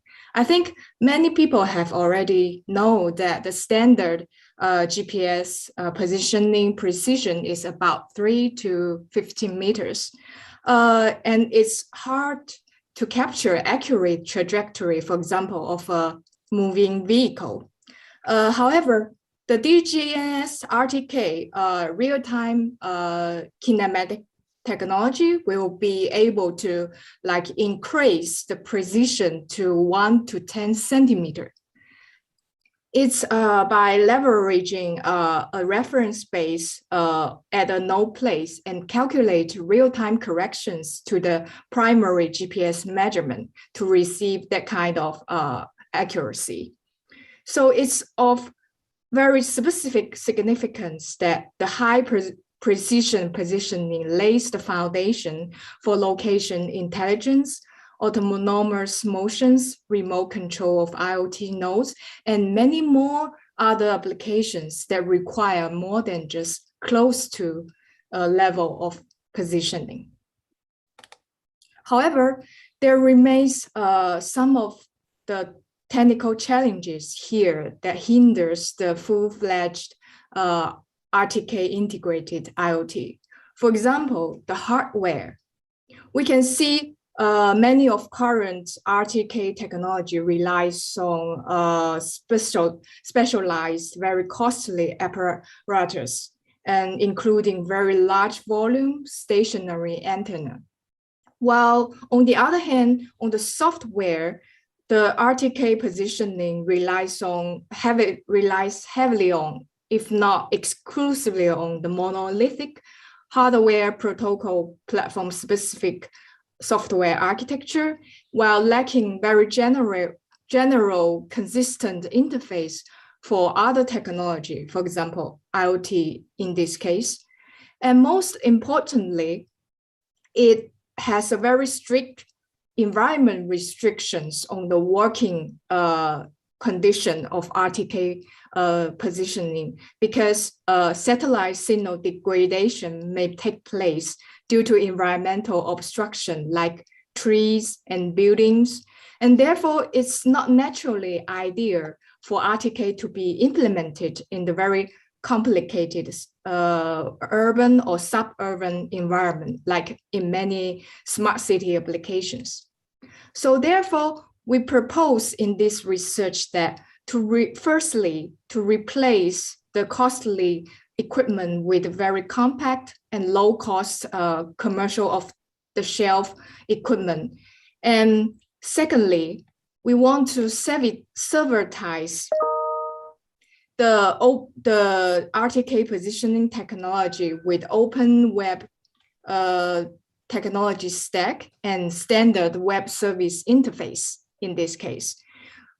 Why web service technology stack? Because it's not only the most popular open technology stack in the world, but also many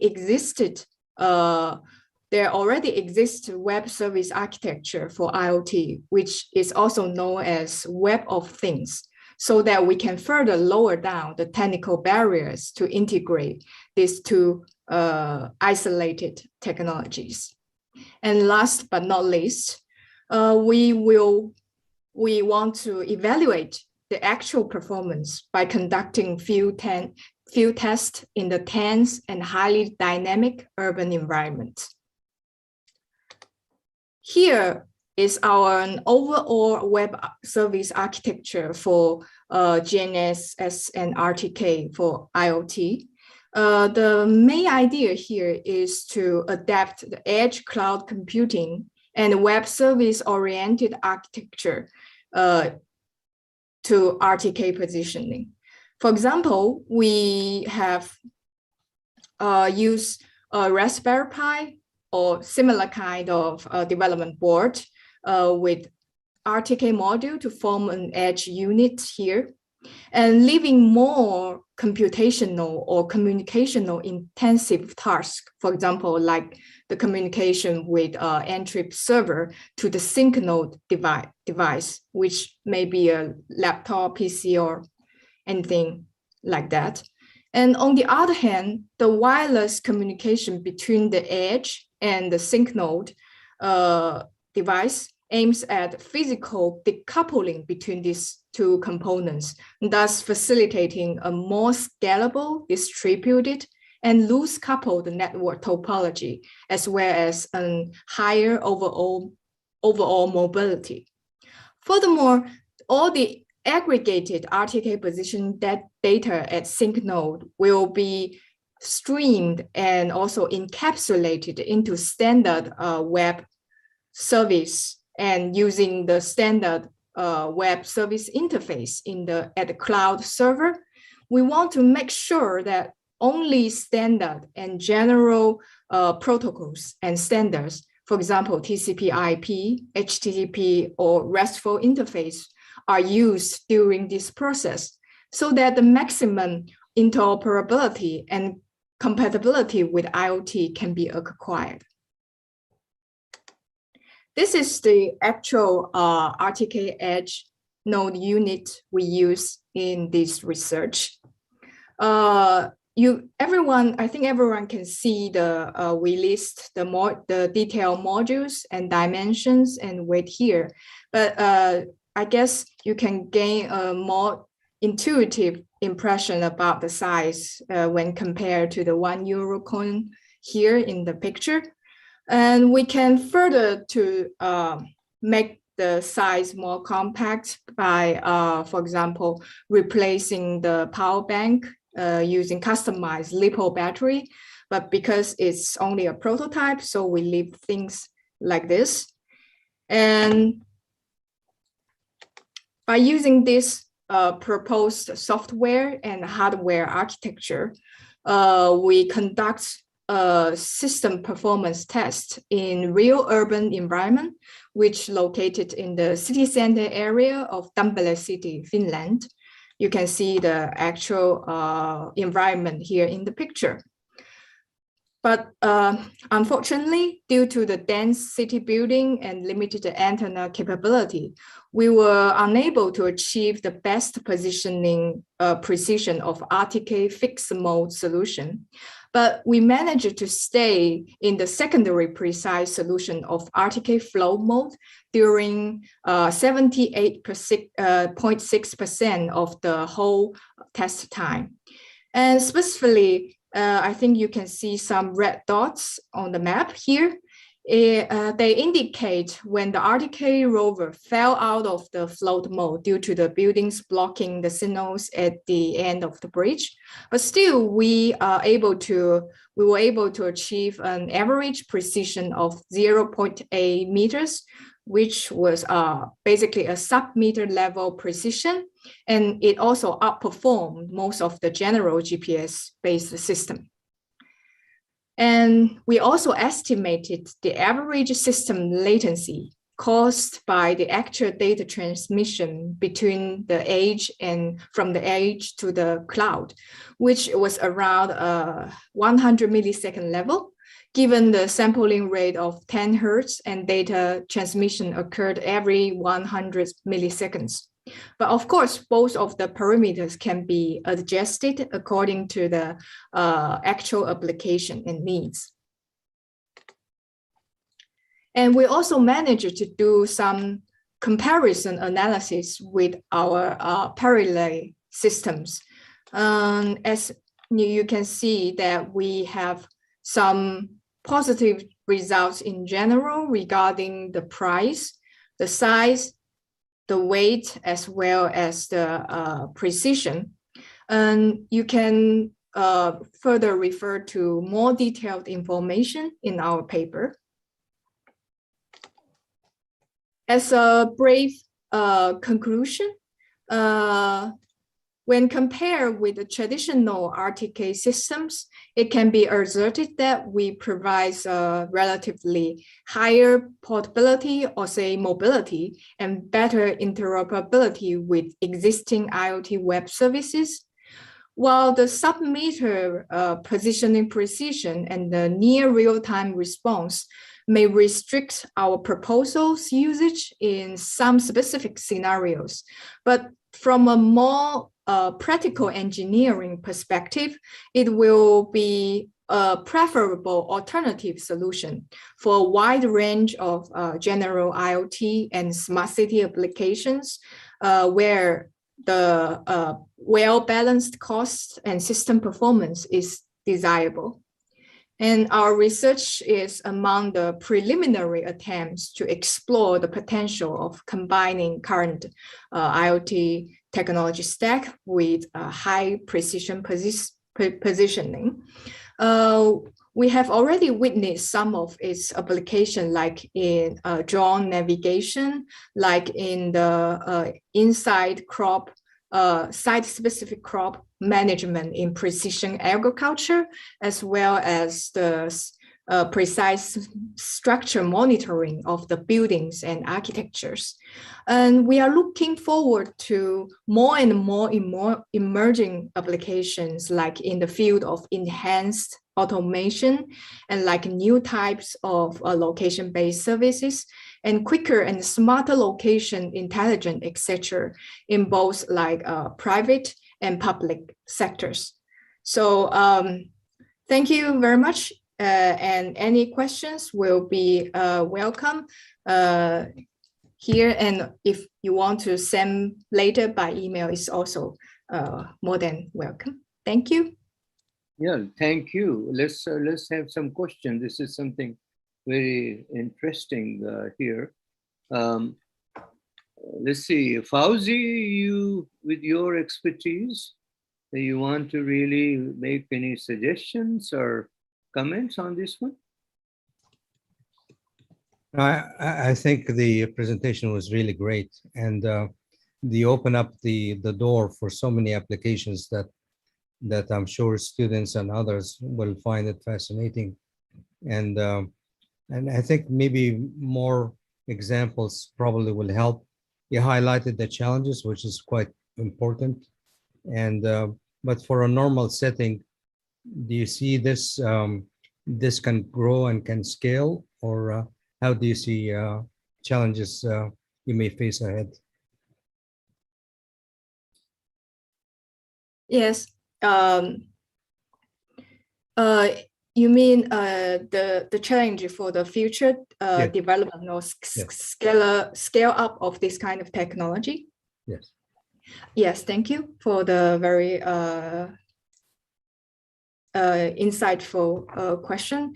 Actually, I think the biggest value of this kind of research is it's acting as a technology probe into some of the possible applications of course, like in the future, we can seek even higher like and quicker response positioning technology, for example, 5G positioning, and also there are other like parallel technology like PPP, the precise point positioning technology.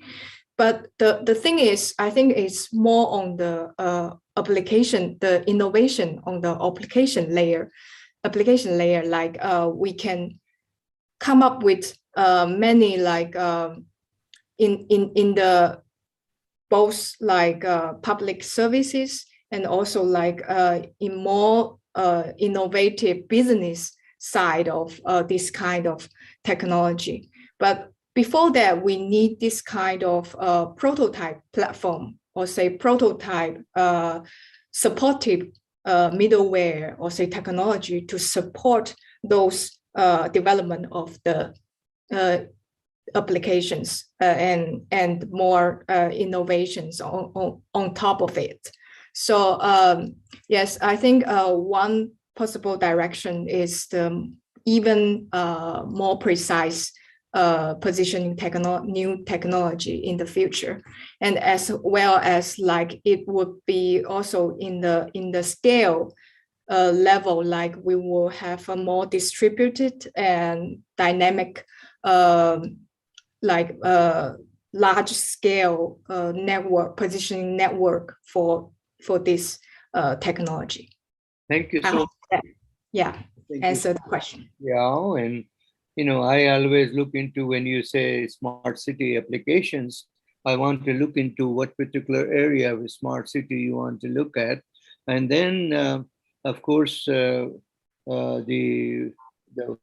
functionality that you will be looking at, it has steps like, sensing, and then communication, and how fast you can go, and then the control and monitoring. So those kind of things. And from the communication standpoint, I wanted to see really in all these presentations on really what aspect of a smart city that we would like to really hit first. As you know, in the world, 26 countries have already decided to go for a smart city. I know different countries have.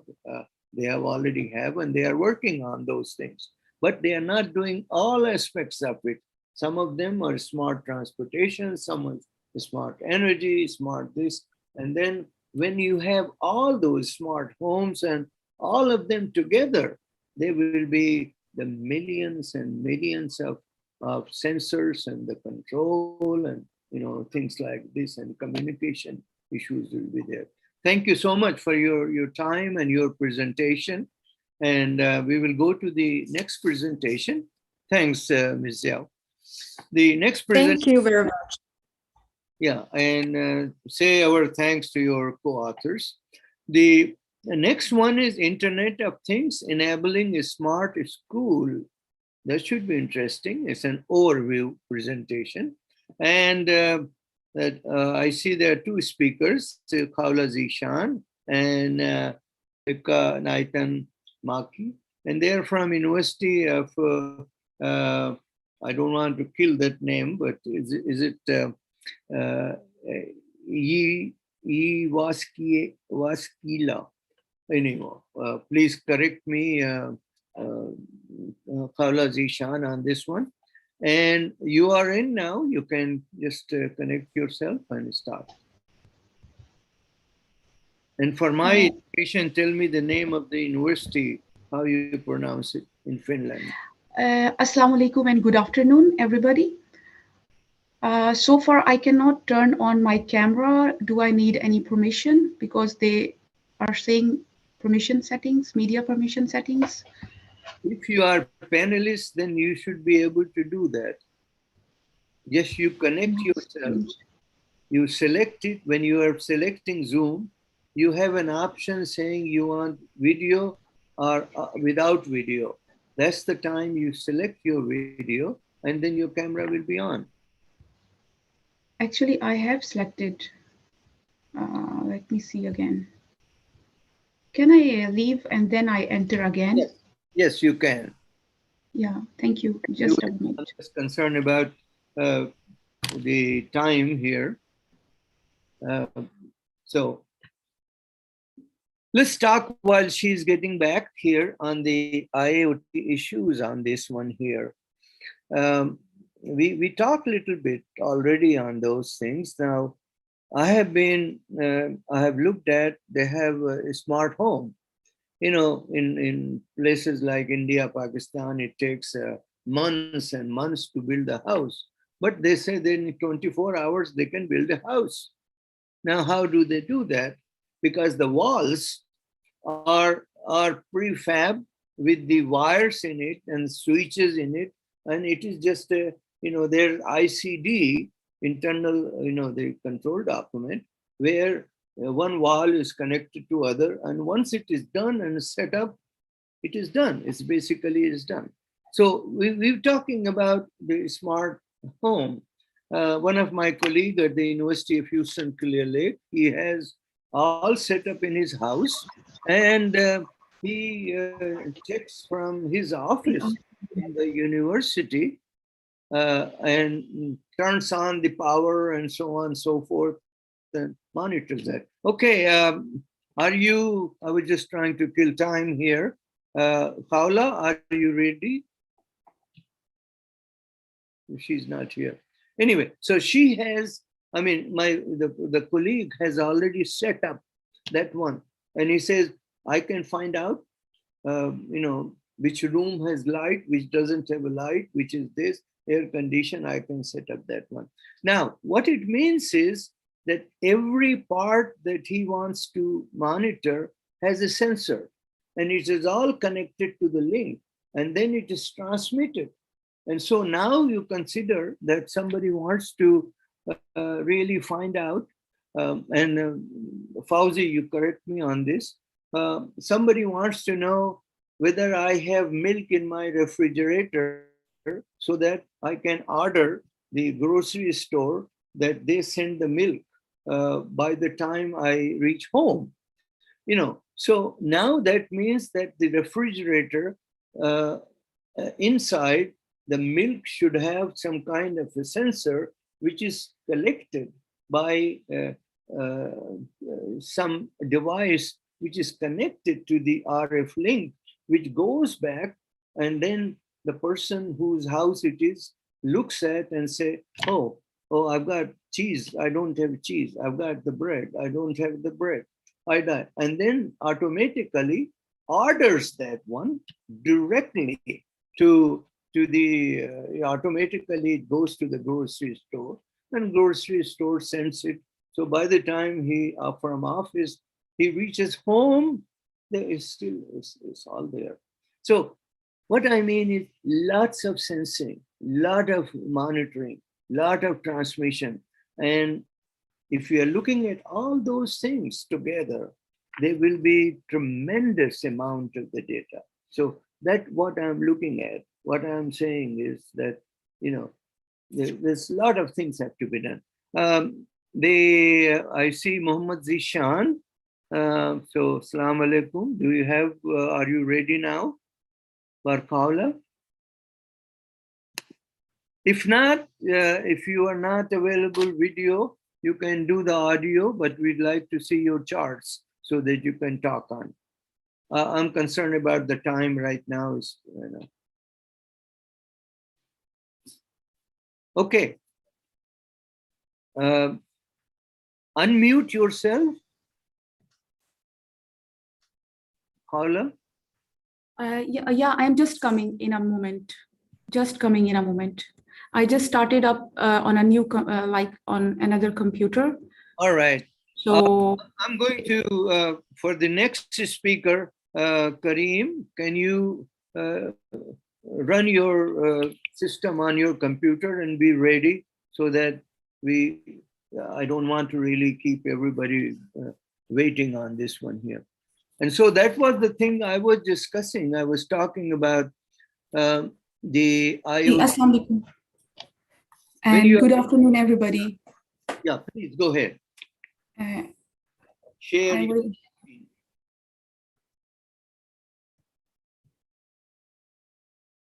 All right. Okay. I'm sorry for the delay, but there was some, when there is technology, there is always some problem, So the topic of my presentation is Internet of Things, enabling smart schools.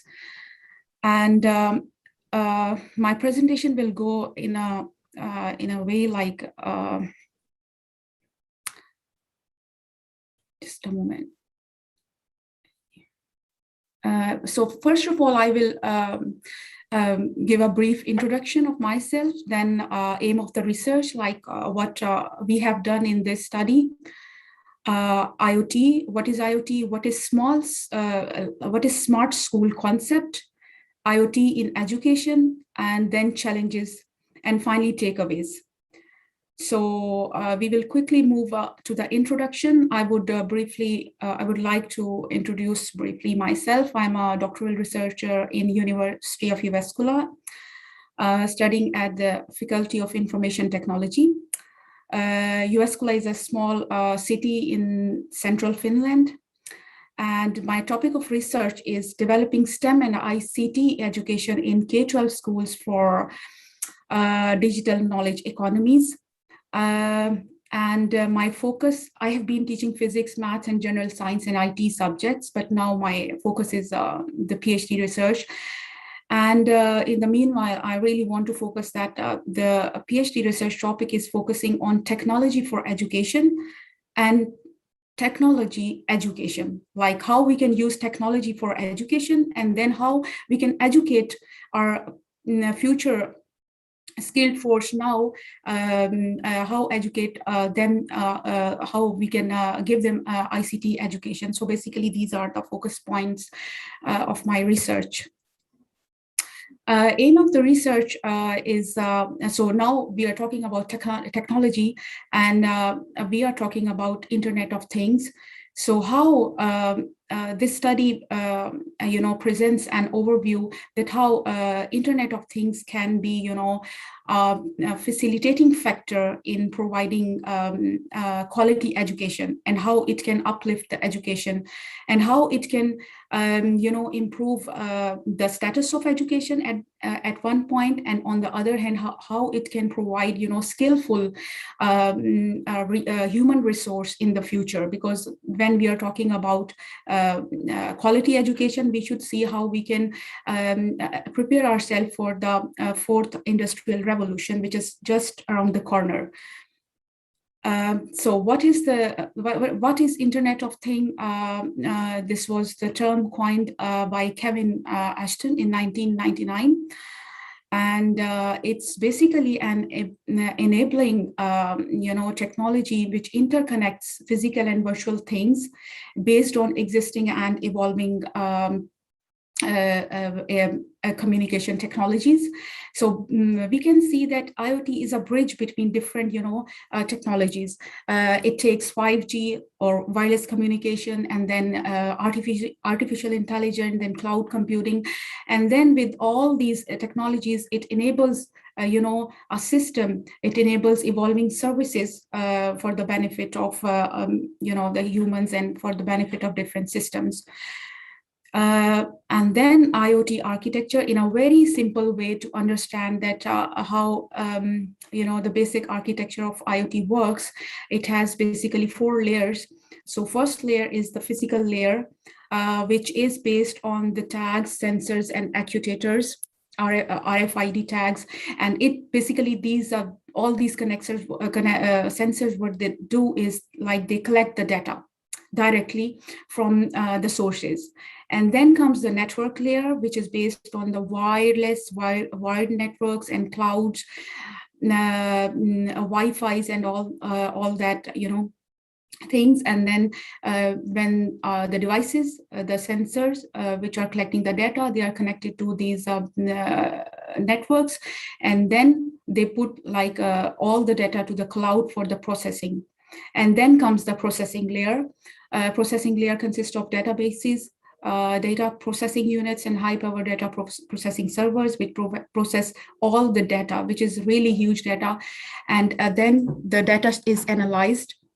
And finally comes the application layer, which is basically the layer which is based on machine-to-machine and machine-to-human interaction, and utilizing smart devices, and which enables, for example, smart homes, smart schools, smart hospitals, care centers, smart transport system. And then, it comes to really comes to the application level, what IoT provides.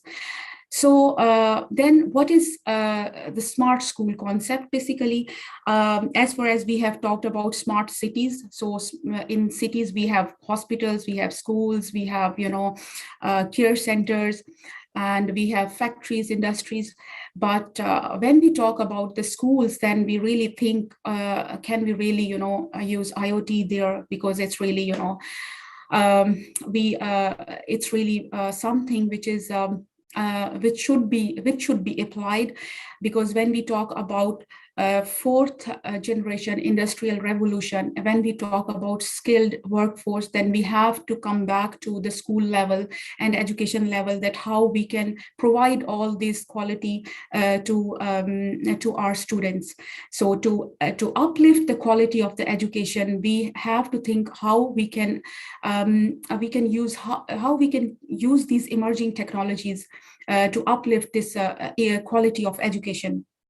Then comes the concept of ICT-driven schools, like how you can use technology like virtual reality, augmented reality, or 3D, or even we have now 4D framing and IoT and cloud computing, all this stuff, how we can use in uplifting the the education and the school setup.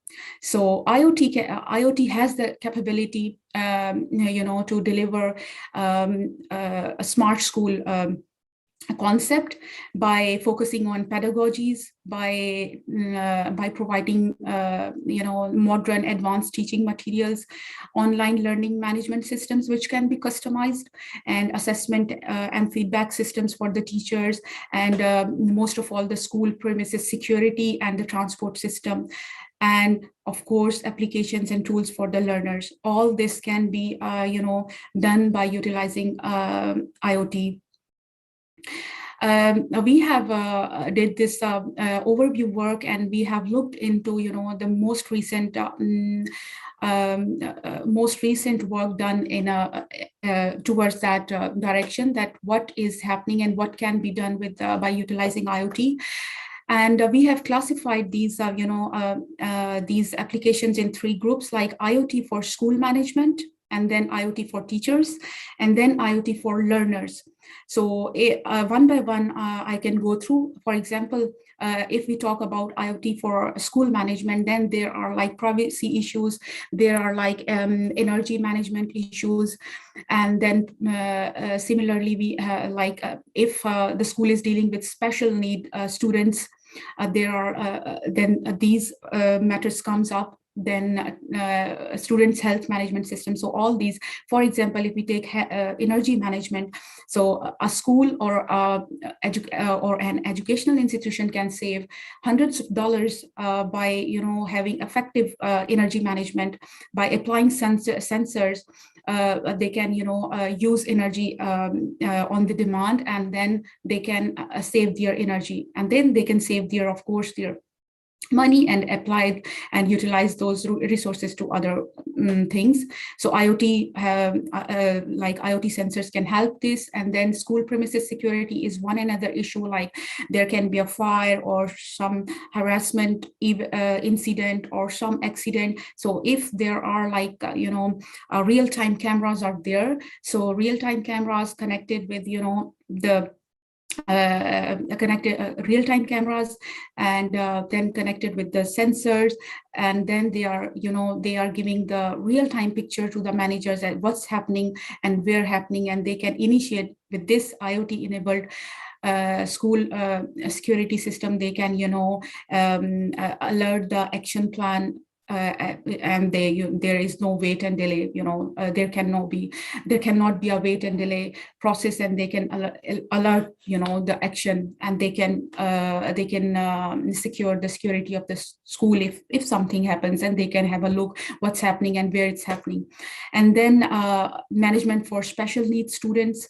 For example, if there are like blind students in the institution, or mute students who are deaf and they cannot speak, then there are many kind of IoT applications that can be applied. For example, I have given mentioned one example, like sensors connected with sensor connected gloves. They can be used for reading, and then screen readers which are using text, which are text readable applications enabled by IoT. And similarly, smart school transport and health management systems, connecting with IoT and sensors. So students' health is really important, and if it's money, if it is like there are like sensors and they can monitor his students' performance and health. If there are some issues, then the system can initiate an alarm. Okay, that particular student needs something, or some attention, and like these kind of things. And then if we come now to IoT for the teachers, then there is a big problem of dropouts, student dropouts. And we know that in Pakistan, even there, the student dropout problem is really big. And there can be many reasons for the dropout, but then we can we can keep a check over these dropouts, and we can make an autonomous attendance system, because it's a heavy work for the teachers. But if they have some automated kind of system, then they can do some other works in the meantime. And for example, I can give, like, if students have smart ID cards, then when they enter into the class, they are they are registered. Okay, the student is in the class, or he or she is not in the class. Then it's come to the system that he or she is present or absent, and then this is not the job for the teacher. And then there are like predictive tools on along with the system. They can predict, okay, student has been dropping out, or he has or she has been absent. Then they can have a check. So it's a big kind of assistance for the teachers and help for the system as well. Then new pedagogies are coming. In the COVID era, we have seen that how this digital learning has prevailed, and how we have used the online learning and e-learning, mobile learning, all sort of these things. And we have new pedagogies like flipped classroom idea or virtual classroom. So all these kind of learning learning mods can be equipped with IoT if we have the IoT based system, so that if the student is not in the class, teacher cannot see him or her, but he or she is online. But there are then the systems which can assess, and which can keep the record what he or she has done, or what he or she has to do. So this kind of things, and it equips teacher with new kind of so teachers can use new kind of pedagogies and apply new kind of pedagogies. Similarly, feedback systems, assessments and evaluations, and STEM education is one a field where IoT is really important, because when we talk about STEM education, we talk about design-based learning or task-based learning. So if we provide students with IoT kits in their during their classroom, during their learning sessions or lab sessions, then they design something or they build something, then here again they have this design-based learning, which is really important for the students to think, to create, to innovate new things. So if then we go to the learners perspective, then distance learning, as I have earlier told, that there are different kinds of learning now. Distance learning, in which we have this e-learning or mobile learning. So with the IoT based platforms or these personalized learning environments, teachers can can check on the student's performance, can see what he or she is doing, can see how much tasks has been done, and all this systematic things with the IoT. Similarly, students' enhanced inactivity and productivity is one of the main issue during the class engagement or online class engagement. There are many examples of IoT devices. For example, one is the scan maker, which scans, I think, more than 94, which reads, and also which translates more than 94 languages. So it's a big, kind of, how can I say, like such kind of applications encourage students to more, be productive and interactive at the same time. Similarly, ebooks, the idea of ebooks and digital books is not new, but it's not so much within the system. So these ebooks are like, with the barcodes, are like, the student can be in an interactive environment with some, if he or she is watching some video concerning to maybe, some planets or some sort of like this kind of thing. So they are like, it's kind of very interactive sort of thing, if like they are like equipped with IoT things. Similarly, personalized learning environments, these learning management systems and learning environments, they are really in because of this digital learning and online and distance learning. And one of the IoT's application is Blackboard, which is really interactive, and it's customized. It's really customized. So it can be customized with the need of the students to students. So IoT for smart schools, we can have interactive whiteboards, students' ID cards, temperature and environment sensors for energy management, security cameras with computer visions, and similarly smart efficient lighting and predictive maintenance for infrastructure, automated attendance tracking system, as I have explained, with ID cards, wireless door locks and lockdown protocols, and customized learning environments, as I have given example of Blackboard, and learning applications and tools. Then in a nutshell, IoT-driven school can have like all these things like secure school transport, cost, it should be cost effective, and energy management, it does provide automated attendance and assessment system, and advanced digital learning tools. But then finally, we can go through like challenges. What are the challenges? Because there are many challenges, and when we talk about IoT, it's basically privacy and security is the main challenge, because there is a huge data. And data breach or data leak can leads to a catastrophe. For example, a student can hack the system, or can jam the system. So there should be a proper privacy protocol for such kind of services when they are applied to education sector. And similarly, reliability and scalability is very important, because if the system is secure and private, then it's reliable. But what about the scalability? Because we have a big data, and it should be analyzed. So there are like there should be parallel computing or integrated IoT infrastructures to scale the data. And then there is dehumanization is another factor, because when we are going towards robotics and machines and machine to machine interactions, then we see that human interaction is decreasing. So this is one main factor. And if there are like machine to machine interactions, there are more machine to machine interactions, then human interference is less, and power is given to the systems who are using these machines. They can exploit these services and these applications. So these are the factors.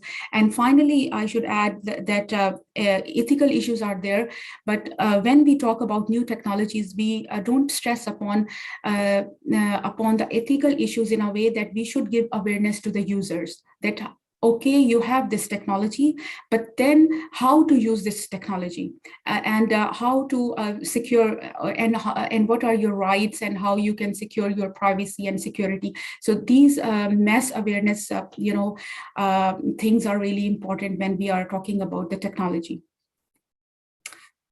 Takeaways are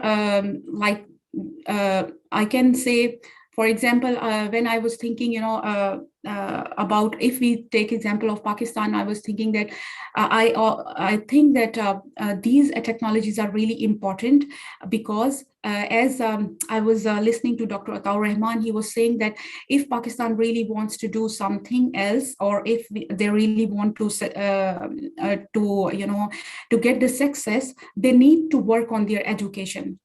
And this is one thing, this is one part where you can inculcate technology in your education, and you can educate pupils with STEM education, and then you can bring the change. So this is really important. I think this is the message I really want to give, that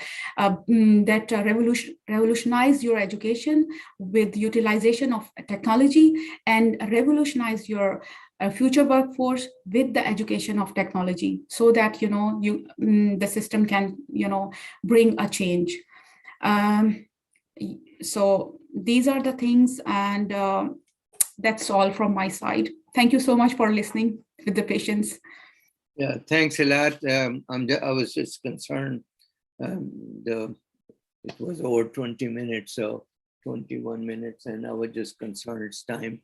I think it's very interesting that you have, and you have already pointed out the issue. I think you are depending on RFID on the person, basically. And then if somebody changes the badge, then you have a problem. And then you can't have the embedded chip in that person, because then there will be privacy issue. And then they will sue the government and a school that you can't do that. But again, you might try to do just like the mission school. You have to have a blazer, or the jacket is compulsory, and then in that jacket you have the embedded ID. But again, there are some privacy issues, quite a few of those. But your dependence on RFID, and again, you might have to go to the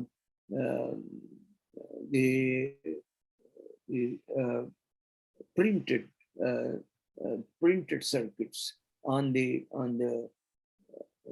blazer, on the jackets and all that.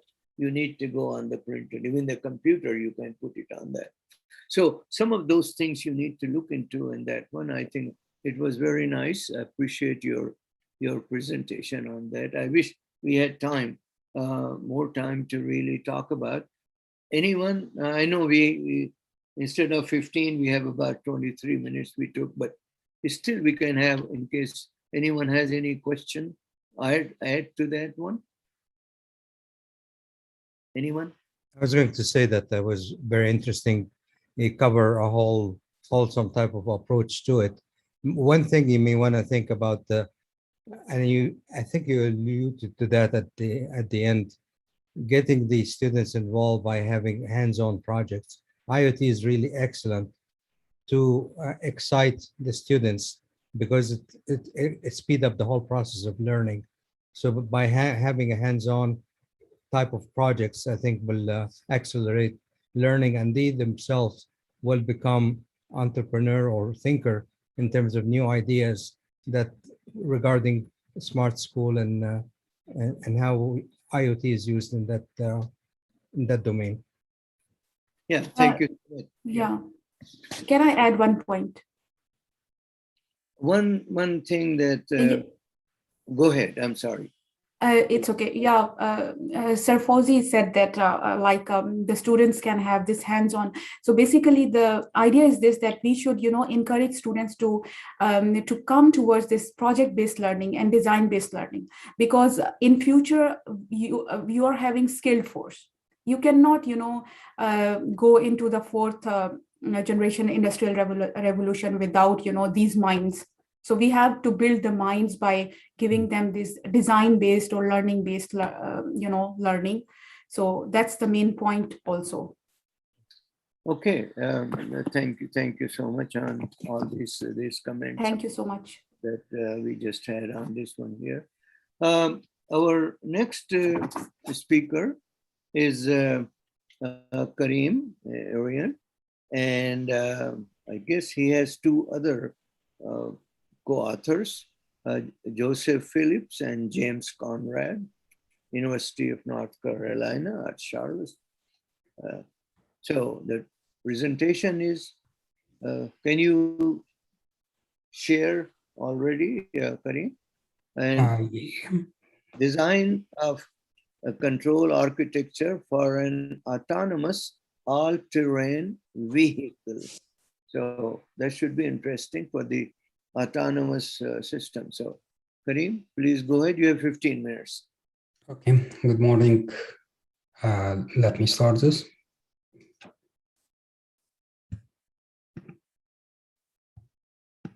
Gentlemen. Yeah, we can hear you. My name is Karim Aryan. I'm from the University of North Carolina at Charlotte, a PhD candidate. And today I'm presenting to you a paper about the design of a control architecture for an autonomous all-terrain vehicle. This paper is done by me and Joseph Phillips and under the supervision of Dr. James Conrad. Today I'm going to start by a brief introduction about this paper. Then I will go through the background, methods and implementations, the results, and the conclusion. As an introduction, this paper is actually a part of a much larger study to control an ATV autonomously using machine learning and artificial intelligence models. So at the beginning, we need to be able to control the ATV functionalities using external signals and messages over a CAN bus.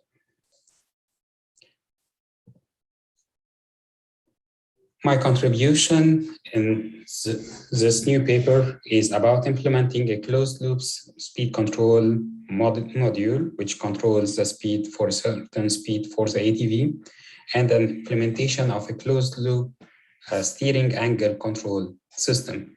And at the end, I'm integrating the whole system together over a CAN bus to be able to communicate with other central processing units. Let's speak a little bit about the background of this project.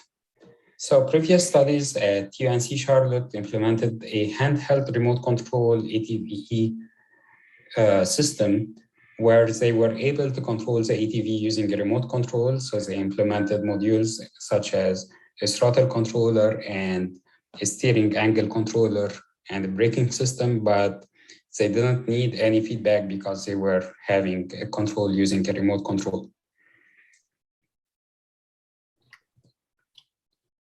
For the throttle system, the actual throttle system in the Honda ATV is designed using a wire-driven module. So this wire-driven is a lever on your right-hand side where your thumb is pushing this lever and it's gonna pull the wires that you can see in this image and resulting to turning this pulley, which will open the air valve, and the air valve, whenever it opens, it allows more air in, which is allowing more gas in, which is giving more power to the engine. To control it, in previous studies, they used a parallax servo motor controller to control the throttle. They added a bracket to attach it to the ATV body and to put this servo motor attaching to the pulley, which we have seen in the previous slide. The main board was controlling the throttle motor. So just getting from the main board that is receiving commands from the remote control.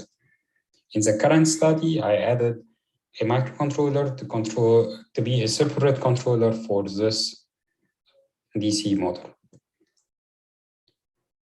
For the steering system, the Honda ATV has a built-in power steering assist model, which is reading the torque from a torque sensor. And if the torque is very high, you are trying very hard to turn the handlebar, the EPS model will engage and it will help you to turn right and left the steering bar.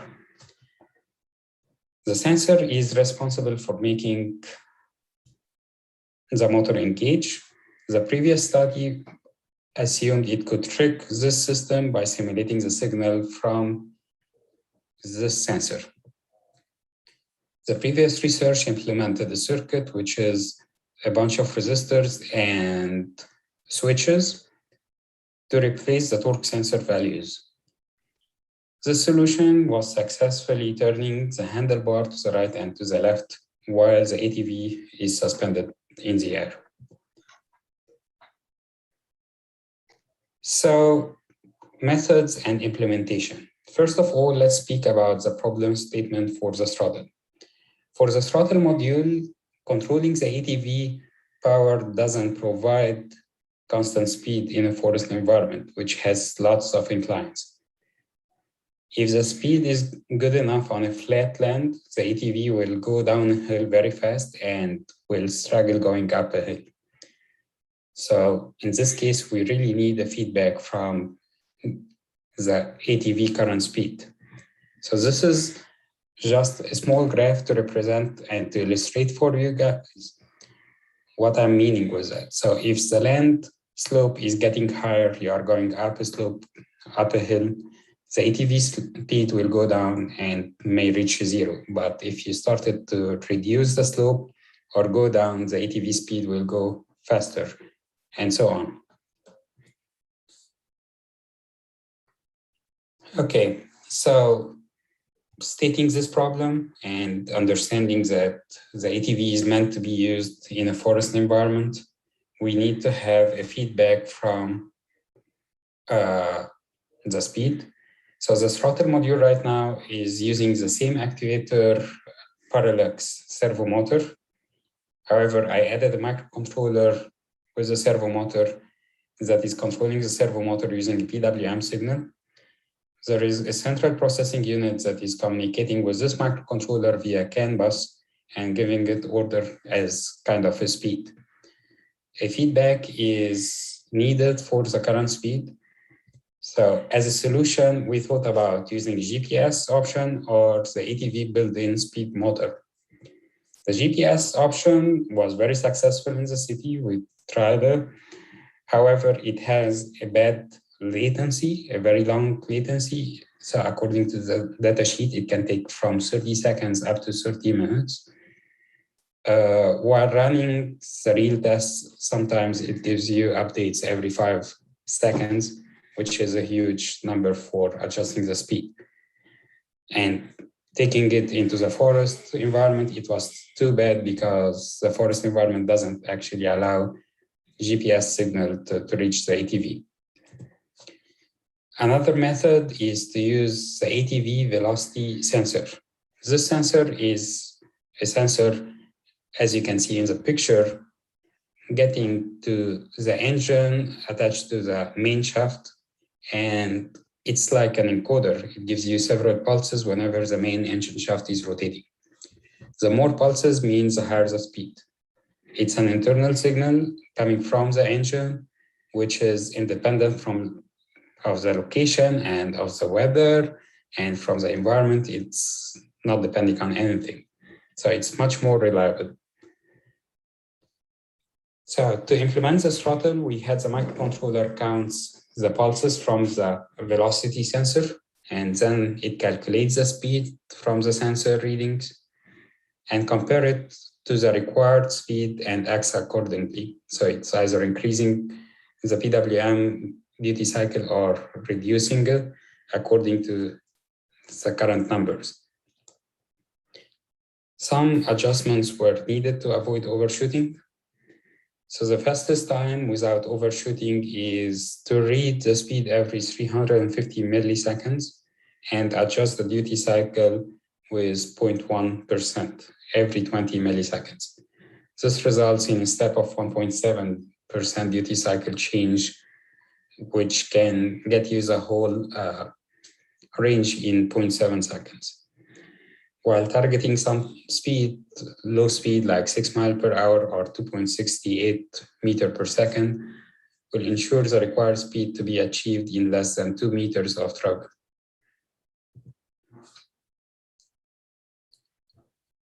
let's go to the steering module and how to control it. So first of all, let's speak about the problems that we faced in the old steering module.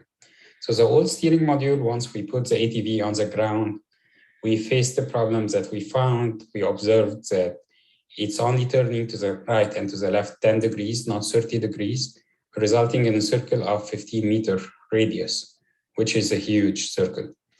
The Honda ATV is equipped with an electric power steering system that is a power assist model, not fully automated power steering. And the power assist model is not powerful enough and won't be able to make the ATV turn on the ground while having the ATV weight and the caster angle while going forward. So let me explain to you what is a caster angle first. So the caster angle is the angle between the axis projection point and the wheel.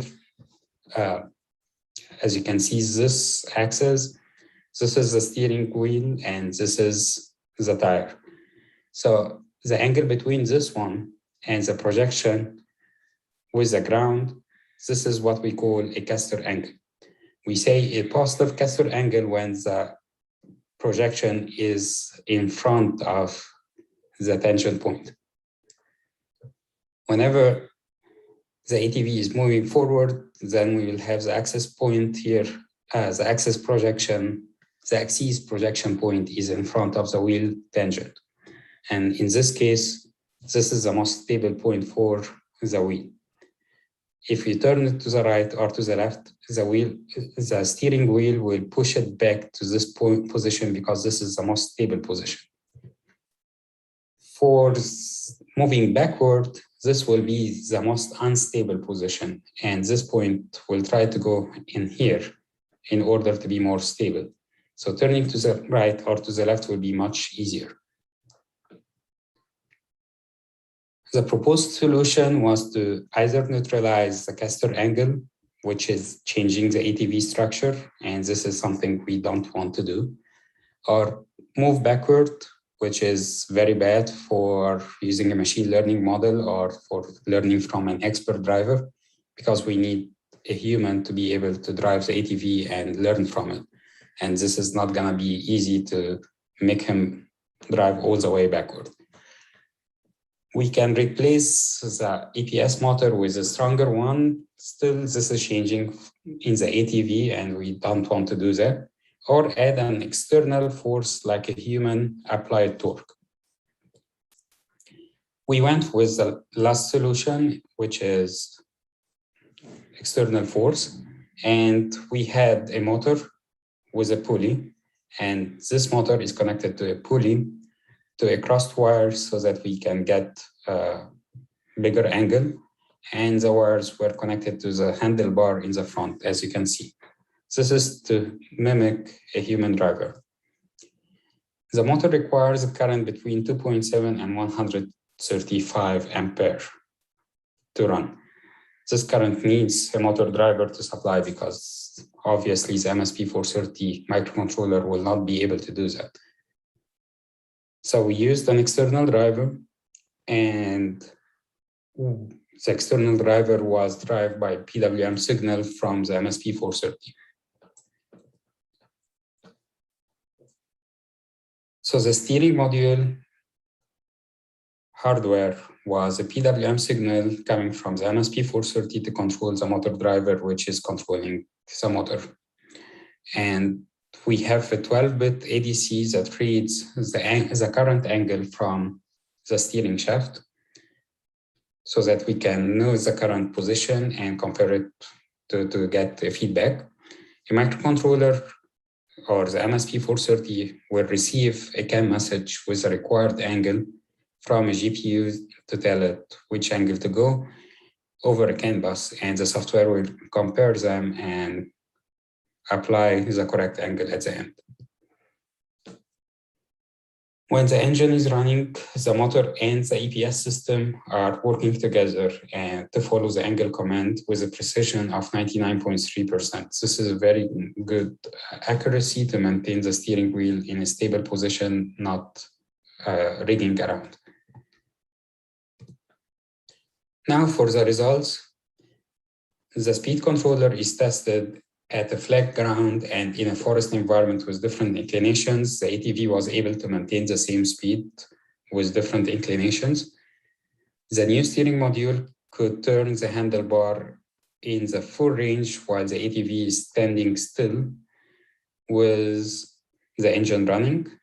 The EPS system helps the new motor to achieve the whole range, and the ATV was able to do a circle of 3-meter radius. As a conclusion, the use of an external motor in addition to the EPS system can turn the ATV's steering handlebar in its full manufacture range. The velocity sensor is the best method to read the ATV speed without relying on any external factors. The timing coordination between the reading feedback values and setting the new command is essential to avoid overshooting and still be able to follow the command at its fastest. The ATV is now ready for an AI system testing.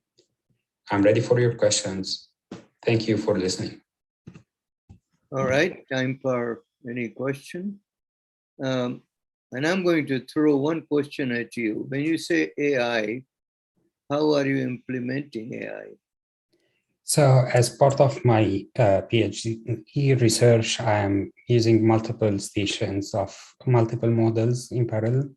So one of them is I'm having a camera in the front of the ATV, and the camera is connected to an embedded GPU in which it's actually doing all calculations. And I'm having several models like semantic segmentation, deep learning, reinforcement learning, and machine learning that are working all together to make the ATV follow a path in the forest. So this is a big picture, and in order to do that, I needed to have the ATV controlled by signals like messages from CAN bus that are received from the GPU. You know, my concern again is we have a lot of things that we propose, but we need to really look into, say, for example, the simplest things were expert systems. And basically, they were based on the reasoning and go through, you know, if it's just like when a child looks at the red, he or she says, yes, it's likable, so approaches. But then the next thing is, if that red is hot, then the experience with that child has that red but hot, I don't have to touch. Now, this is the way you develop the AI portion of it. And then basically the expert systems. Once you have all those reasoning, all that, then when the data comes, you look at the reasoning and see what you know already, what the expert. So that's what I was trying to see is, I see a lot of presentations say we're going to do AI, or, you know, the machine learning. And question is, how are you going to implement them? What it is? I'm just throwing this thing for. Let's see if it's the last thing that we are doing right now. What are, if anyone has any questions or suggestions to Kareem? Thank you so much for your presentation. Let's see if you have any comments or questions before we close.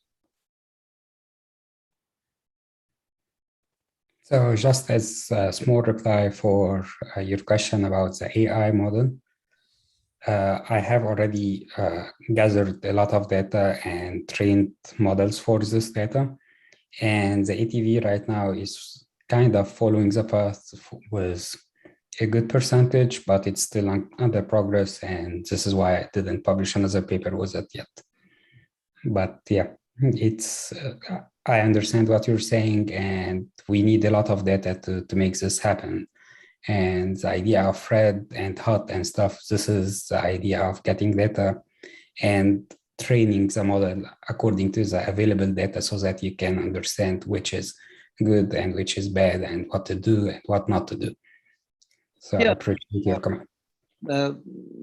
Fauzi suggested to the previous speaker who was, she has left, but suggested that the students for the smart school have the hands-on things. Now, the big thing about the machine learning and all that, those things will come a little later. For the smart school, you need simple expert system type of thing so that they know, how you call somebody smart. That's another issue.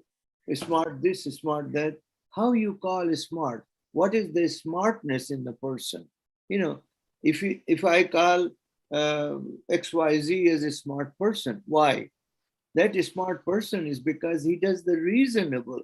He does the reasoning to make a decision. And that is the same thing which is supposed to be implemented. A smart sensor is the one which is not simply measuring 1.3 millivolt. That sensor is measuring, but then processing it and making that one compatible, formatting it so that it can be interfaced with something. So, a lot of buzzwords we use, smart this, this. We need to really into the, nuts and bolts as far as the students are concerned and see really what we are talking about. How the practical application and implication of what we say. Anyway, any comments?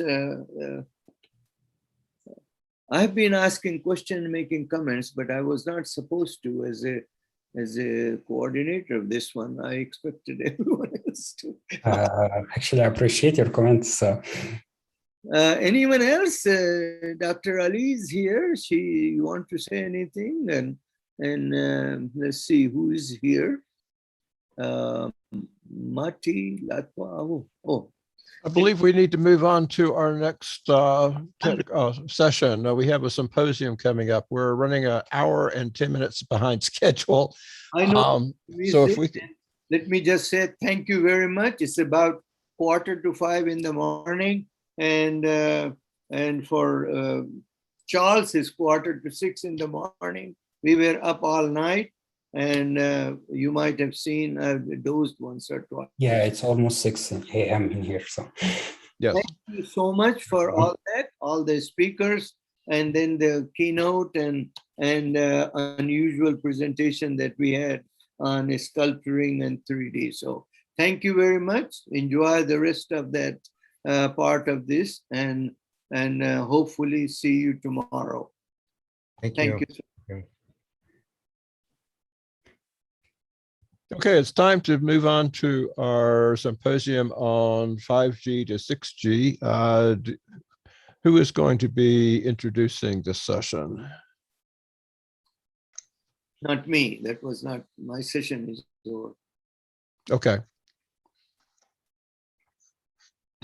I'm going to turn off and leave. Thank you. Okay, hello everybody.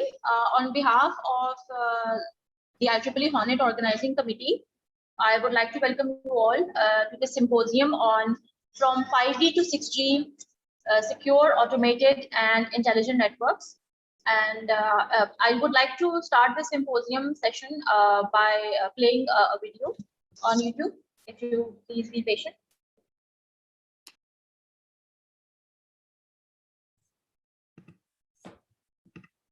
Can you see the screen, everybody?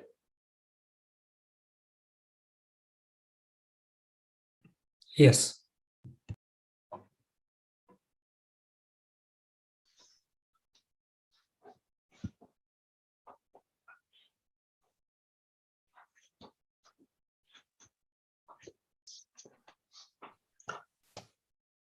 You should also select to share the audio.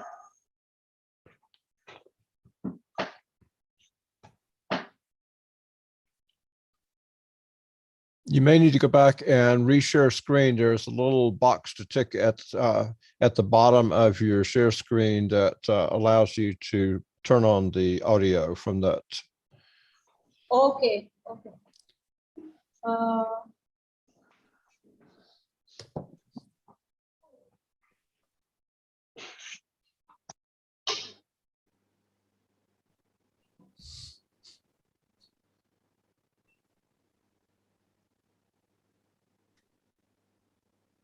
share some. Okay.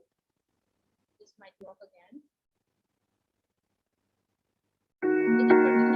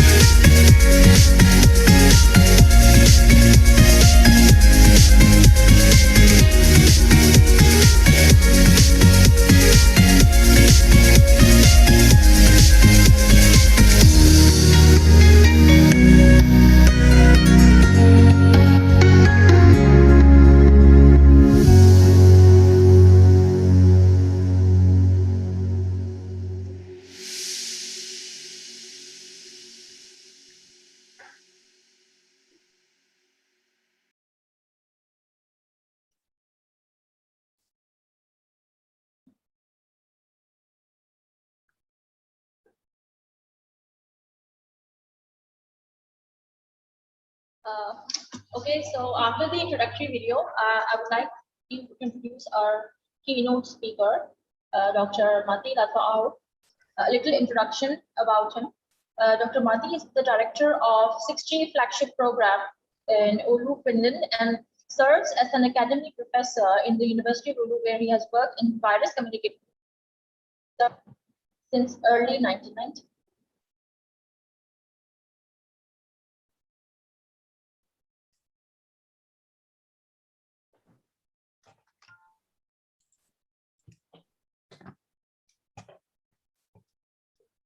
Okay.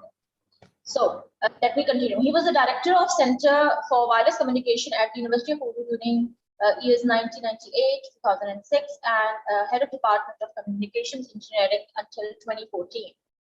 And his research interests lie in the area of wireless radio and telecommunications. And currently his research focuses on 6G systems, and the research ranges from theory to design and implementation. He has worked so far with all the generations of cellular network, that is from first generation all the way to sixth generation. And he has close to 500 conference or journal publications in the area of wireless communications. And he has received several awards, including Nokia Foundation Award in 2015 for his achievements in wireless communication research. It is my honor to introduce him as our keynote speaker. And I would invite Dr. Mati to please begin his keynote speech, sir. Thank you for the nice introduction. I hope you can see my slides now. Can you see them? Yes, we can. Very good. And also thank you for playing this video. I was not aware that you're going to play it. And it's actually good that you made it. So we prepared this video more than 4 years ago for this national flagship competition, where we wanted to justify the needs for 6G communication systems. At that time in 2017, remember, 5G commercial systems did not exist yet, and there were lots of questions asked from us that why do we need 6G as we don't have yet 5G? And I'm trying to justify those also a little bit in my presentation. Although right now the situation has changed a lot, and there are lots of 6G research activities going on around the world, and everybody needs the importance and needs why do we really need 6G.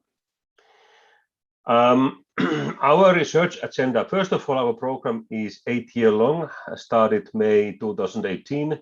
It's 4 + 4 years. We are now about in the middle of our 6G program, and we have multiple different missions in it. I will discuss about that later.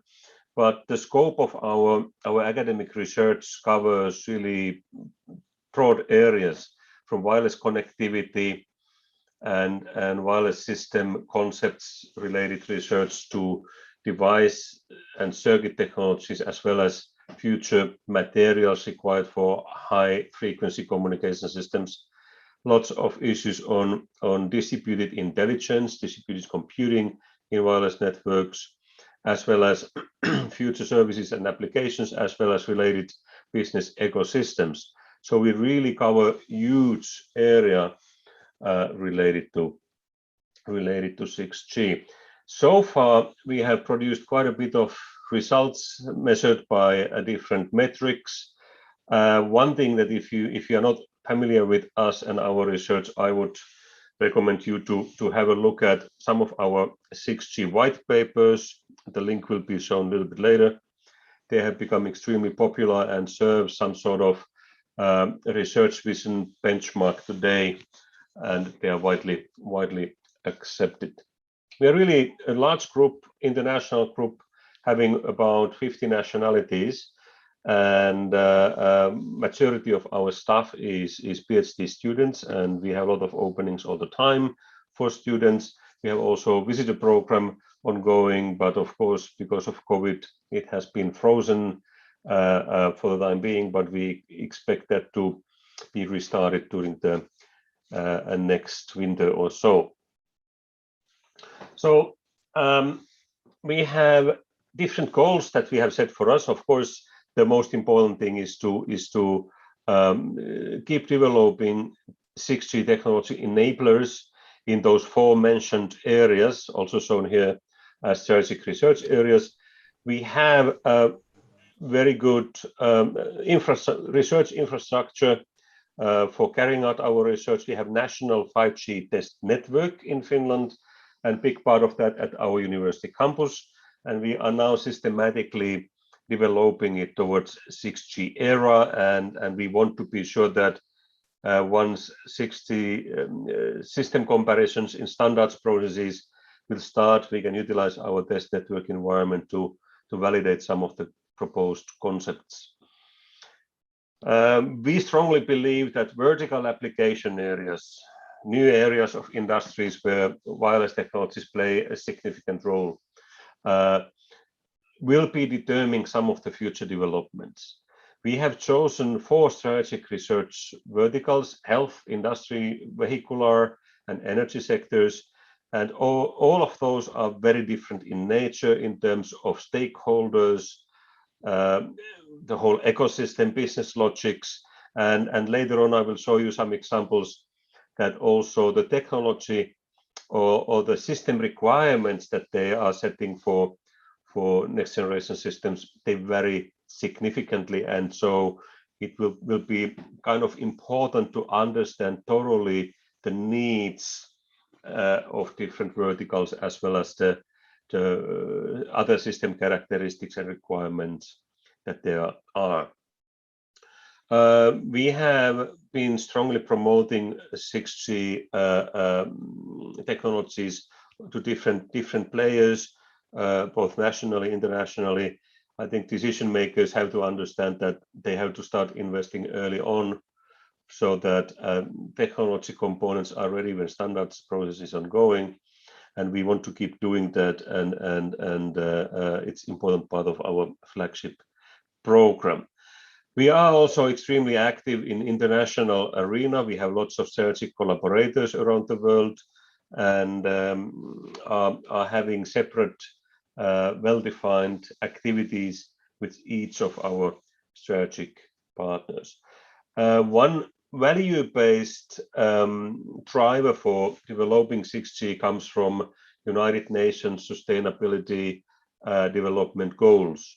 It's important to also try to understand that what those goals mean for our society, for us researchers when we are developing next generation systems. There are lots of issues that we have not been interested in enough, and we have to really highlight those challenges much more than before.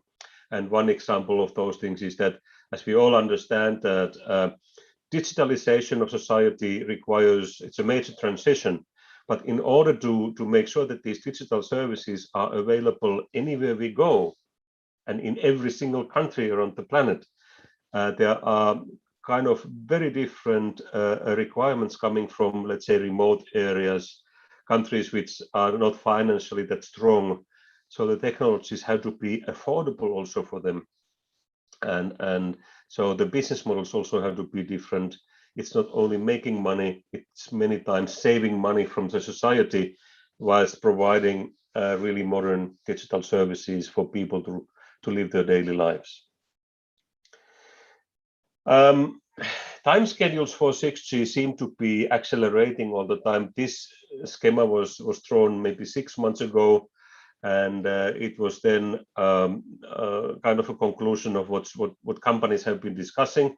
Now they are already speeding up these timescales that they really are talking about today, that already during 25 they have well-defined requirements for the next generation system, and the first standard is ready already 28. That's the latest I've seen. No matter what the exact timescale is, there will be also in 3GPP several releases coming out in the future according to the usual pace. And there are these World Radio conferences coming up in 23 and most likely 27, where frequency allocation decisions are made. And those are really dictating a lot what can happen and at what pace. Our flagship ends during the standard development phase, and so it really emphasizes our role as early developer for key technologies. Some things about our test network facility. So we started to develop that already 6 years ago, and it was used, for example, in collaboration with Koreans in Winter Olympics in Pyeongchang 2018. We did some millimeter wave technology related trials. Our network is a full-scale operator-grade network with all functionalities that any operator would have, with latest products from production line from Nokia of different sorts, as well as some prototype transceiver concepts looking at issues that are not yet part of commercial products. Our test network environment is part of national and European research infrastructure roadmaps, and for that reason, those will be developed systematically for years to come. So this is an environment that we also offer to our collaborating partners to team up and utilize with us in joint activities. So if you have interests, please contact us and we can see what we could do together. Lots of materials have been produced. We produce twice per year 6G Waves magazine. We have 13 white papers of different sorts. We are also active organizing different events, 6G Summit, for example. Now in the future, in collaboration with European Union, we are actually having this EU CNC and 6G Summit event series, which is now scheduled for the next 3 years already. So stay tuned and you can find lots of things that we keep doing in our program. Now let's move on to our visions on 6G. As we all know, wireless connectivity has changed our daily lives dramatically since establishing the first generation and second generation mobile phones. Now we are living a major transition where a huge number of objects, things, machines will be connected wirelessly to the rest of society, and combining different intelligent processing capabilities, we can start to talk about fully automated societies for the future. And this massive automation is going to happen in the next, let's say, 5 to 10 years or so. And 5G is, of course, has started it. We had first time we had these IoT components and machine type communications, ultra reliable low latency communications concepts integrated to be part of the system. And they really started to drive the development towards non-human originated communications. And for that reason, these new value chains have started to emerge, different vertical application areas have started to emerge, and those each have, they are really different in nature. They are covered by different regulations, different legislation, and there are definitely lots of rules and regulations that we don't understand yet well enough as a, let's say, telecommunications community, wireless community, and we have to understand far deeper the fundamental needs and nature of these different ecosystems before 5G and later 6G can be successful. And a smart regulation policy has to really enable future innovations. And one example is I took from spectrum regulation, which we wireless guys are most, let's say, familiar with. So what happened was that already in 5G spectrum allocations, they allocated some spectrum around 3.5 gigahertz frequency band for local spectrum licensing. In Japan and Germany, for example, they have that concept and they call it in Japan local 5G. And that's actually meant for starting to build necessary infrastructure and services for local needs, mainly in industrial context in the beginning, but most likely later on in different segments of society. And so there are different, of course, licensing mechanisms and rules how you can have access to that spectrum. but that is made possible. In general, there will be new spectrum bands at higher frequencies, the millimeter waves and above, which can be and should be most likely licensed locally, since you cannot imagine of having full coverage networks at millimeter wave bands in different countries and areas. So it makes a lot of sense to instead go to local licensing schemes where the solutions are highly local, radio ranges are much smaller than typical mobile communication systems today. That type of really forward-looking regulation policies are needed in different fields of society, maybe in automotive sector, health sector, and so forth. We should think about what needs to be changed once the technologies are ready, so that we can start to utilize in order to handle different types of routine type operations by machines which can do it far better than humans. The 6G research arena is really broad. We have to look at totally different types of research fields, not just technology, but there are lots of business-related issues that are worth investigating, sustainable development-related matters, and lots of regulation-related matters, as mentioned. I think we are covering pretty much this whole playground in our flagship. And what we have noticed whilst carrying out this really broad scope of research, we don't see a lot of interaction, for example, between technology development and needs coming from different vertical ecosystem directions, or we are not we are not looking at deeply enough what can we do with sustainability development. Energy efficiency targets will become fast stringent than before, and those are affecting on lots of things on the technical solutions that we can develop. So it's really broad area, and it's interesting that we are now investigating these multidisciplinary topics whilst trying to develop the hardcore technology solutions for the future. When we start to develop next generation systems, we must have some parameters that we try to optimize or look at. There are these traditional technology-driven KPIs shown on the left-hand side of this hexagon, like latency, jitter, link budget, data rates, cost, energy efficiency, and so forth. Positioning accuracy is maybe one new thing that we have to start to look at. What can we do with positioning using communication signals in 6G, or different types of sensing accuracies in more broad sense.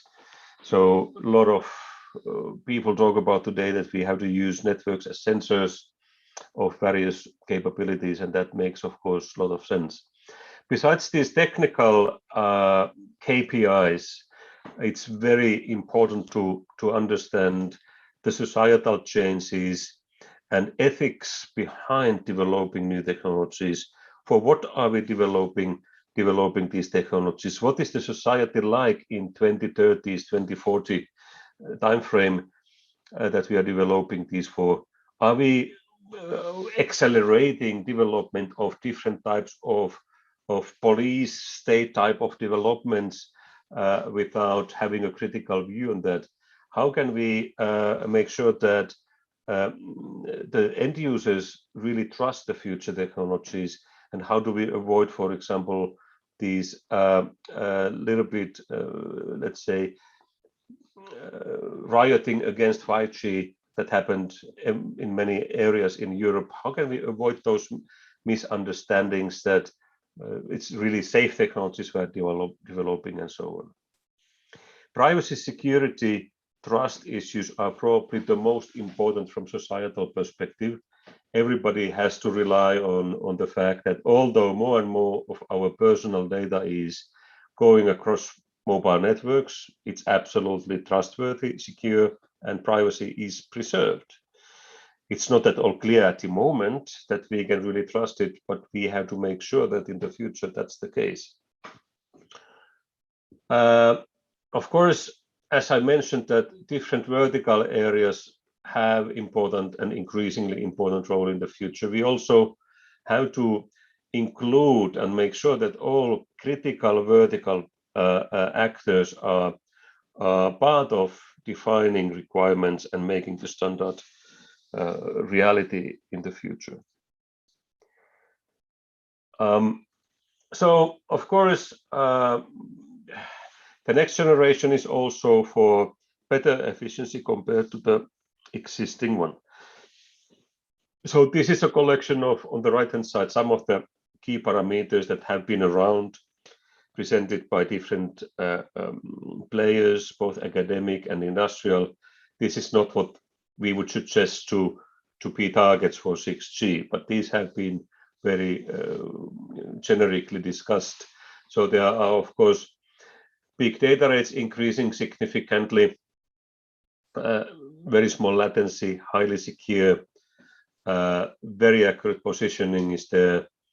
Traffic is increasing. Battery life has to be extended to be, they talk about 20 years. And so, of course, now that the artificial intelligence and machine learning area has been developing really fast during the past 4 or 5 years, it gives us really elegant tools to fully automate different network optimization methods, as well as how are we going to deploy the networks in the future. Some people talk about also self-designing networks where we don't even specify necessarily the air interface parameters, or not all of those at least, let the network figure out what's the best for different types of deployments. Also, we are moving away from this bit pipe type of thinking. So the services that we can enjoy utilizing these networks in the future, they really must depend on the exact location and context when we are using the services.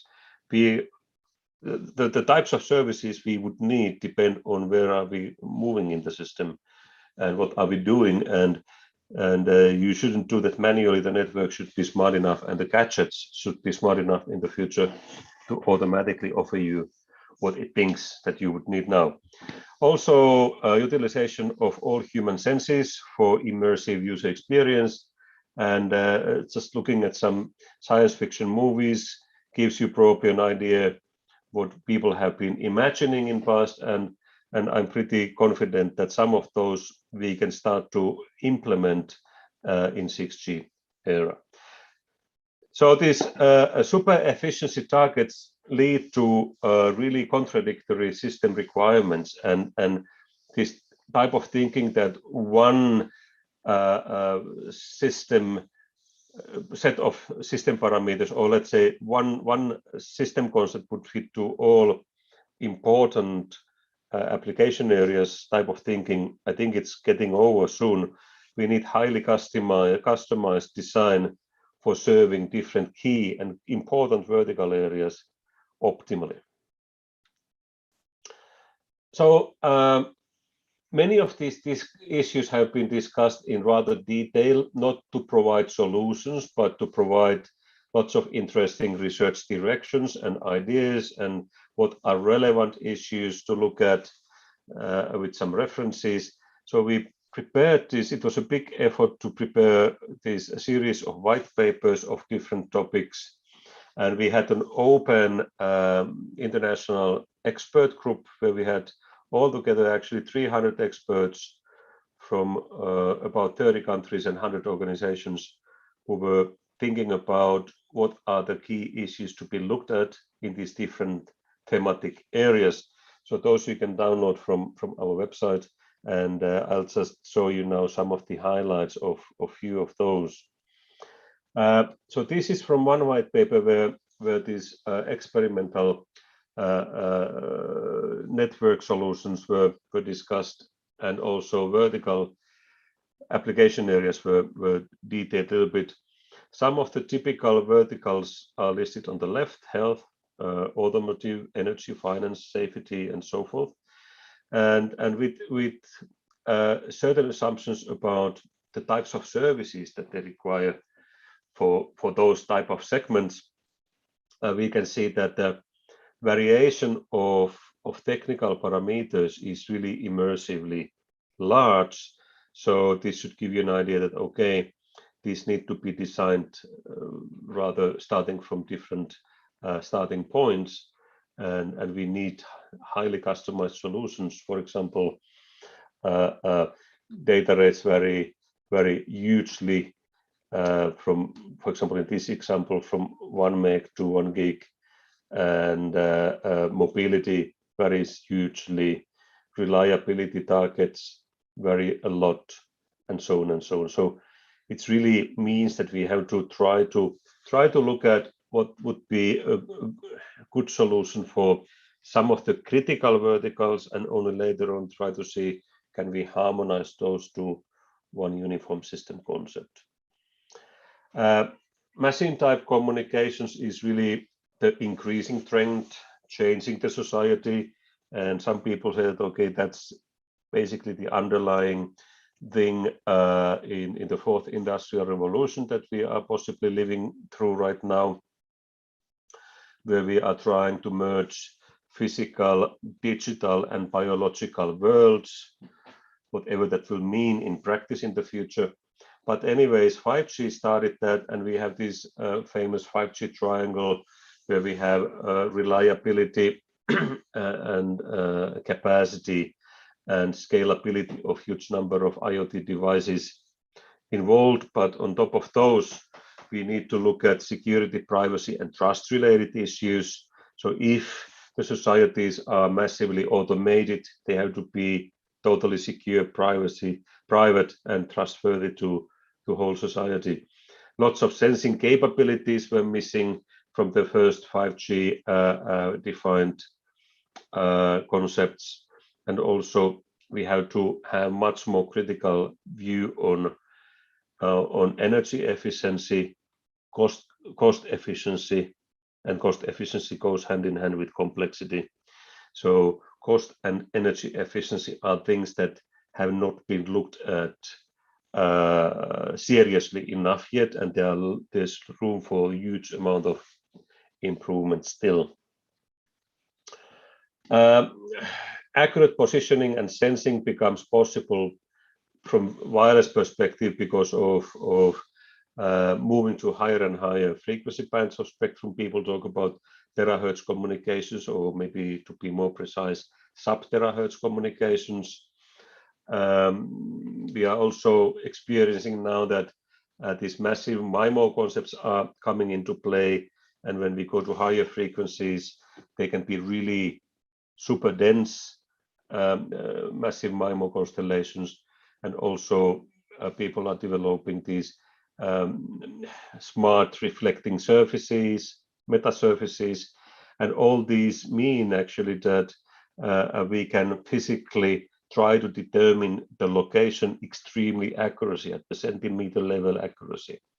And then that gives lots of possibilities for totally new types of applications, or we can let's say do things that were not possible before, and don't rely only on for example on this LiDAR type of things, or visual video based positioning and so forth, but can really utilize communication signals for positioning. Lots of challenges remaining, and most of the challenges are really related to implementational matters. So implementing those things is a big research topic, starting from material technologies and circuit technologies. This edge intelligence is one very important thing, taking us closer to truly smart society and the future vision that we were also painting in this video that was shown by the organizers.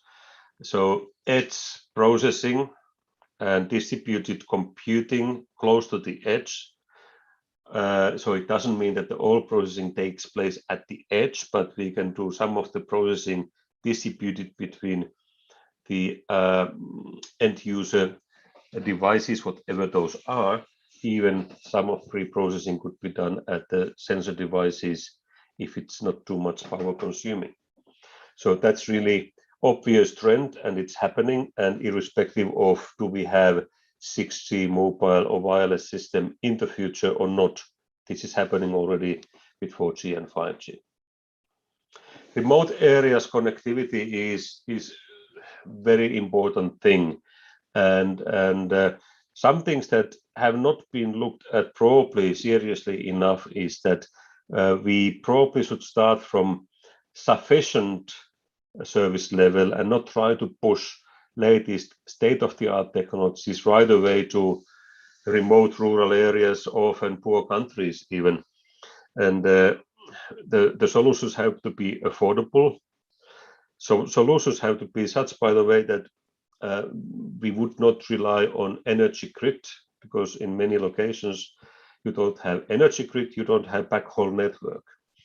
So lack of backhauling is a big challenge, and there are different ways that you can try to come over that. But the clear thing is that the quality of service requirements cannot be at the same level as in for example, in metropolitan areas. This is my last slide. In summary, the key drivers towards 6G are related to societal, business, standards, and technology matters.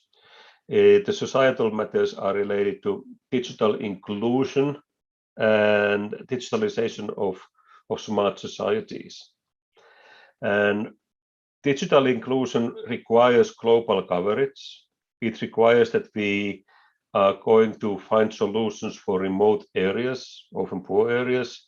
Satellite communications have been suggested by some countries as a possible solution for it. But unfortunately, it is extremely expensive solution and has its limitations, but it's of course part of the game. We have to look at some terrestrial solutions as well. In business-wise, new ecosystems are emerging, and some of the necessary future ecosystems can be seen as disruptive or disturbing towards current mobile network operators. It requires regulatory changes, also spectrum regulation changes. It requires new thinking for the ownership of customers, even ownership of networks, who builds and owns the networks, and so on. So a lot of changes must happen in order to make this full-scale digital societies reality. Geopolitical situation is right now a little bit tricky. Trade war between China and US is not making things for us easier, but so far it looks and sounds like everybody is still after one uniform global standard. There is a new mobile phone standard every 10 years. So the next one, 6G, should be operational by 2030. But the business will be reshaped at much slower pace. They estimate that it takes 20 years to make these drastic changes in business ecosystems taking place. So if 5G really started this transformation of future mobile systems driven businesses, we can expect that to be in place, most problems solved by 2030, hopefully so. In technology areas, there are many areas that are really critical and important, and depends, of course, the researcher you are talking to. From our perspectives, there are maybe 4 major areas. Privacy, security, trust, which we cannot compromise at all. It's number 1. Then we have to look at new types of network architecture solutions. We should look at something. Now we are focusing too much on infrastructure ownership based architectures, where the operators own their customers, and in most cases the customers are allowed to access only their own operator networks. That doesn't make really sense, especially in the future when we have a lot of local small cell-based networks and related services. So that has to change. Super efficient connectivity at higher spectrum bands. Efficiency meaning data rates, latency, localization accuracy, and so forth, depending on what is the application. That is really important that we have these necessary technology components for that. And last but not least, we have to fully utilize artificial intelligence capabilities in operating and optimizing networks, as well as developing future applications. I would like to remind us all that the distributed nature of wireless networks gives a new powerful element towards AI for AI algorithms.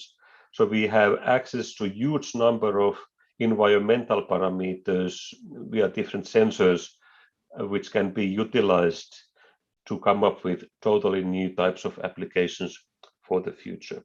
Thank you for your interest, and if you have some questions, I would be happy to take those. Thank you very much, Dr. Mati. The floor is open for question if somebody has any query.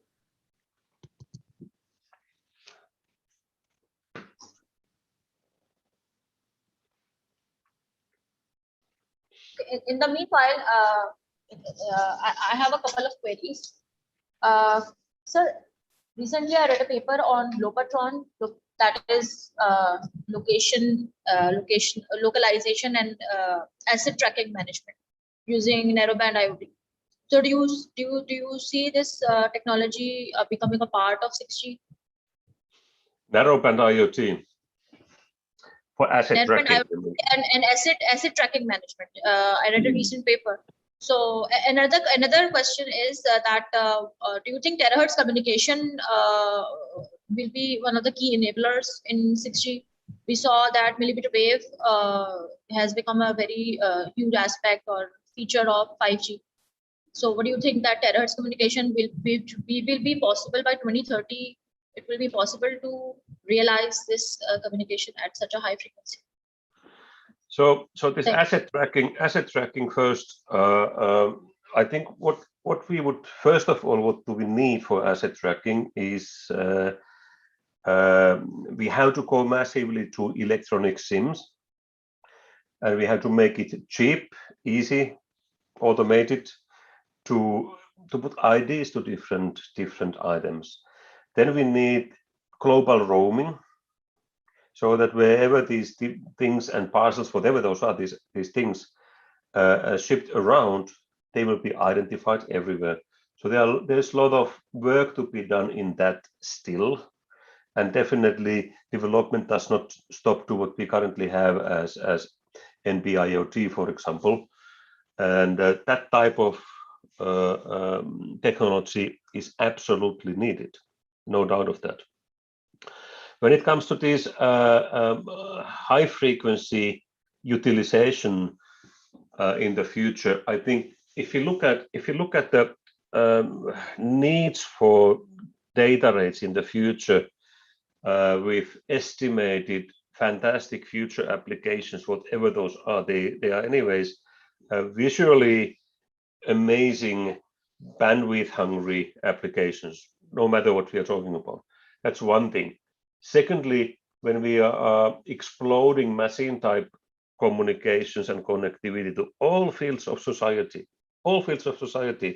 the aggregated traffic amounts is really huge. And there is no other way increasing capacity enough other than moving to empty higher spectrum bands. And that's simply unavoidable. We have to do that. We must go there. It doesn't mean that the existing frequency bands operating primarily below 6 gig, even below 3 gig, those will not disappear. Those will keep evolving in the future. I don't personally believe that macrocellular network would disappear for a very long time. We need macrocellular cell towers for large area coverage, absolutely. But then from my opinion, 6G is primarily super efficient short-range connectivity solutions on top of 5G. So meaning higher frequency bands, shorter ranges, really, let's say, unlimited capacity, so to say. And the key questions is, how do we make it happen? Who is willing to invest on this necessary future infrastructure? Who is going to build it? Who are the builders of future networks? And so we need new stakeholders. We have to make this whole business field more open to new entrants, but in a secure manner. This involves huge amount of security threats and risks also. So that's something we have to keep in mind. But me as wireless expert looking at radio communications, I'm really pushing towards higher spectrum bands to be used in the future. How high can we get is a matter of implementational constraints. Thank you very much for comprehensively addressing the query. The floor is still open. If anybody wants to ask a question, please go ahead. Okay. Thank you, Dr. Mati. So there are a couple of questions in the chat. In the chat, do we have? Okay, yes, we have a question answer. Okay. So we have a question for Arman. That is, I can state this. It is a general question for the speaker. What is the feasibility of security in 6G standards? In other words, what would be the better approach for security in 6G? Sir. So there are separate security and privacy related standardization bodies which are not specific to any technology on this privacy side. In security mechanisms in 5G and 3GPP, there are standardization groups looking at particular issues related to different protocols related to security. But this privacy issue is more important. And I'll give you one good example. In Europe, we have this GPDR legislation set by European Union. And when we compare the situation between Europe and USA, it's like completely two different types of world. And in the USA, these Googles, Amazons, Facebooks, they can use the customers' data almost as they wish, and they have very little restrictions on how to use it in their own business development. But in Europe, it would not be possible in the same way. So this privacy-related legislation is taking quite a long time to have, let's say, same ethics and same standards around the world. But this strict security issues is engineering challenge, it's protocol design issue. Okay, thank you, Dr. Mati. Our next speaker, our next keynote is Dr. Mohammad Zishan Aswar. I would like to highlight some of his achievements and his profile. Dr. Mohammad Zishan Aswar, actually he's a CEO of Finnish startup company, which is Ultra League Network Solution Private Limited. He is also a postdoctoral researcher at the Department of Communication and Networking, Aalto University, Finland. He was a PI for of Business Finland funded project of a 5G cognitive self-organizing network project from 2017 to 2019, and he raised 500,000 euros for the commercialization of his research on 5G. And prior to this, Dr. Mohammad Zishan Aswar worked as a research engineer for Nokia Siemens Network Solutions in Finland from 2008 to 2014. And during his work, he wrote one patent as well, which was granted in the year 2016. And Dr. Zishan Aswar completed his PhD in wireless communication from Finland in 2016. His keynote speech is titled Open RAN Architecture and RAN Intelligent Controller. The floor is yours, Dr. Zishan Aswar, please. Thank you. Yeah, thank you very much. Good afternoon and assalamu alaikum to everyone. I would like to start my talk with a video It's about, I'm from Aalto University. I'm postdoctoral researcher there. So I would like to play this video about Aalto University 5G infrastructure there and the test network, 5G test network at Aalto University. So first I will play this this video. I'm going to share my screen.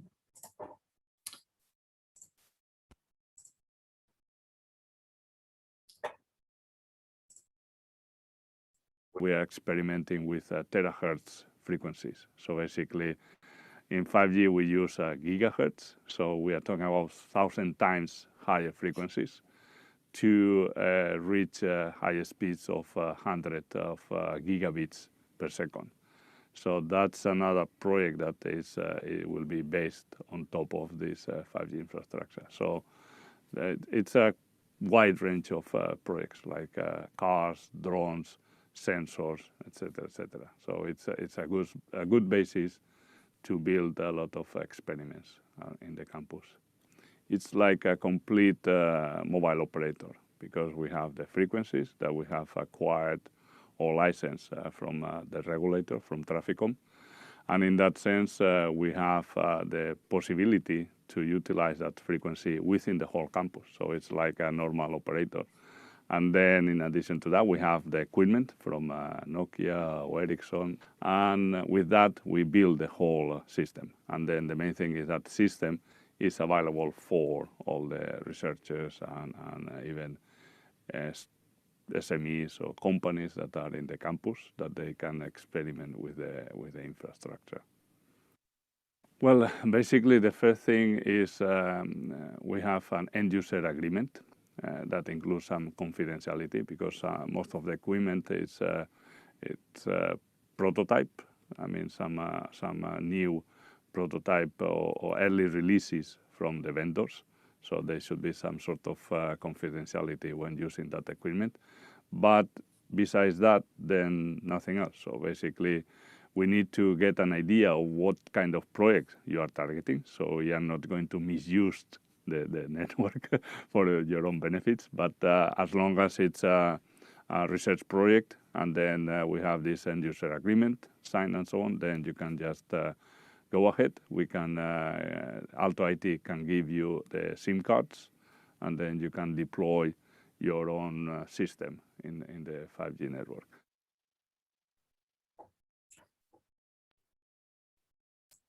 All right, thank you. This is the, yeah, now I start my presentation. Yeah, so this, I hope you enjoyed the video. This is Professor Dr. Jose Costa from Aalto University. He's a staff scientist and he has built 5G infrastructure at Aalto University. So this was just brief introduction of what infrastructure we have in Aalto University. But my keynote is on Open RAN architecture and RAN intelligent controller. That is the future way forward for the future technologies. First, I will mention the content of this keynote. First, we'll go through the, let's say, the basics of mobile network generations and see how the radio access network has been evolved so far. And then 5G, there has been lots of discussion on 5G and 6G. So we'll see that what kind of, we see from the complexity point of view, like what complexity 5G brings in and what could be the effect on the radio access network side. And then from traditional RAN to Open RAN transition, why that was necessary and why it happened and how it happened. And at the end, we will discuss the RAN intelligent controller, RIC. And at the end, we'll have summary. So these are the main points that we'll go through in this presentation. So as a first slide, if we see the overall picture of the mobile network generations, it started, the first generation was in 1980s, and that was for dedicated people.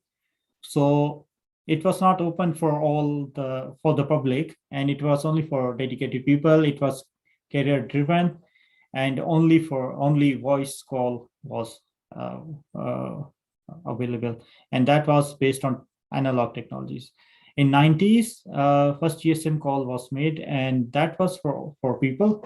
It was publicly available, and it was government driven, and their SMS was also included in addition to the voice call. And it was more that was the first technology, first generation, where the digital that was based on digital techniques, so it was more secure than the analog and so on. In 2000s, 3G was introduced with global roaming feature and carrier driven. In addition to voice call, SMS, there was mobile broadband comes in 2010s, when 4G was first LTE was deployed. It was in terms of speed, it was fast as wired. It was vendor driven and all IP. That was the first generation that was all IP based mobile broadband. 5G promised connection for everything, so everything connected, so all kind of like human to human, so mobile phone to mobile, machine to machine, people to people, so everyone was connected. In addition, it was service driven, and it basically opens up many new application and opportunities for many new technologies. So that was ultra high mobile broadband, and because of the speed and everything to everything communication and vertical sectors were enabled using 5G. So now if we see towards 6G, there's a lot of work needs to be done, and lots of efforts are being carried out at the moment. So lots of initiatives, and Finland is one of the country, and especially Oulu University, that is leading, that initiated the first, let's say, step in 6G a few years ago, about 3 years ago. But so there's lots of activities going on around 6G, but and it is not defined yet, it is not standardized yet by 3GPP or other communities.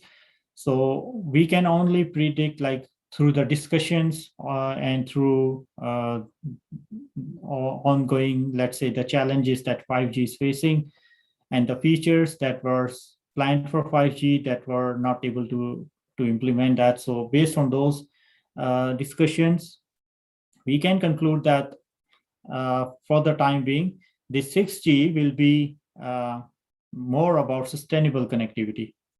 So it's more about the connectivity is, let's say, ultra reliable, ultra low latency, but it is even sustainable. It will be AI driven for sure.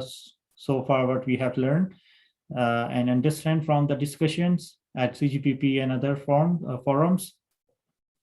So at least this will be AI driven, and the let's say the services will be, let's say, all those services that were in 5G that will be let's say a bit more stable or more mature form. They will be in 6G. So for example, ultra high broadband, they will be, let's say, for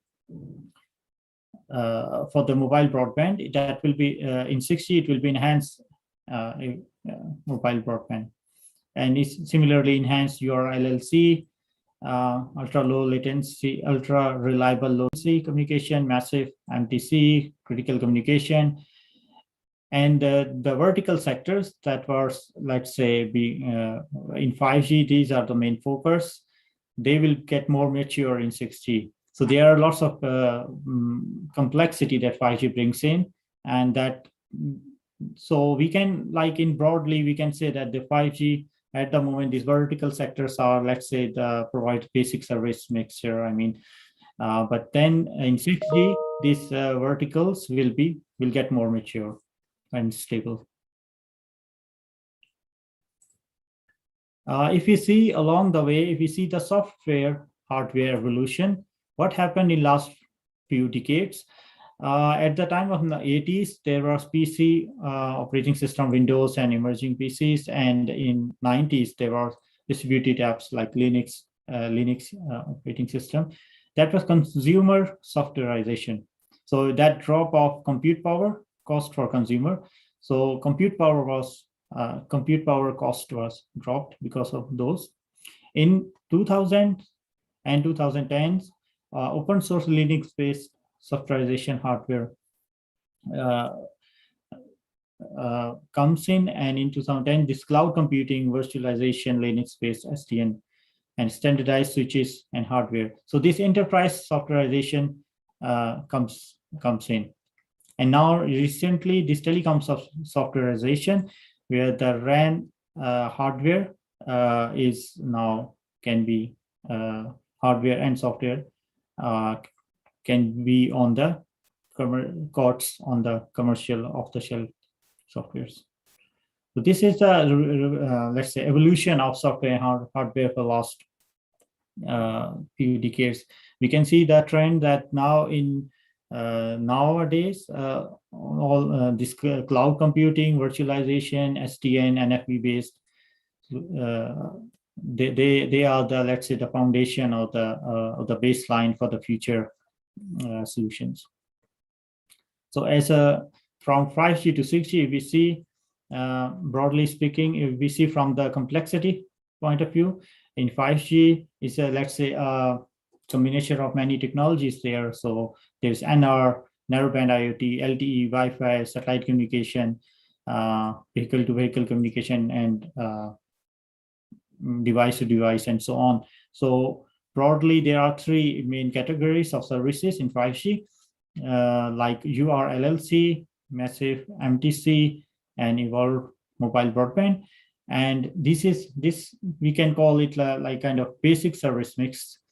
But for 6G, that will be in extended services. So URLLC will be more mature, more advanced.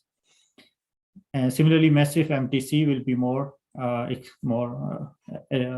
stable, and similarly further enhance mobile broadband. This is the expectations for 6G.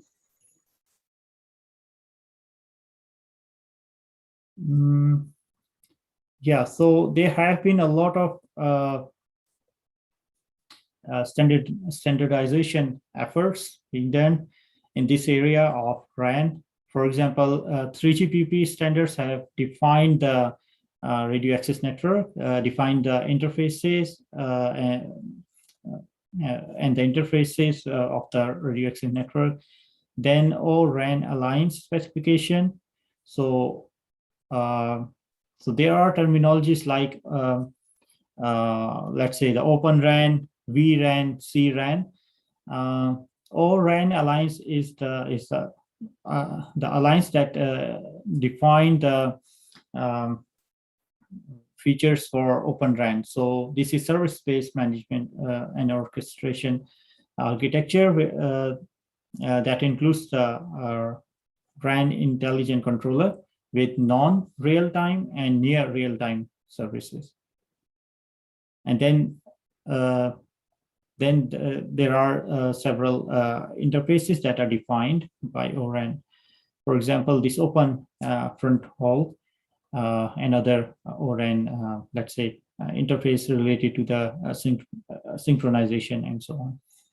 S3RAN, ONF, S3RAN, and O-RAN software community.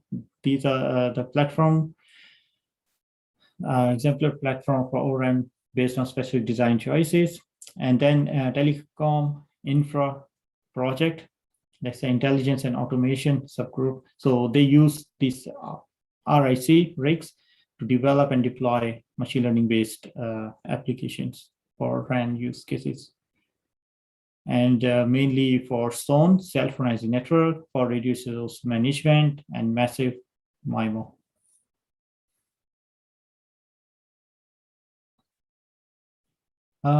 Okay, so if you see from this architecture point of view, how the architecture has been evolved in last few generations of mobile communication. So on the left-hand side, this 3G network, we can see that the base station was known as node B. And then we had this RNC radio node controller. So we had that controller. And then if we see in the 4G on the right-hand side, that RNC and node B got merged into eNode B. So evolved node B.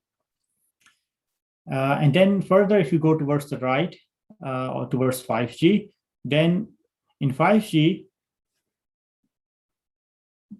so 4G was known for flat architecture, but in 5G, this base station that is known as eNode B is further split down into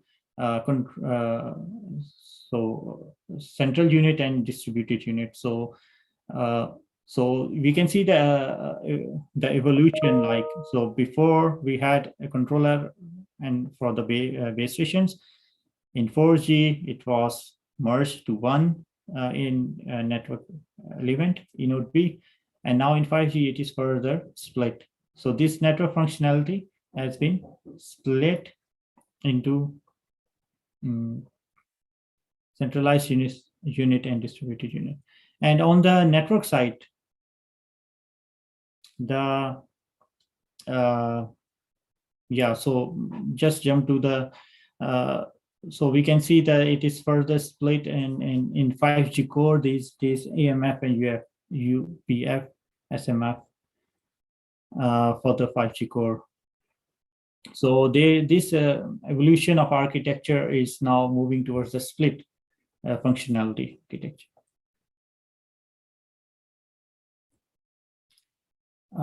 Okay, excuse me, just a moment. I'll be back in 1 minute. Sorry.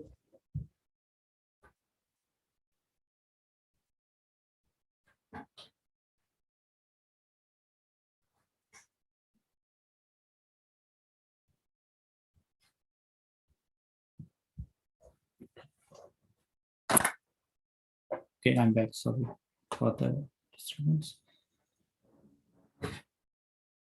Okay, if we compare the legacy RAN with open networking in RAN, so in the traditional RAN, the single network and closed interfaces, and usually single vendor hardware-based RAN, and it is so there is limited sharing.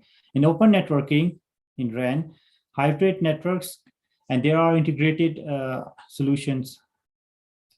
So several solutions are integrated solutions are available. The interfaces are the main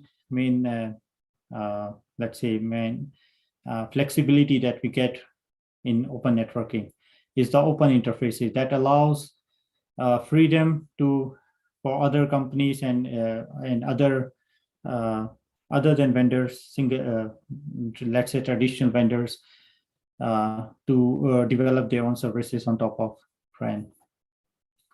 So different vendors and several open initiatives, XRAN, so vRAN, CRAN, ORAN, and so on. And then the virtualization and neutral host network and supply chain as a service.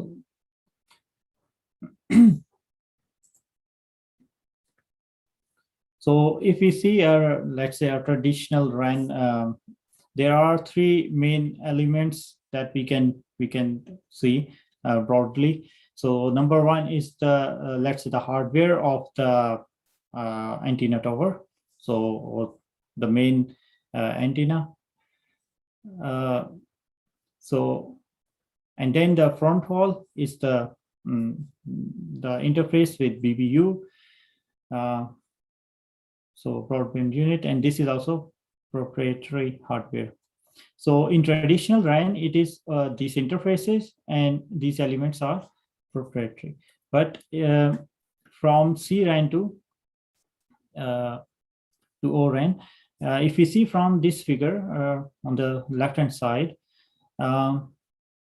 these base stations, or let's say these nodes, are proprietary hardware, and similarly the interface and BBU was also on the proprietary hardware. And this was a centralized, and this let's say the BBU broad baseband unit was so the baseband processing was centralized. In case of virtualization, when when this RAN is virtualized, then it means that this baseband unit is no more on proprietary hardware, but rather it is on the commercial off-the-shelf server, and it is virtualized. And then ORAN. So basically, vRAN and ORAN are different. vRAN means virtualization of RAN, and ORAN is basically Open RAN, means the open interface. It terms the it refers to the open interface. So this front hall, these interfaces are open, and this is brings lots of flexibility and freedom.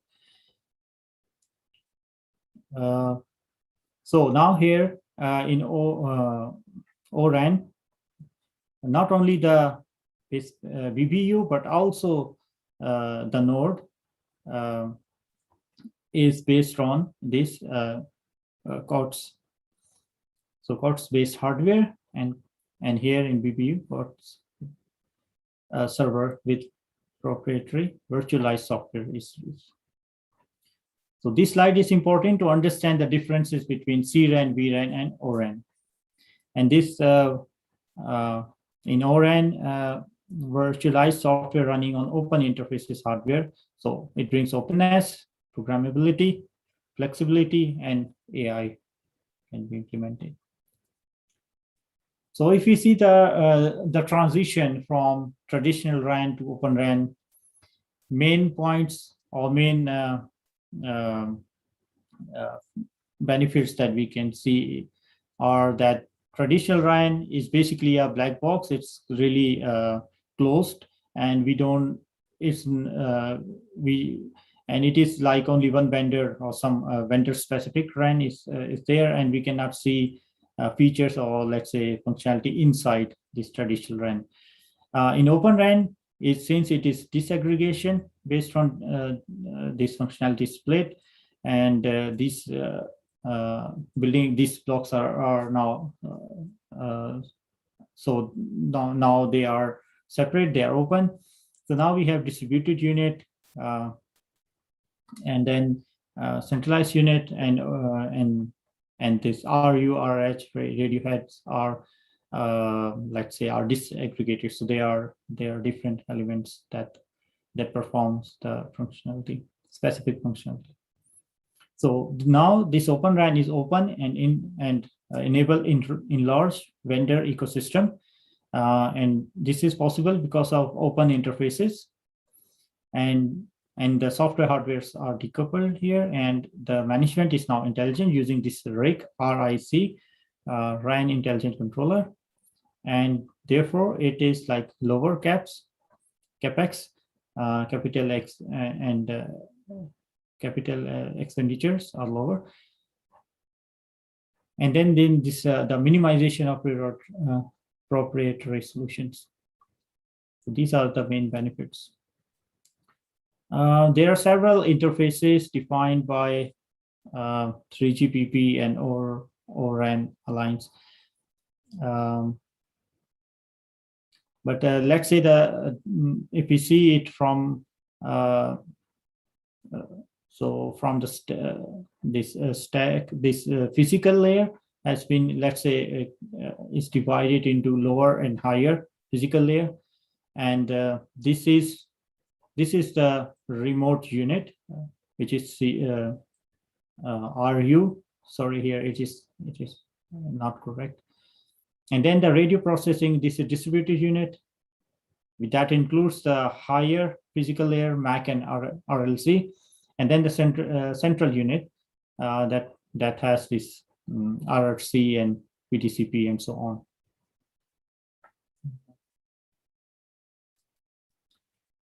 So central unit has all these features that it is responsible for connection management, radio bearer configuration, handover, cell selection and reselection, data encryption, and OEM interface to core. And distributed unit, it's a real-time function, so it's layer 2 and high layer 1.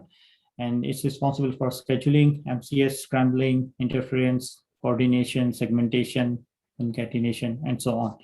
Remote unit is the real-time physical functions. It's lower physical layer, and RF that includes these IFFT, FT, MIMO, beamforming, and so on. So RAN intelligent controller, this is the one of the most important one of the important element in Open RAN, where we can implement AI and ML features. So if you see in the in this architecture, so on top of this this RAN architecture, on top of that is SMO, service management and orchestration, where we have this non-RT, non-real-time RIC and near real-time RIC. So we can implement those, let's say, applications, which are machine learning applications. We can deploy them at here for near real-time RIC, and for non-real-time RIC, applications can be used here. So this time is important. So if we are implementing non-real-time, so those all applications that are, for example, this machine learning where we need heavy processing and lots of data is required to train models and then retraining and all that, and lots of computation is required, then this non-real-time RIC, these R apps are let's say suitable place for them. For reinforcement learning type of applications, this can be where we need, let's say, a closed loop automation. These kind of apps could be deployed here in near real-time RIC. Okay, there's a list of use cases defined for RIC, but let's skip those. And if we this is probably the last slide. So if you see the pros and cons of Open RAN, it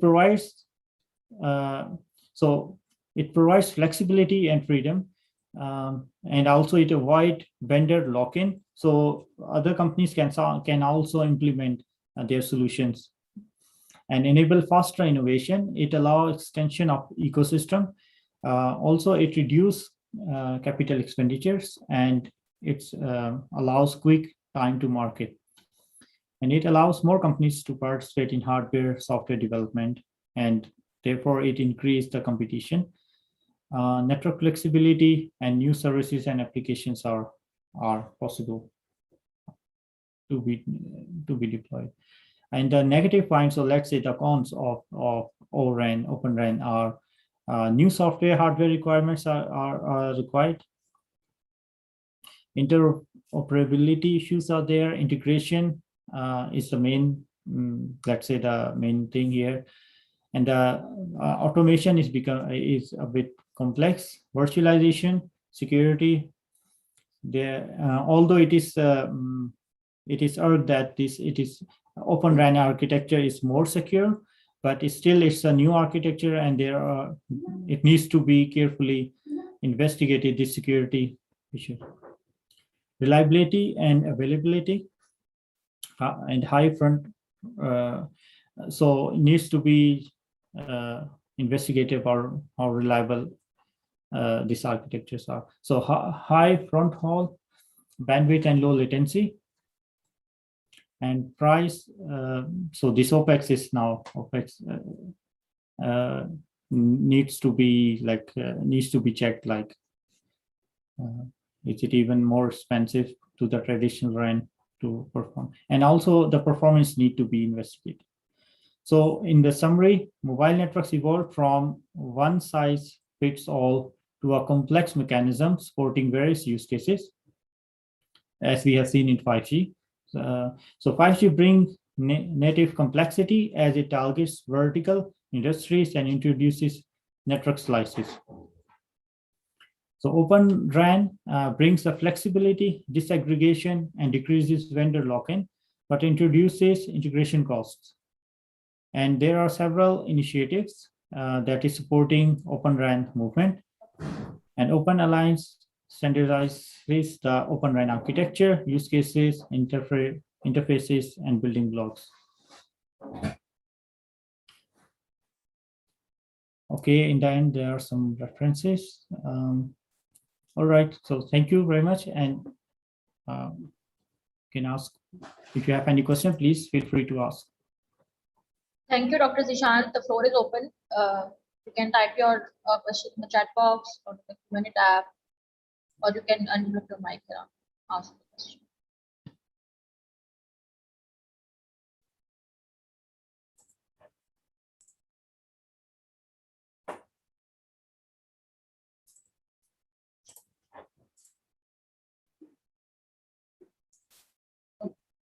I have a question, Dr. Kish.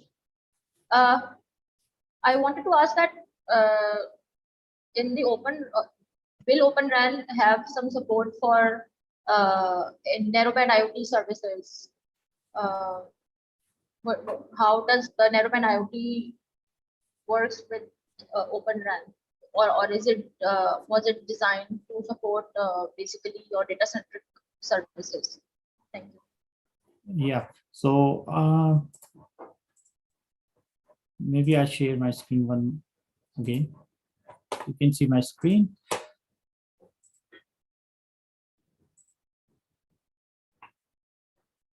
Yeah, so the answer is yes.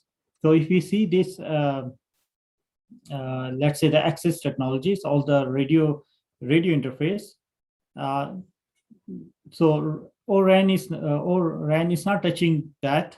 It is like it just consider that all kind of technologies, which is I mentioned also. Yeah, so here I mentioned also before in this slide that 5G brings this complexity that there are all these kind of different access technologies. So NR, narrowband IoT, and LTE, Wi-Fi, satellite communication, and so on, all those are available and need to be integrated with the system. So Open RAN is the solution for this complexity. So if you see in this figure, this or maybe here, it doesn't matter what the access point is. It could be Wi-Fi, it could be LTE or narrowband IoT. But these open interfaces will allow the let's say the integration of this technology, this whatever the radio access schemes are used. This open interfaces will allow them to integrate in the ORAN. Thank you very much. Will this open interface, especially for front haul communication, cause a security risk, and would we have to work on developing security mechanism to store the data and intelligence being exchanged? Yeah, that's right. Yeah. Central. Yeah, exactly. This front hall needs to be needs to be investigated for security aspects. That's right. This is one of the drawbacks, that it will solve many security issues, but also it will open up some some loopholes in the design. Yeah. Thank you very much, Dr. Zishan, for answering the question. If there isn't any other question, we will move on to the symposium paper presentation. Thank you. Okay, so the first paper, which is going to be presented, is titled Intrusion Detection and Mitigation Framework for Software-Defined Networking Controlled IoT Networks. This paper has been authored by Amir Zahir, Mohammad Zishan Asghar, and Amir Kudnoom. And Mr. Amir Zahir will be presenting the paper to us. So please, Mr. Amir Zahir, I would like you to please unmute your mic and share your presentation. You may begin.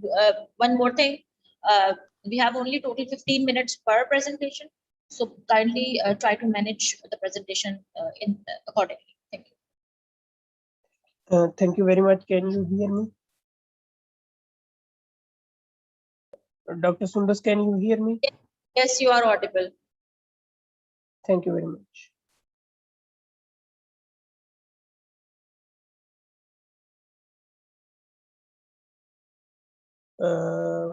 I have shared my screen. Can you see it? Yes, it is visible. Thank you very much. Hello, everyone. My name is Amir Zaid. I am faculty member of Capital University of Science and Technology, Islamabad, Pakistan. Today, I will present paper introduction, intrusion detection and mitigation framework for SDN controlled IoT networks. In this paper, the co-authors of this paper are Dr. Zishan and Dr. Amir Kayyum.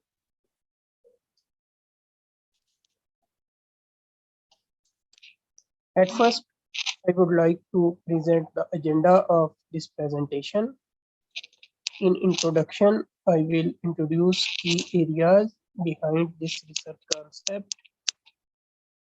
Then I will discuss the importance of IoTs in modern era, penetration of IoTs in our routine work, and importantly, the security concerns of IoT devices and IoT networks.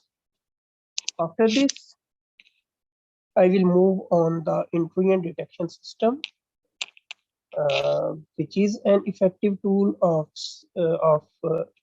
handling cyber attacks and to detect cyber attacks and to mitigate cyber attacks.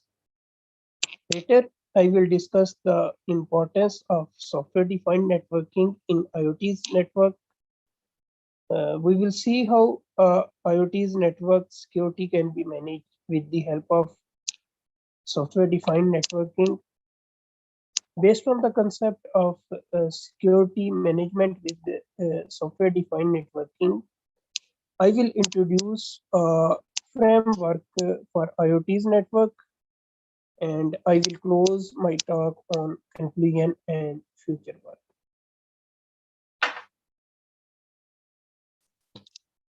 First of all, introduction. The Internet of Things is a computing concept that describes the idea of everyday physical object being connected to the internet.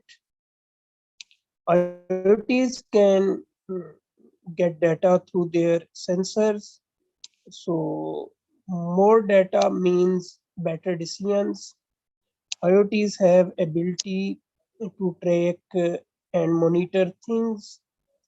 IoTs can lighten the human workload. With automation, it can increase work efficiency and improve quality of life. IoT systems can be varying, but IoT architecture is roughly almost same. First, it consists of the things. First important architectural component is the things, which are able to sense environment and gather information. Then that information is passed on to the IoT's gateways. IoT gateways that collect the great mass of unprocessed data, and then it filter it and convert it into digital stream. That digital stream is passed on to the core network servers for further processing. So it is expected to gather information with the help of IoTs on timely manner Data should be correct. Data should be delivered to the core servers in expected time, and more importantly, this data should remain confidential and its integrity should be maintained. Because of our IoT's environment, it is dependent on the IoTs and their data. So we have to realize the IoT security risks until it is too late. So we have to develop some solution that can protect our IoTs and their data. Intrusion detection system can passively monitor the network and computing devices to identify the cyber attacks. It generates alarm after detecting it, and these alarms for the security team so they can take further action. Recently, researchers have shown that intrusion detection system is highly effective in IoT's environment. Software-defined networking is another important paradigm which enables the effective network configuration in order to improve network performance and monitoring.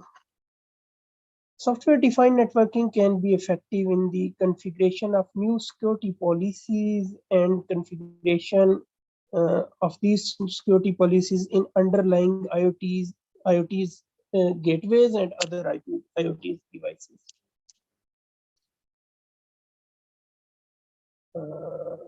This is the IoT's importance for modern society and security challenges.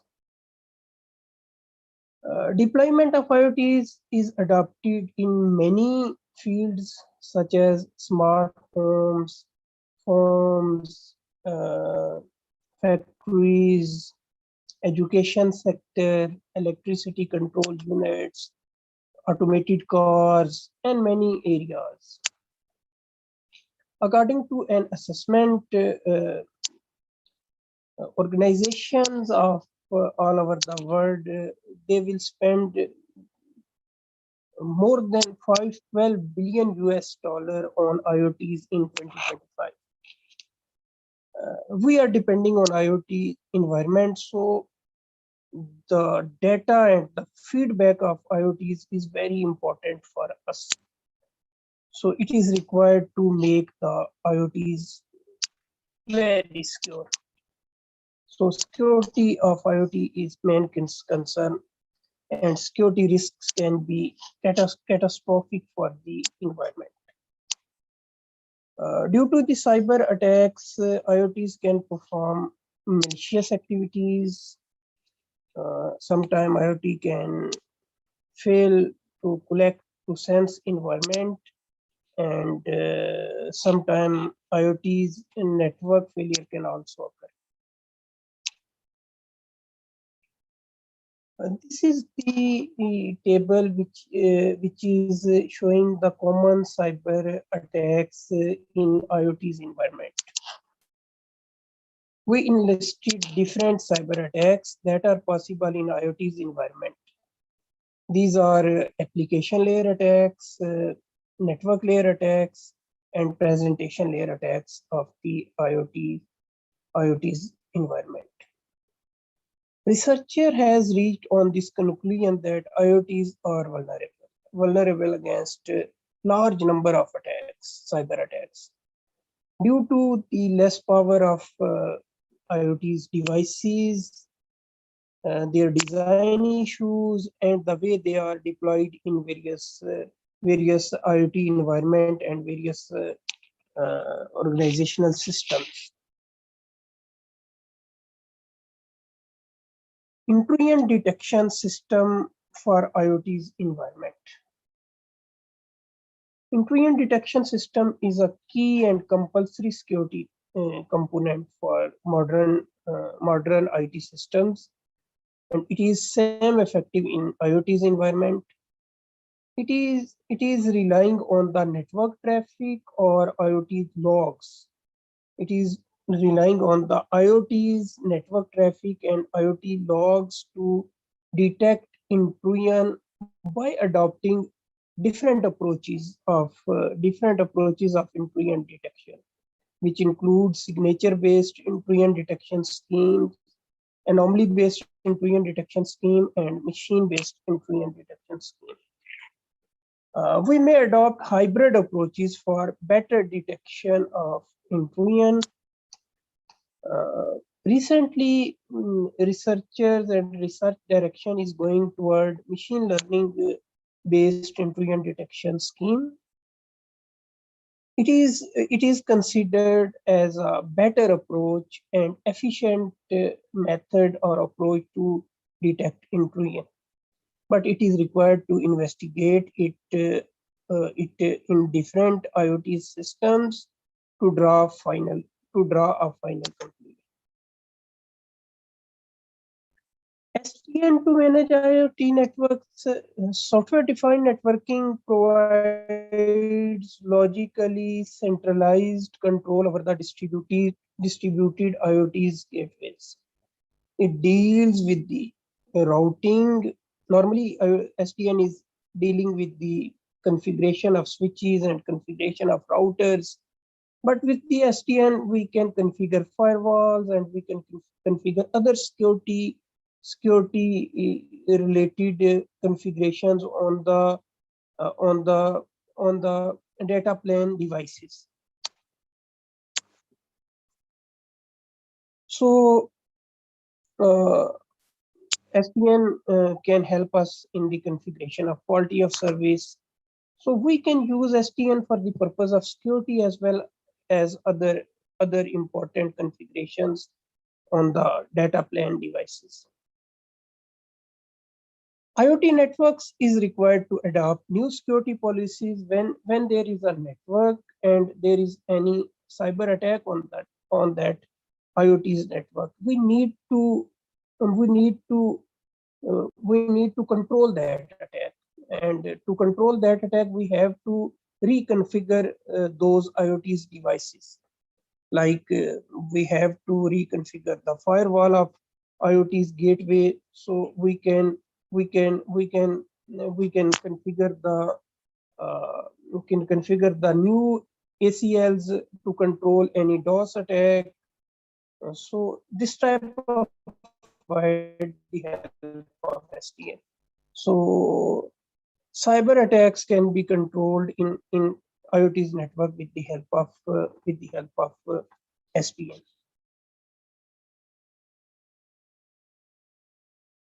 In this paper, we are proposing a framework for IoT security. This framework can trace intrusions and enforce new policies to control those intrusions. And we are expecting that we will be able to control cyber attacks in IoT's networks and in IoT's environment with the help of SDN within short period of time.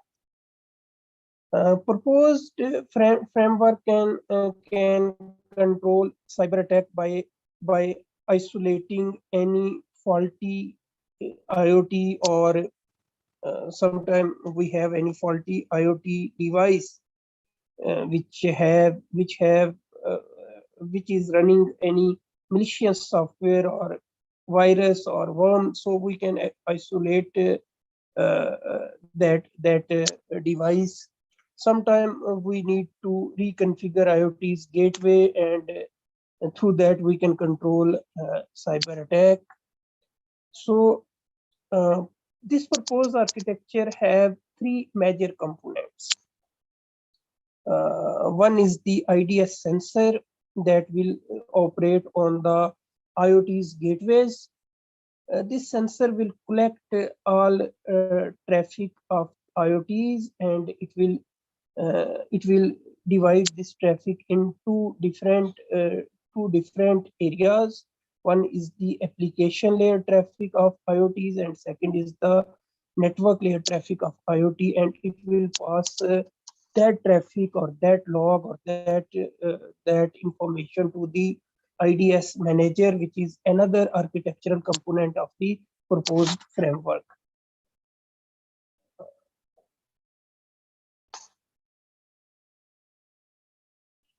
So IDS manager will capture the traffic logs from the IoT's gateway. It has two methods to detect intrusion with the help of network-based intrusion detection system that will execute on the logs that is collected on IoT's gateways.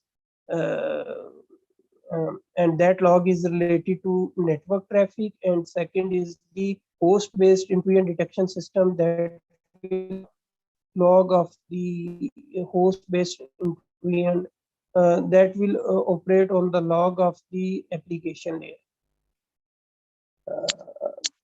By using these logs, both method will apply multiple approaches to find intrusion in the log traffic.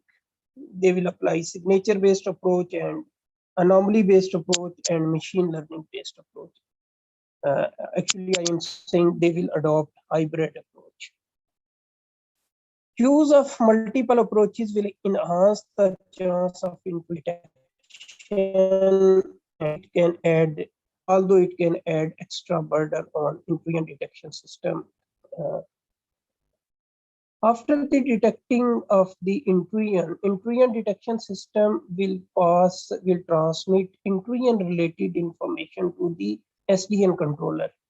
SDN controller will collect this information from the IDS manager, and it has to take decision about this intrusion to protect underlying network. So it will call correct API with respect to intrusion. Sorry to disturb you, Mr. Amir, but we are almost 15 minutes. Just one or 2 minutes more. Yes, please. Thank you. Thank you very much.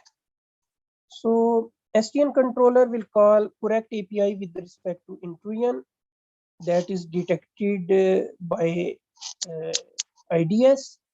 Selection of correct application is also a research question. So after selection of the correct API, security application will take a new security decision, and it will convey it to the SDN controller, and SDN controller will enforce new security policy on IoT's gateways. So we will be able to stop the intrusion of the IoT's network. This is my last slide.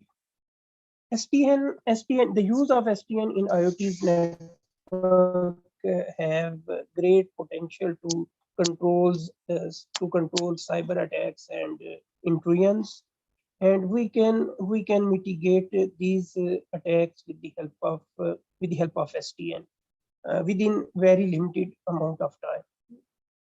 Although we need to evaluate this framework with respect to percentage of detection, time takes to detect intrusion, time takes to mitigate this intrusion, and we need to evaluate this framework on real data of IoT systems, as well as we will need to simulate this data, this framework in real world environment. Thank you very much.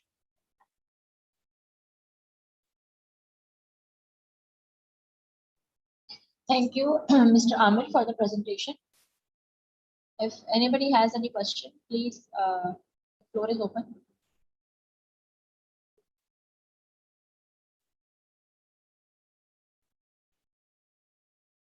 Okay, so now we move on to the second paper presentation. The paper is titled Distributed Evidential EM Algorithm for Classification in Networks with Data with Uncertainty. And the authors are Liu Feng and Cornel Medwenko and Roberto Fox. So please, I would request Liu Feng, who is presenting, to please unmute their mic and begin with the presentation.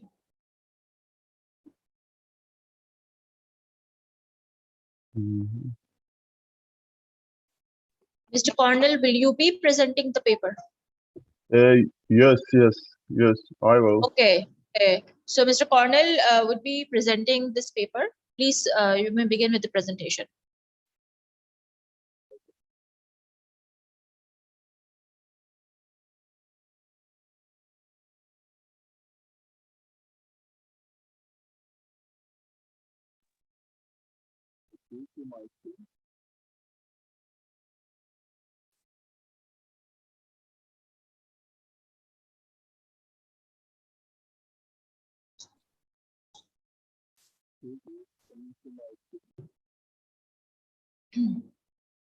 We have a hard time hearing you.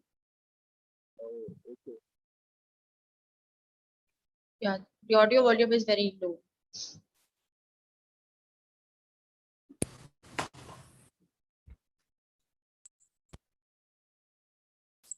How about now? Yes, you are audible now, and the slide is also visible. Okay. And today I'm gonna present distributed evidential expectation maximization algorithm for classification in network with data uncertainty.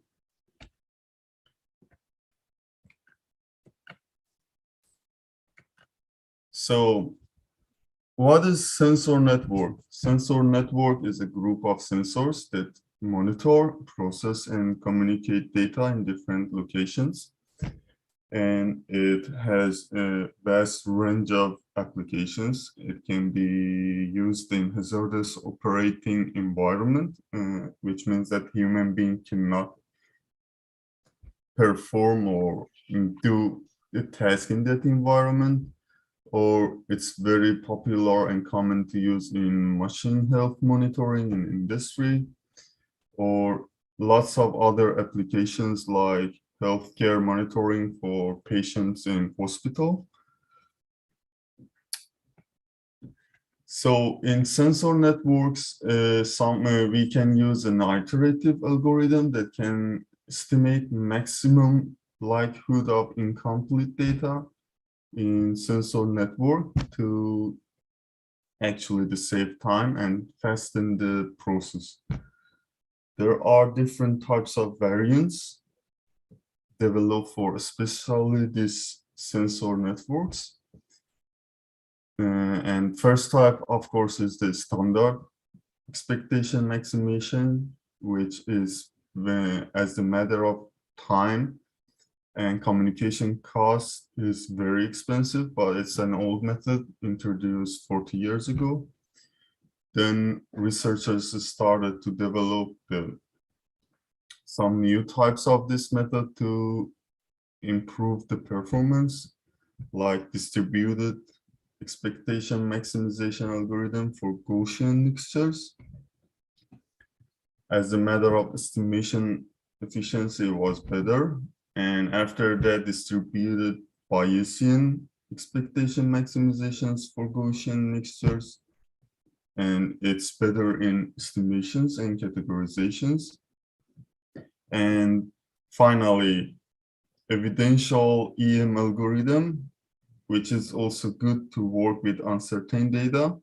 This is the interested type of EM that we work on, and we propose a new model to improve the performance of this algorithm, evidential EM.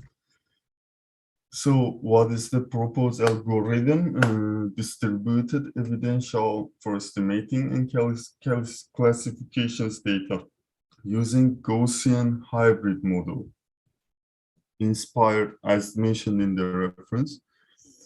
And what's the feature of this EM algorithm? It's improved uncertainty analysis and it's maximizing an extended probability criterion. So what we have a set of data coming from sensors in network. We have n number of the nodes as the sensors in our network and n number of measurements. We assume the data has a kind of Gaussian distribution. And in this Gaussian distribution, of course, we have three important parameters, which is phi as the kind of weight and mu as the kind of average, and let's say k kind of diameter of our covariance covariance circles, which is that these three parameters important to improve and develop in algorithm. As you see, the probability function of uncertain data can be defined as follow. And there are steps that we can actually define a vector of unknown data, which is called Z, and measured data, which is called X, and all together we call them a vector of Y. As you see that in step of A, which is supposed to be expectations step of the hybrid model, this is the formulation used for this algorithm. And these are the parameters to define and to make the iteration of the algorithm. And in step M of algorithm, we go a step further and we try to define those weight, average values, and diameter of covariance. I don't want to go through all mathematics of algorithm. We don't have time for it, but at the end in our proposed model, this is the way we can actually define our Gaussian model, which in terms of the weight, average values, and diameter. So what is the in our case, we create a sample of data with 20 numbers of the nodes and 100 numbers of measurements. To add uncertainty to our measurements, we add to Gaussian distributed noise with mean of 0 and variance of 2. In simulations, we use the kind of average mean value, and we add a kind of uncertainty as a matter of S to our data. So artificially, we generated data with uncertainty, which means that the input and output is known for us to evaluate the performance of our proposed model. We have used three data sets. First one with average mean values. For all average mean values, 3. The diameter of the covariance is 1, and the weight is, of course, we have 3 data sets, and we made it consistent and homogeneous, which is the weight is 1/3, 33% for each data set. In the table, as be seen here, you can see that the estimated value by proposed algorithm is way better than the estimated values by standard EM algorithm. As you see that 3 or 4 is closer to 3, and the accuracy is better, and of course error is less. And as you see in also the diameter of covariance and in the weight also, we could get more accurate results and closer to the true value. I call it here true value. And in the next slides, I provided you some figures that's showing that how the algorithm is converging through the iterations and reaching to the desired value, which is here. It's the average value, and it's for the blue line, it's the average value 3, and it's clear that the algorithm converges very fast, less than 20 iterations, and reaching to desired with very good accuracy. And also for uncertainty, you will see that reaches to desired one very fast. About the sigma diameter of the covariance, the same, you see that algorithm with good accuracy can reach us to the desired output, which is true value, which is a 1. And the weight of coefficients, as you see that, we define it 33%, and the algorithm could converge with good accuracy and fast to the desired output. Conclusion. So compared to standard EM, we have improved the accuracy to estimate the mean values. We have improved the accuracy to estimate the covariance diameter, and we also could improve the performance to calculate the weight of coefficients. So in general, algorithm maximizes and extends the probability criterion. So any question for me?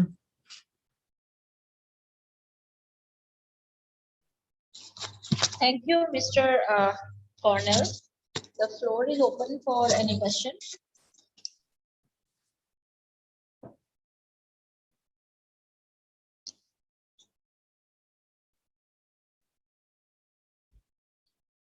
Thank you, Dr. Cornell, Mr. Cornell.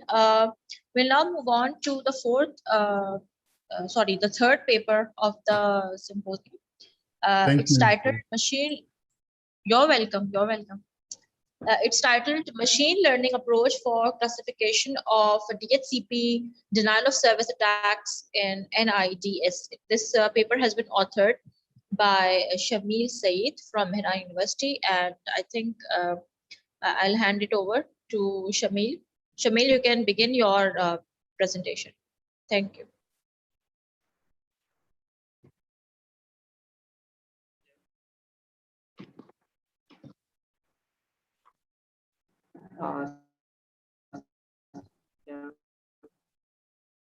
Hello. Yes, Shamil.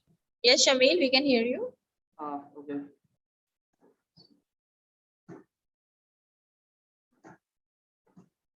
Is my screen visible? Yes, it is visible. You may begin. Thank you. Assalamualaikum. I am Shamil and the title of my paper, which I'm going to present, is Machine Learning Approach for the Classification of DHCP Denial of Service Attacks and Network Attacks. So this is the outline which is going to be followed in the presentation, which is introduction, summary of benchmark data sets, differential summary. So in introduction, I'll be introducing about integrated data systems, which were first introduced in 1995 Jim Anderson. So broadly speaking, these detection systems are categorized into two types: deployment method-based IDs and detection method-based IDs. In deployment method-based IDs, we have only two types: host-based IDs, in which intelligent detection system is deployed in a particular host, or it could be Windows or Linux, or it could be deployed on the whole network to monitor the traffic of the network. Furthermore, there's another classification in which IDS is either deployed in signature-based IDs, where the signatures are daily updated by the vendor. Shamil, sorry for intruding. Can you raise the volume? The audio is a little low from your side. How to raise? Or you can place the mic a little close to your mouth. Maybe. Is it better now? It's better. It's better. Thank you. Okay. So when we combine natural page IDs with anomaly detection page IDs, we get artificial natural intelligence detection systems. In the visual instrument, we have actually worked in this paper. So secondly, I'll be introducing about DHCP. DHCP is a very famous protocol which assigns IP addresses to the host. Initially when the host boots up, the client does not have any IP address. So it discovers a DHCP server. If there are more than one DHCP servers, then they offer requests to the client, and then the client requests from a particular server, and then the server acknowledges it, and the client finally gets its IP address to start communicating with an intranet or internet. So these are the benchmark data sets that researchers have worked upon. So as you can see that mostly researchers have worked upon MSL KDD, and these are the most valid data sets used in previous 4 years to train the models for network diffusion detection systems.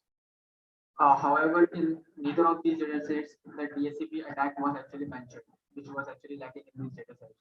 So from the literature review summary, we concluded that there are multiple DHCP attacks available, and definitely there are defensive measures like port security and DHCP swapping, but they can be actually bypassed by the attackers. Proposed methods in research of network invasion detection system targeting DHCP is not included in any of the data sets that we discussed earlier. Machine learning techniques actually that have been applied on the benchmark data sets of network and IDA systems which are operated and do not contain all of the attacks of each and every protocol which is used in the networks. So for example, if I train a model on a particular benchmark data set and then deploy it on the network, then that model may perform better on the training and testing data set, but will not perform good on the actual network because the attacks are not actually mentioned in those benchmark data sets. So this was a literature review summary. So this was a test bed architecture that we actually prepared, and we mostly focused on this distribution layer where the DHCP server was configured and was allowing IP addresses, and then we created a malicious user there and then started performing our attack.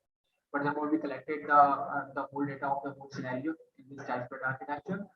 So what we did, we followed this central methodology in which we captured raw traffic from our testbed architecture, including normal and abnormal traffic. Then we pass the PCAP files to extract the relevant features for the specifically DHCP protocol. Then we cleaned everything and prepared a proper data set from the whole collected data. And then we performed some of the classification based machine learning algorithms on the data set and produce the desired results. So as you can see that we used Wireshark to capture the traffic, where each row here resembles one of the packet in the network. And if I click on it, then I get the whole of the information of one packet over here. What we did, we collected whole of the data of about around 1500 samples, and then we parsed all of it to create a particular data set. So these are the characteristics of the collected network traffic, in which you can see that these are most of the ones that we clean, and these are the frequency. Secondly, this is a imbalanced data set where most of the traffic was genuine and which was labeled as not attacked, and very few of that was actually attacked. So this is a condition of imbalanced data set that we worked upon. So as you can see, for the training purpose, we use 50% of the data, and for the testing purpose, we use 20% of the data. And this is the confusion metrics for which we discovered for random forest, k-neighbors, XG, and linear SAC. So these are the model comparison for metrics for F1 score, accuracy, and balance score, in which it is clear that random forest outperformed others in our research methodology. So these are the tools and the technologies that we use for operating system. We use Windows, Kali Linux. For network emulators, we use GNSP and ENSP. For Wireshark was used as a network capturing tool, and as an attacking tools, we use P3 tools, and we use Python programming language to actually parse the data to create a proper data set. So this was the conclusion. We first highlighted the problem of publicly available data sets which do not contain all of the attacks in real life networks. Then we created actually a protocol specific data set for DSCP, and then we trained models on that particular data set to judge the credibility of the data set. So this was it, and this is the practice. Thank you. Do you have anyone have questions? Then please. Thank you, Shamil, for presenting this paper. If anybody has any questions or comments, please feel free to ask.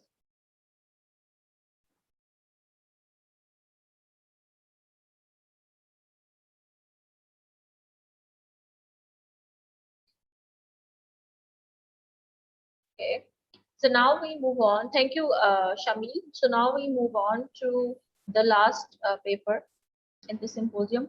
The title of the paper is From 5G to 6G, Key Drivers, Applications and Research Directions. The author of this paper are Mohammad Zishan Asghar and Ieee from Finland. And presentation will be given by Dr. Mohammad Zishan Asghar. Yeah, thank you. Yeah, in this paper, we have looked into the key drivers, applications, and the future research directions for 6G, 5G to evolution towards 6G. My name is Mohammad Zishan Asghar, and this paper is my co-author is Professor Ieee from Department of Communication and Networking, School of Electrical Engineering, Aalto University in Finland. The content of this presentation and this paper, we have looked into the potential 6G application areas for 2030 and beyond. So first we have figure out what could be the potential applications area, and for those, what are the key driving technologies that are needed for 6G. So key driving technologies that are driving the evolution from 5G to 6G. And then what are the bottlenecks, constraints, and challenges? As we know that 5G brings lots of complexity. So in this paper, we investigated like what are those bottleneck constraints and what are the challenges for implementing 6G. And then the future research directions for 6G.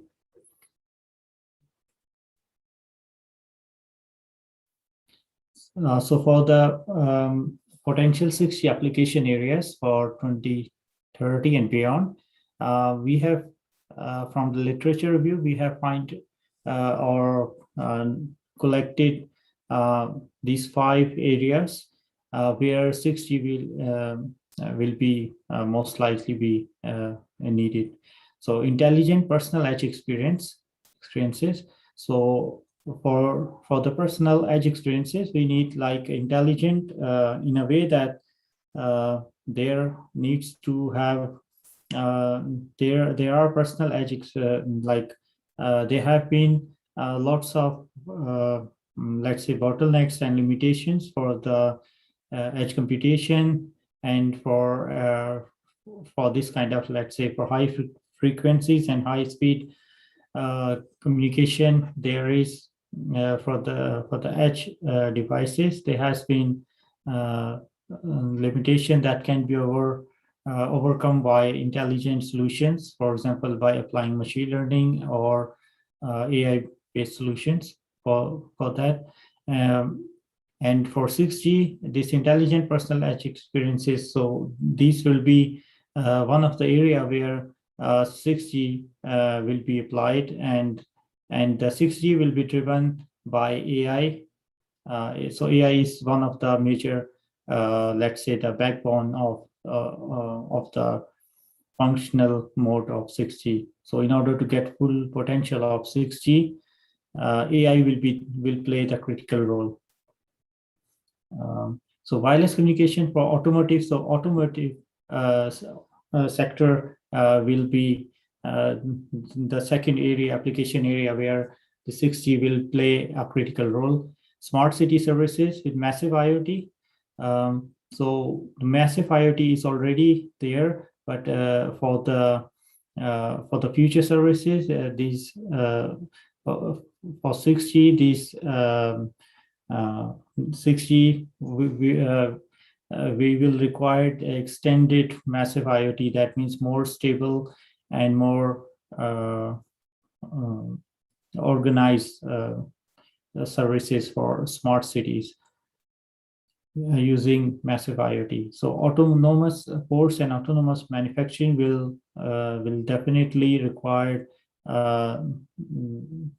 stable communication with. So 6G will play a critical role there. So private mobile networks are being deployed already using 4G and 5G technology, but there have been lots of limitations there. One of the limitation is, or let's say the open research area is this timing synchronization for this kind of very, let's say, ultra reliable type of communication, especially for this autonomous ports, autonomous manufacturing. There for this kind of mobile, private mobile networks, 6G will have critical role in this area as well.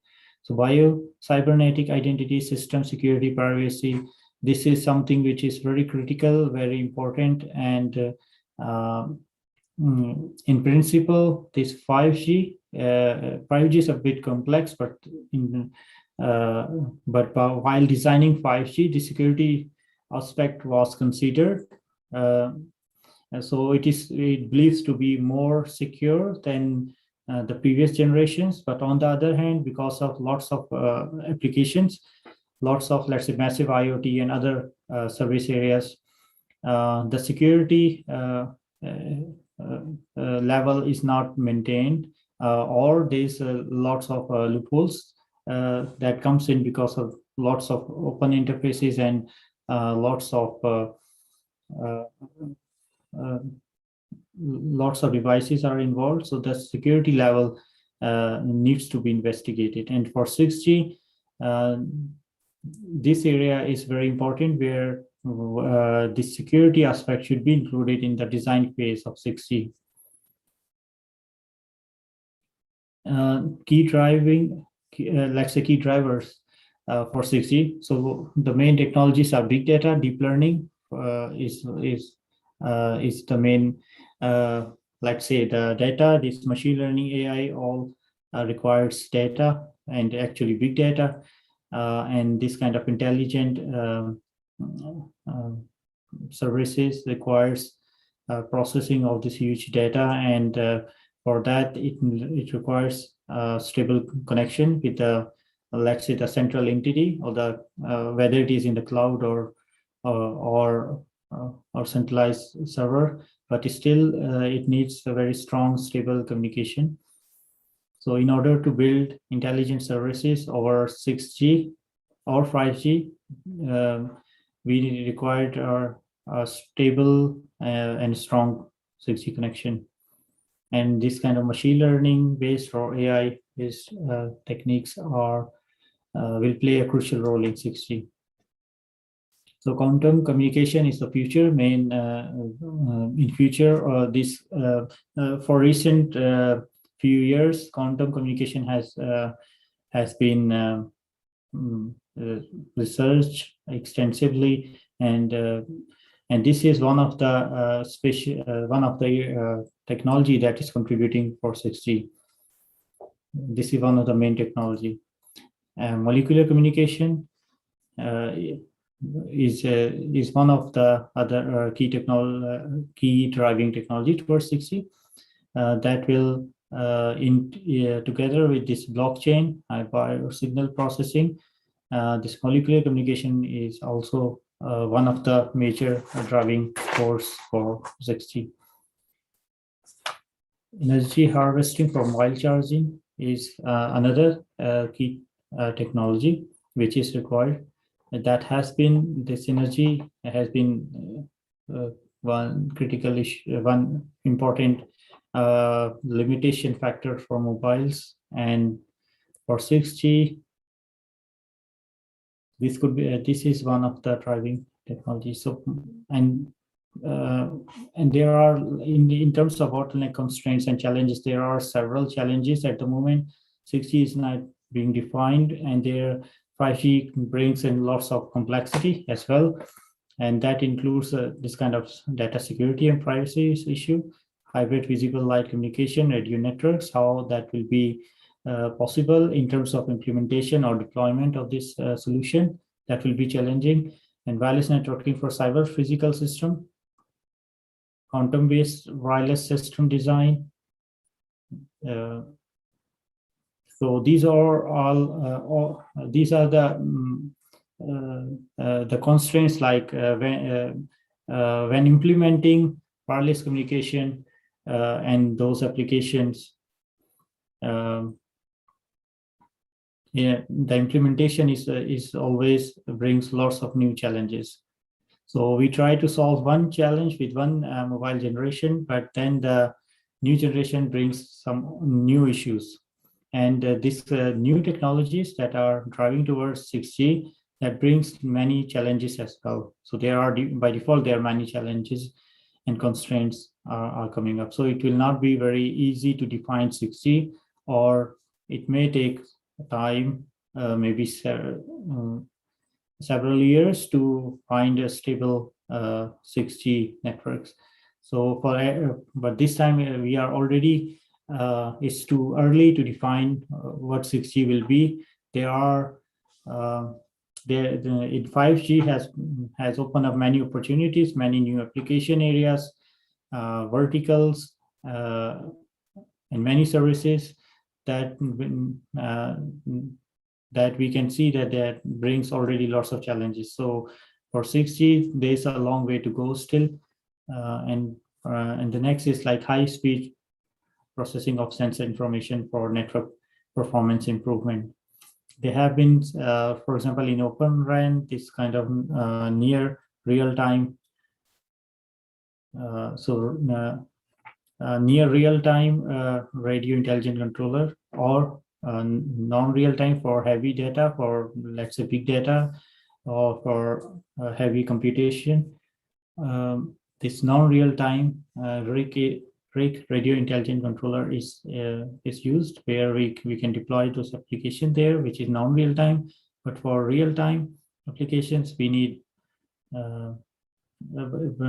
we cannot use this kind of let's say high processing. So if we need high speed processing, then we have to use it for near real time, right? So one of the example could be about, for example, this reinforcement learning, where there is, if we think about this closed loop automation or closed loop optimization, it's not required to have lots of data. It just this kind of reinforcement learning could be one way to have this near to real time processing. In 6G, since already in 5G, satellite communication and other let's say UAVs, drone communication and so on, and high altitude platforms are being introduced. So this will make constraints for the 6G. This kind of how to integrate there. There have been some proposals by 3GPP of integration of different kind of let's say terrestrial networks and the satellite network, satellite communication, and then drones and high altitude platforms and so on. But when they will be deployed, they will be it brings lots of challenges, and it is still open how to handle that kind of complexity. So device size and power is always an issue, and highly energy efficient green wireless networking is the only way forward. And for that, there will be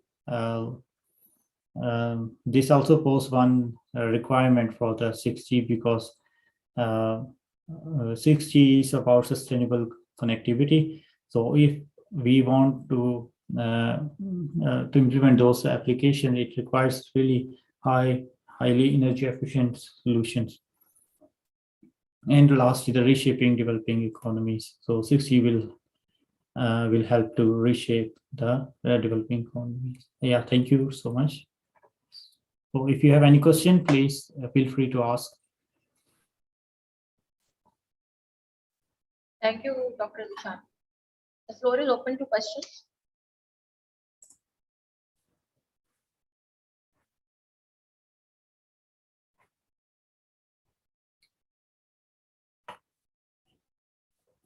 I have a small query. Can you kindly explain a little bit about cyber physical system? What it is? It's a new term for me. So if you can just shed some light on it, what it is. Yeah, okay. Yeah, so let's say how to explain it. So there are like one is the cyberspace where if we talk about, let's say, cybersecurity, for example, when this term cybersecurity is used, it means the security of the cyberspace.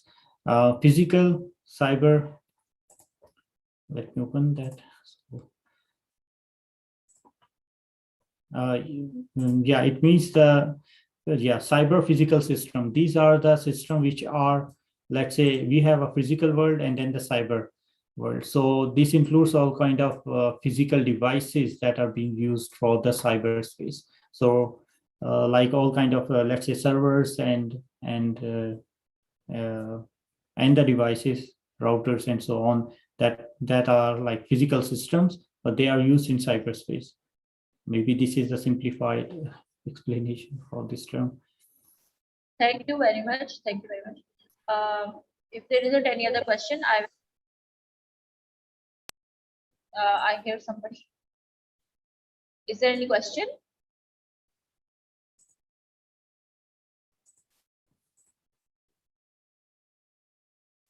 Okay.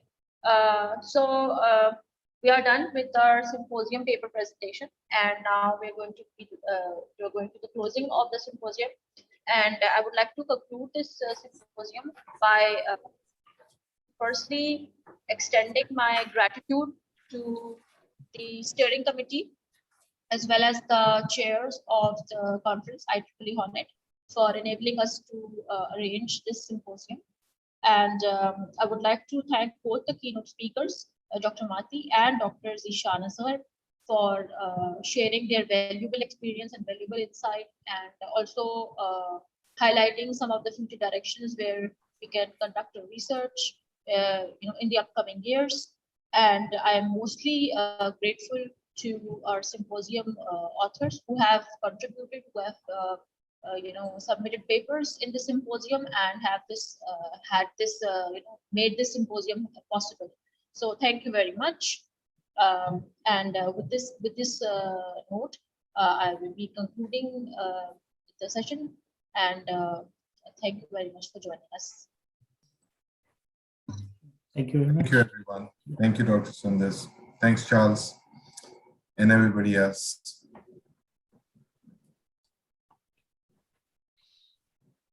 One program note I'd like to mention is I do recommend everyone go and get a new copy of the program off of our website.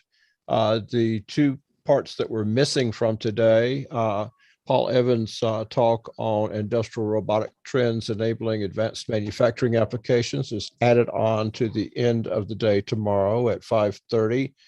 And the workshop breakout that unfortunately we had technical issues with will end up the day starting at 6 p.m. So it's going to run 6 to 8 p.m.